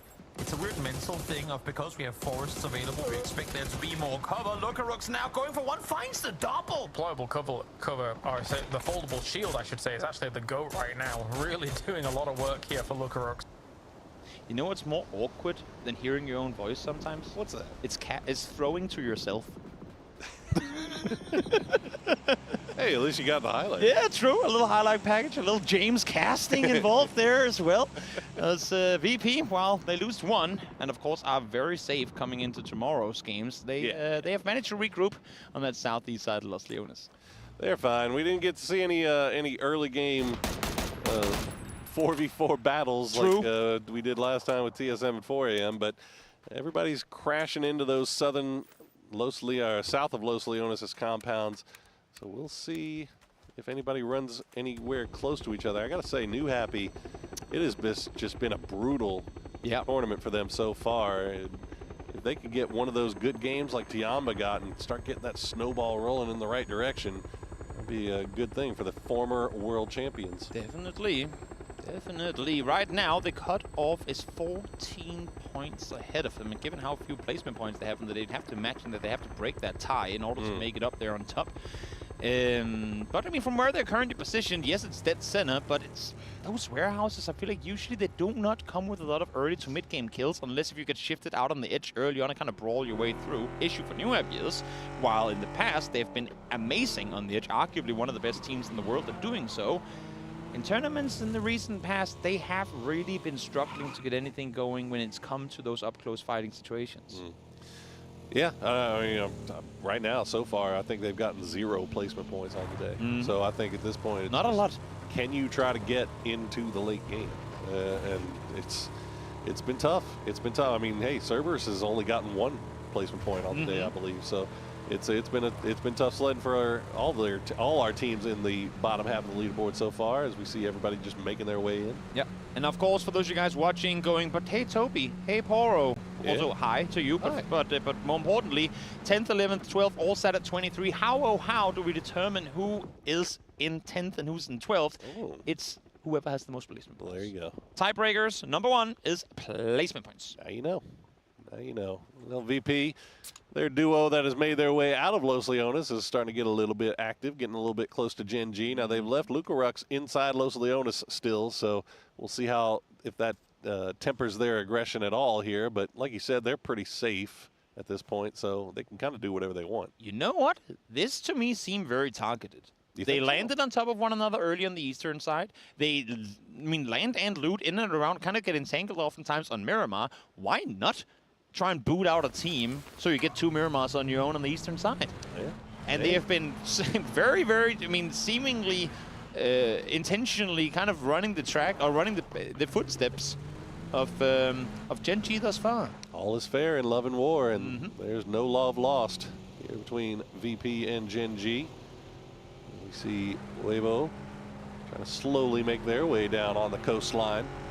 They should have a pretty free passageway into it, as there's pretty much nobody on the coast until you get to Schweigedui, who is taking the E-pickup in to the south side of Resort. Plenty of space. Plenty of space to maneuver. Curious to see if Schweigedui has vehicles to work with, as now Sonics, they heard vehicles from Cerberus early on, I believe, and are now making their way up to try and see if they can get some points off of it. They are very safe, but Cerberus, not quite the case. They're very split. They have nades out now, too. They know exactly where they have them. Yeah, they must have seen them or had some kind of inkling of what was going on here, and the nades are coming out, and they're going to start flying. Hopefully MS is on the move. He's going to get knocked pretty low, but not enough to get him down just yet as the utility continues to fly in. Yeah, and we talked about targeted efforts, targeted fights. I feel like Sonics is very well aware that this is Cerberus maneuvering in from the western side. Issue is Sonics, while they're safe in making it through to tomorrow, for this game, if they want to come out victorious, they have FaZe up north. They'll hear these shots sooner rather than later. They could potentially look to go down and get a peek in this direction too. That was actually excellent work by Sololzi there. Oh, yes. From range, just taking a few shots over in their general direction for Sonics to pull back down. And as a result, Sonics will just get on the move once again. So Mass should be safe, and the rest of Cerberus should be able to get back together, and they have to now find a way. Yep. Make their way inside this next zone. Where are you going to play? Oftentimes we credit people for how good they are at engaging in fights. I oftentimes like to give arguably even more credit for the teams that are good at disengaging, getting out of situations like that. The issue is they're running from one fight straight, potentially into another. They're going straight into the open arms of FaZe, but they're going to catch Gustav in a vehicle. Not sure if he's going to be ready for the fight, but FaZe now has an opportunity to go hunting. They sure do. Well, TSM was making their way through. Okay, now we cut back to that Cerberus versus FaZe. Gustav caught on his own. Corexy gets out of the vehicle. Let's see if he will find a spray down onto somebody. Himas will go the low side. That might have actually saved his life there. Yeah. As the rest of the boys, looks like FaZe still trying to. Oh no, Duckmai getting a little bit close there, but Corexy will just hop on in and get on out. Considering that my quick math gets us at around 200 bullets spent on that rotation, the fact that no one got taken out and almost no one got hit is actually kind of impressive to me. But Cerberus are far from safe. They're going into a second run at FaZe. It just feels like the whole world is against Cerberus right now, as FaZe is kind of chasing them down a little bit as they try to make their way into the western side of Los Leones, but Cerberus does manage to get into some compounds here as we check in with Schweidegui, just trading shots back and forth with From the Future. Both of these teams below the cut line, but they could, I mean, a big 4v4 battle could prove huge. Yep, definitely could. We saw the knock coming in there as well. Hayasaki health's gone down. Jeems now on the run on forward. Do they know?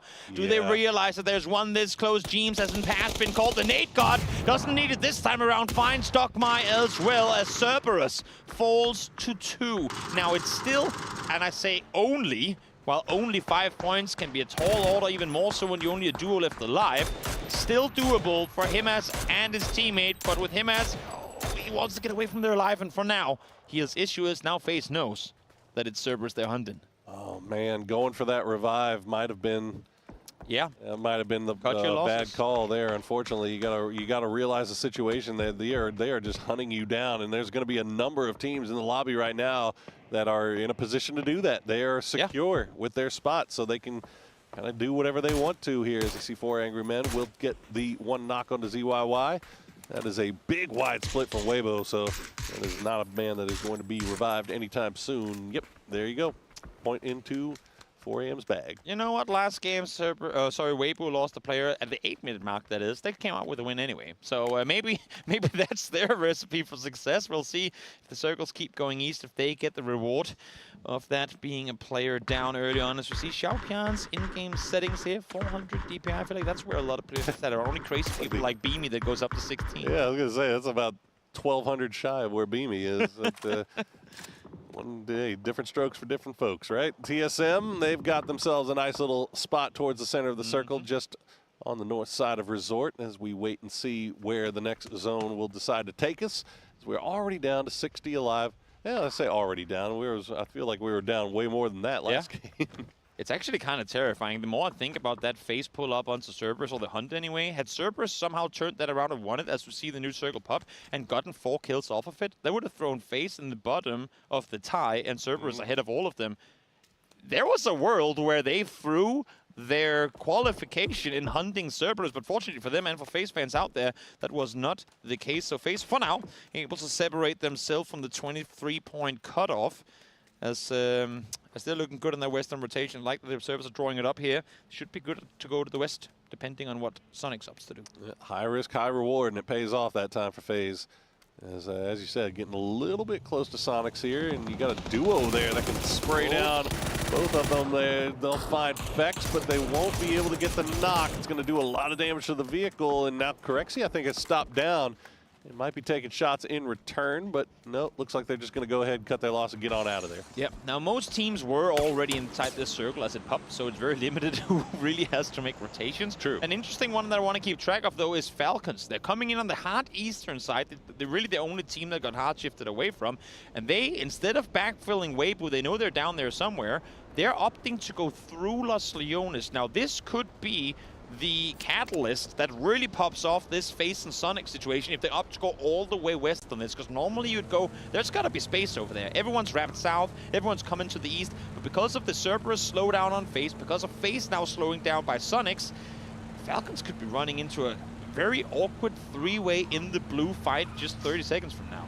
Butterfly flaps its wings in Los Leones, and all of a sudden Falcons are going to find their rotation path that should have been clear, completely occupied here. But that remains to be seen here. It looks like FaZe has gotten on the move once again. Sonic's still taking shots at him, just ahead, and it looks like Falcons might be cutting it a little bit more directly south after getting through the city, so should be safe. They're hitting the shots now. They saw the flare gun weapon come down from the sky. Go, guys, I think there's people down there. Let's just avoid it. It's just they're now going to be running into 17. Of course, in the grand scheme of things, it's not a big deal. Falcons already set up in 5th place. For 17, again, a lot of stars would have to align for them not to qualify at 27, but theoretically they could fall. They definitely can't afford to go out with no kills, no points early on here. That's you want to be safe. That's the one thing they cannot do here is Falcons still try to make their way across this road. And Sonics, now that they don't have to pay attention to FaZe, they can turn their full attention over to Falcons, but it looks like the angles are just not going to be there for them. So good pathway here. Oh, never mind. I speak too soon. Roth going to go down as FaZe getting right into the middle of Tiamba, and they're going to lose Gustav. They're going to lose James. What a spray down from 7. 7 able to get the double on approach too. Very, very good shots coming in. CC finds Vex as well as now. It's just Corexy left alive. The young Finn peeks on over. Doesn't care that Nate's flying towards him. Has to go back to reload though, and it's going to give him enough time. CC falls. Can they get the flush as well again? Crucial points to be found here as Pow Pow comes peeking on over, spots him on the backside and will take him down. So 27 is where FaZe falls. Will that be enough though to make sure that they're out of the bottom 8? Or bottom 4 make that? Jeez, that was about as clutch as you like from Pow Pow, making sure that he goes out there. Tiamba took a lot of damage in return for that, and Sonic's coming over at the perfect time, and they're going to find him as Tiamba will go down, and Sonics will collect those two. Tick able to hit some beef and look shots at the there. zone they get now too for that. Rewarded. As ZB goes for a shot now. They allow the initial player through. Taking shots off a bit too late on that one though, as 4 AM will live to see another team to have to try and drive their way through.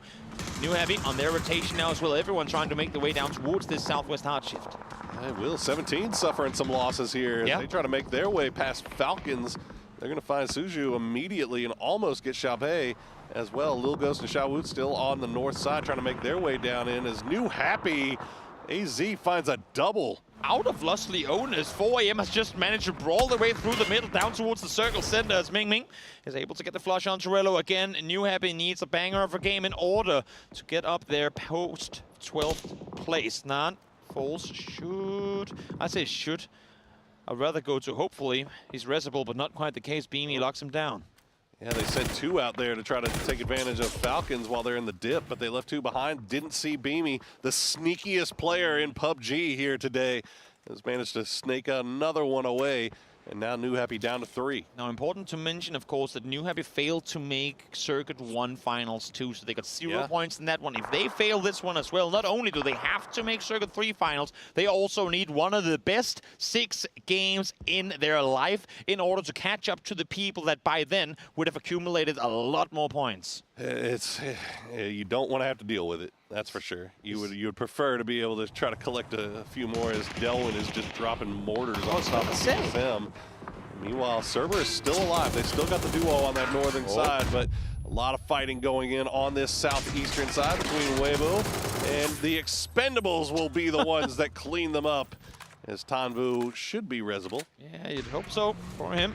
It's only phase, I mean, to say only, it is phase 4, but I think he's got a jammer pack working for him, so we'll see if he gets back on his feet. In the meantime, TSM wanting some points off of that down low, but the issue is they have Gen G towards their north, so they can't really fully commit to look down towards the south side.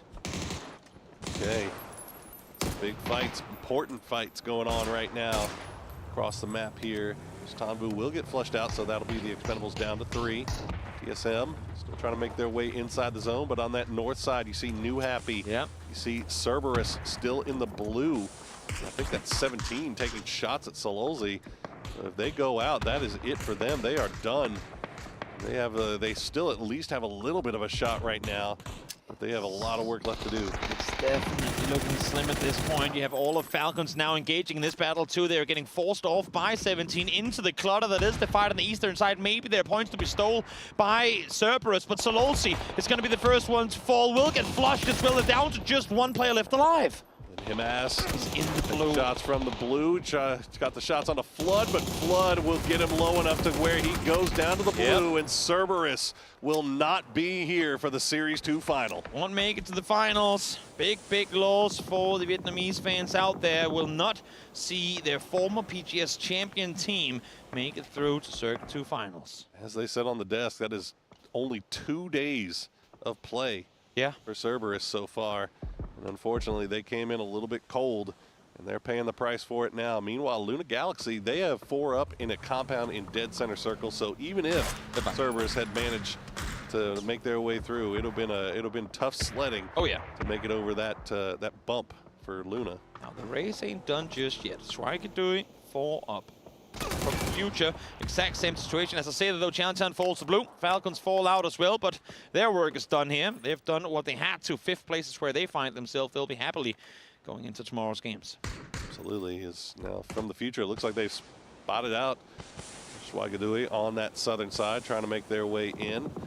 So SGD will have to drop those smokes down and hope that they stay alive long enough for FTF to lose track of them. Oh, they got a vehicle at least. That's something. Worst case scenario too for the for the excitement of this match. The fact that they've got the two teams fighting for qualification, both potentially fighting one another. Not quite the case though. As Schwagadui, as you said, is able to get that vehicle out and rolling out of the warehouse. Get up on the western side of this ridge line. They have space to make it to the west. Issue is that space is open fields, and there ain't a whole lot of space inside the circle that's really playable. Yeah, it isn't. They got, I mean, if nothing else, they got time to stop down and heal up before making their way in. As we see, TSM will go down, but they are very comfortable. Second place finish for them overall here is 4 a.m.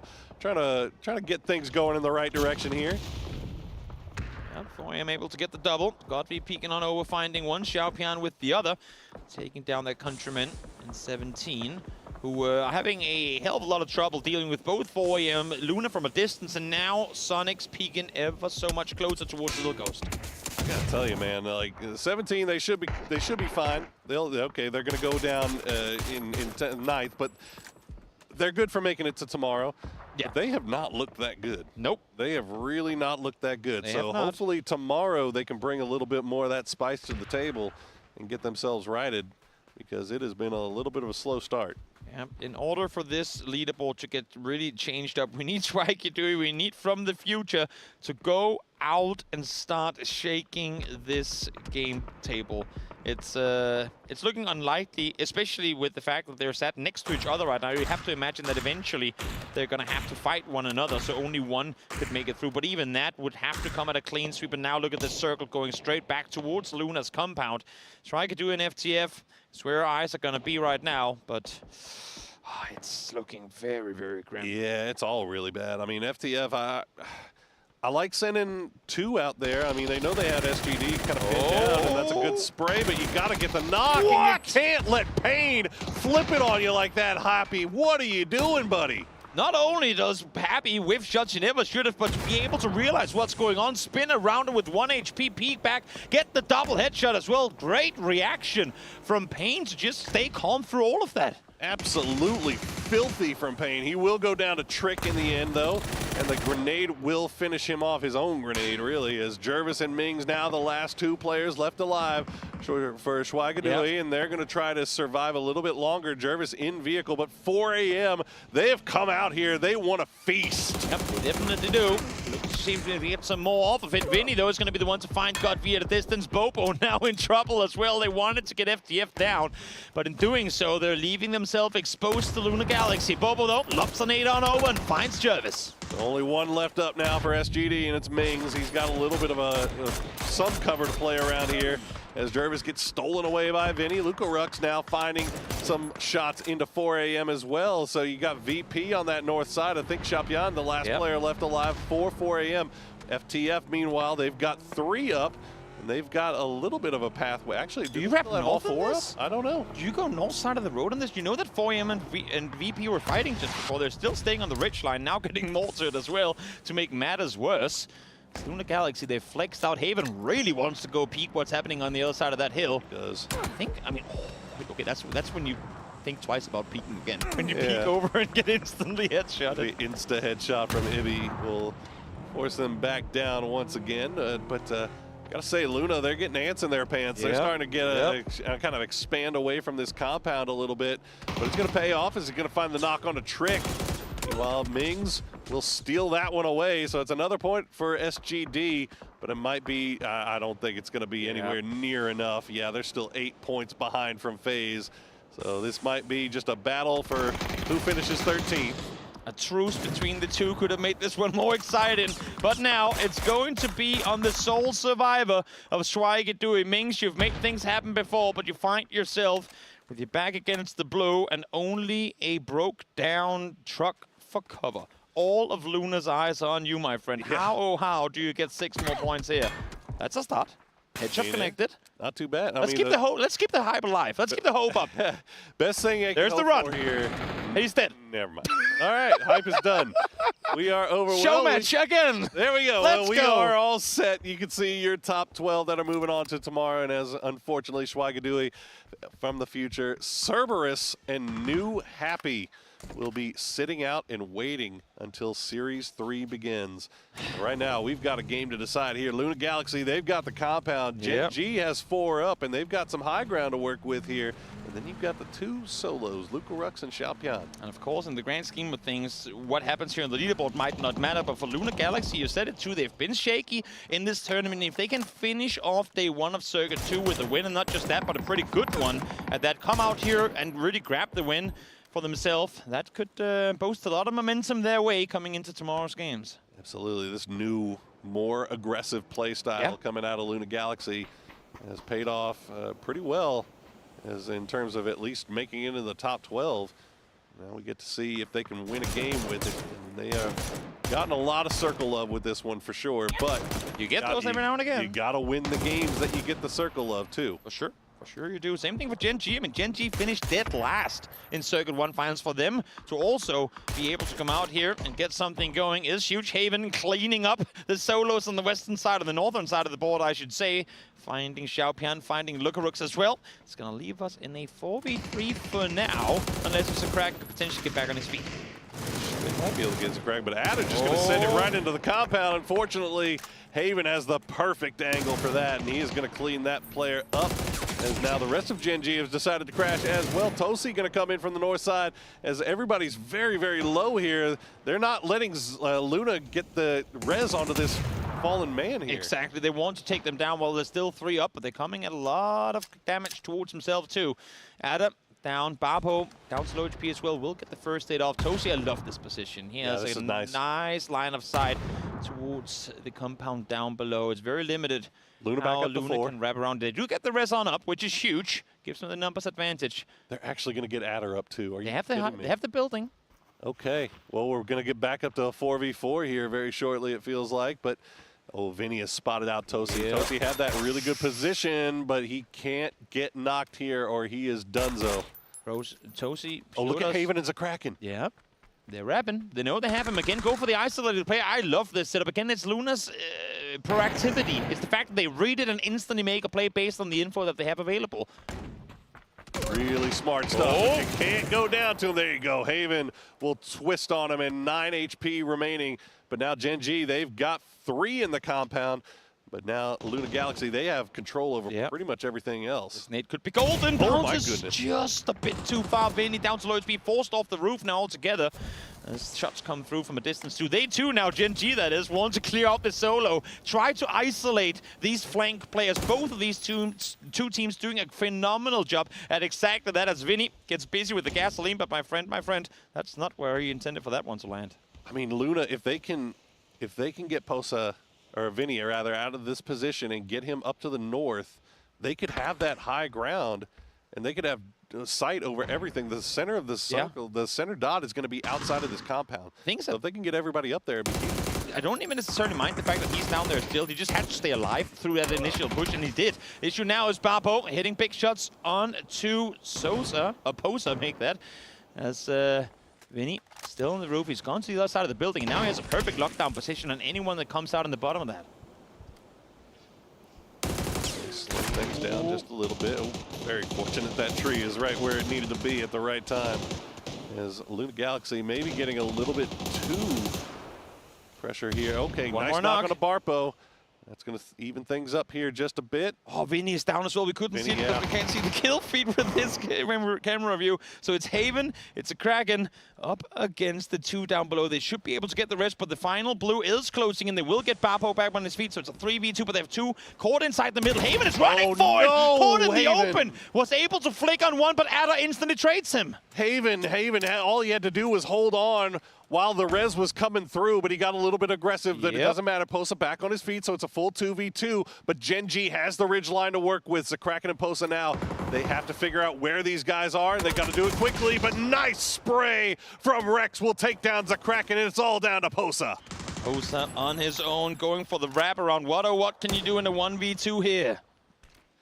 Okay, Adder, the 1v1. No, Posa will win it, and now it's a 1v1. Posa, can he get the reload off in time? Can he figure out where this last player is? Rex, we've seen him pull off some miracle plays so far today, but Posa, he's got some stuff left in his bag as well. No helmet to work with on the side of Posa. Rex down to one helmet, but a 3 Westwood will have to tank those bullets in the chest. Goes for the vault on up to the roof. Ground. What can you see from here? Okay, but Posa has to be able to read this. Is he going to see this flashbang coming through from Rex? He's just going to go for the boost for the time being. Rex is going to see him as he jumps down, so he has an idea where he is. Goes up, goes to the guy on this 3v1. Blue zone. Try to get it. Blue is going to take Rex down to under half HP. Advantage in the side of Posa, but again, not a whole lot to work with. Creeps so much further forward, and Posa will come out victorious in the final match of the day. A nail biter all the way down to the finish between these two teams. That was some high-level stuff right there. Posa just waiting for the perfect opportunity. Unfortunately for Rex, I think he just ate too much damage from that blue zone and just put him behind the 8 ball before he even got in the fight. I love the constant change of positions in this fight too. Great awareness on both teams and isolating solo players, figuring out where is the star, where is the dot, where the game is, and how do we put ourselves in the best position to come out victorious in this game. You know, it felt like Luna had the priority on that, and they knew it. They were playing it so well, but Gen G just getting the huge knocks at the perfect time, and in the end, both of those teams taking it down to a 1v1, absolutely huge. Well, that's going to do it for day number 1, but let's get us set up for day number 2 of Circuit 2.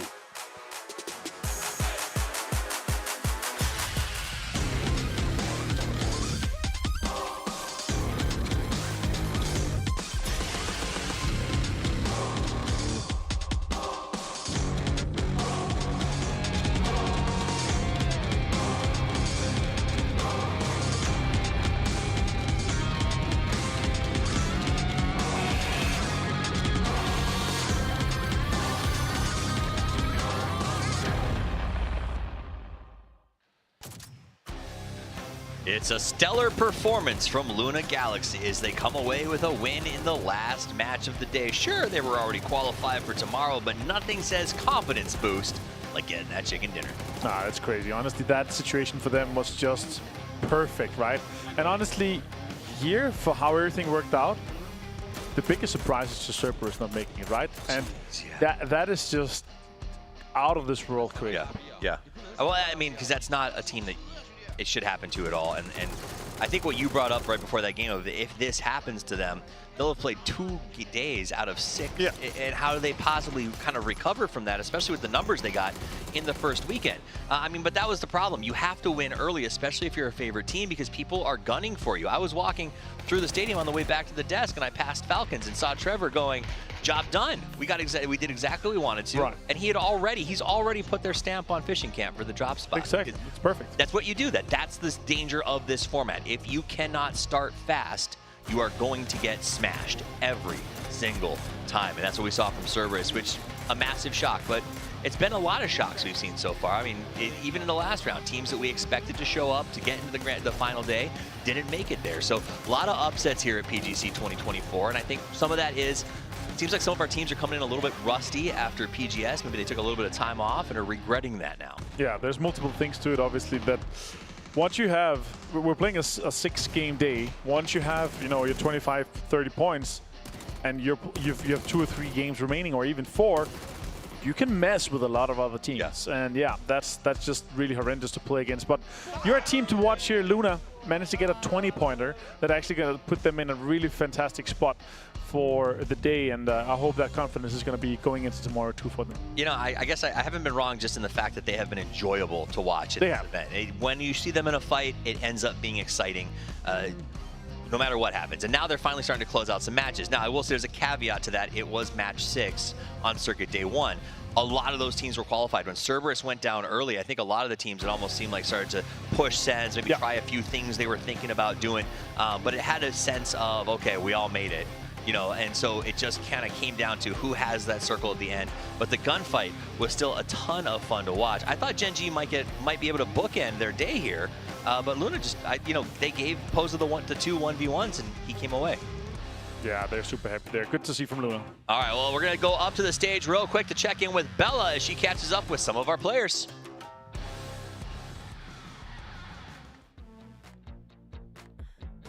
Thank you guys. It's me on the stage for our post-match interviews. And for our first interview, I'll be joined by Weibo Gaming's Shen and our lovely translator, Christian. Hi, guys.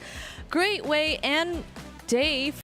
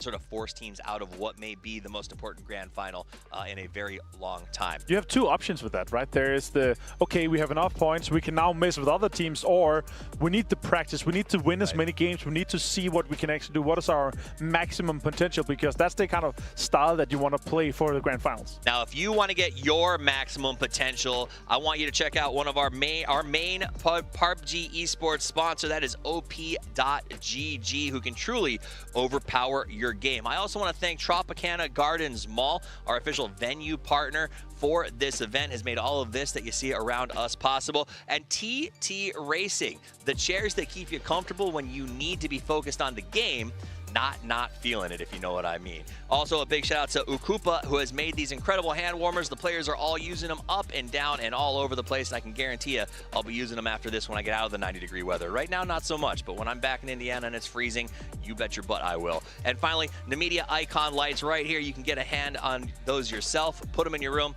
make your game just that much better.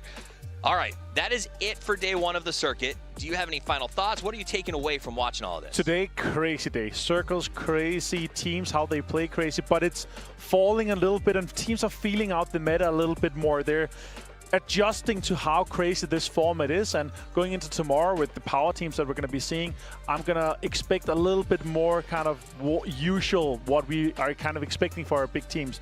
It should fall into a little bit more that what we used to see from our favorites. Absolutely. And some of those teams that are coming in tomorrow looked a little bit rusty in the final. Sure. Do you think that, I mean, and again, today we saw our Sonics struggling. We saw a couple of our 17 struggling. How long, I mean, the time is obviously over in terms of this event, but how long do you think it takes for these guys to shake it off? So again, it really comes down to like your mental state. If you're able to kind of shake those bad games off, right? Because it's more about the reps. Are they able to survive, you know, top 12 every time, and you get more circle finals, then you're going to be fine.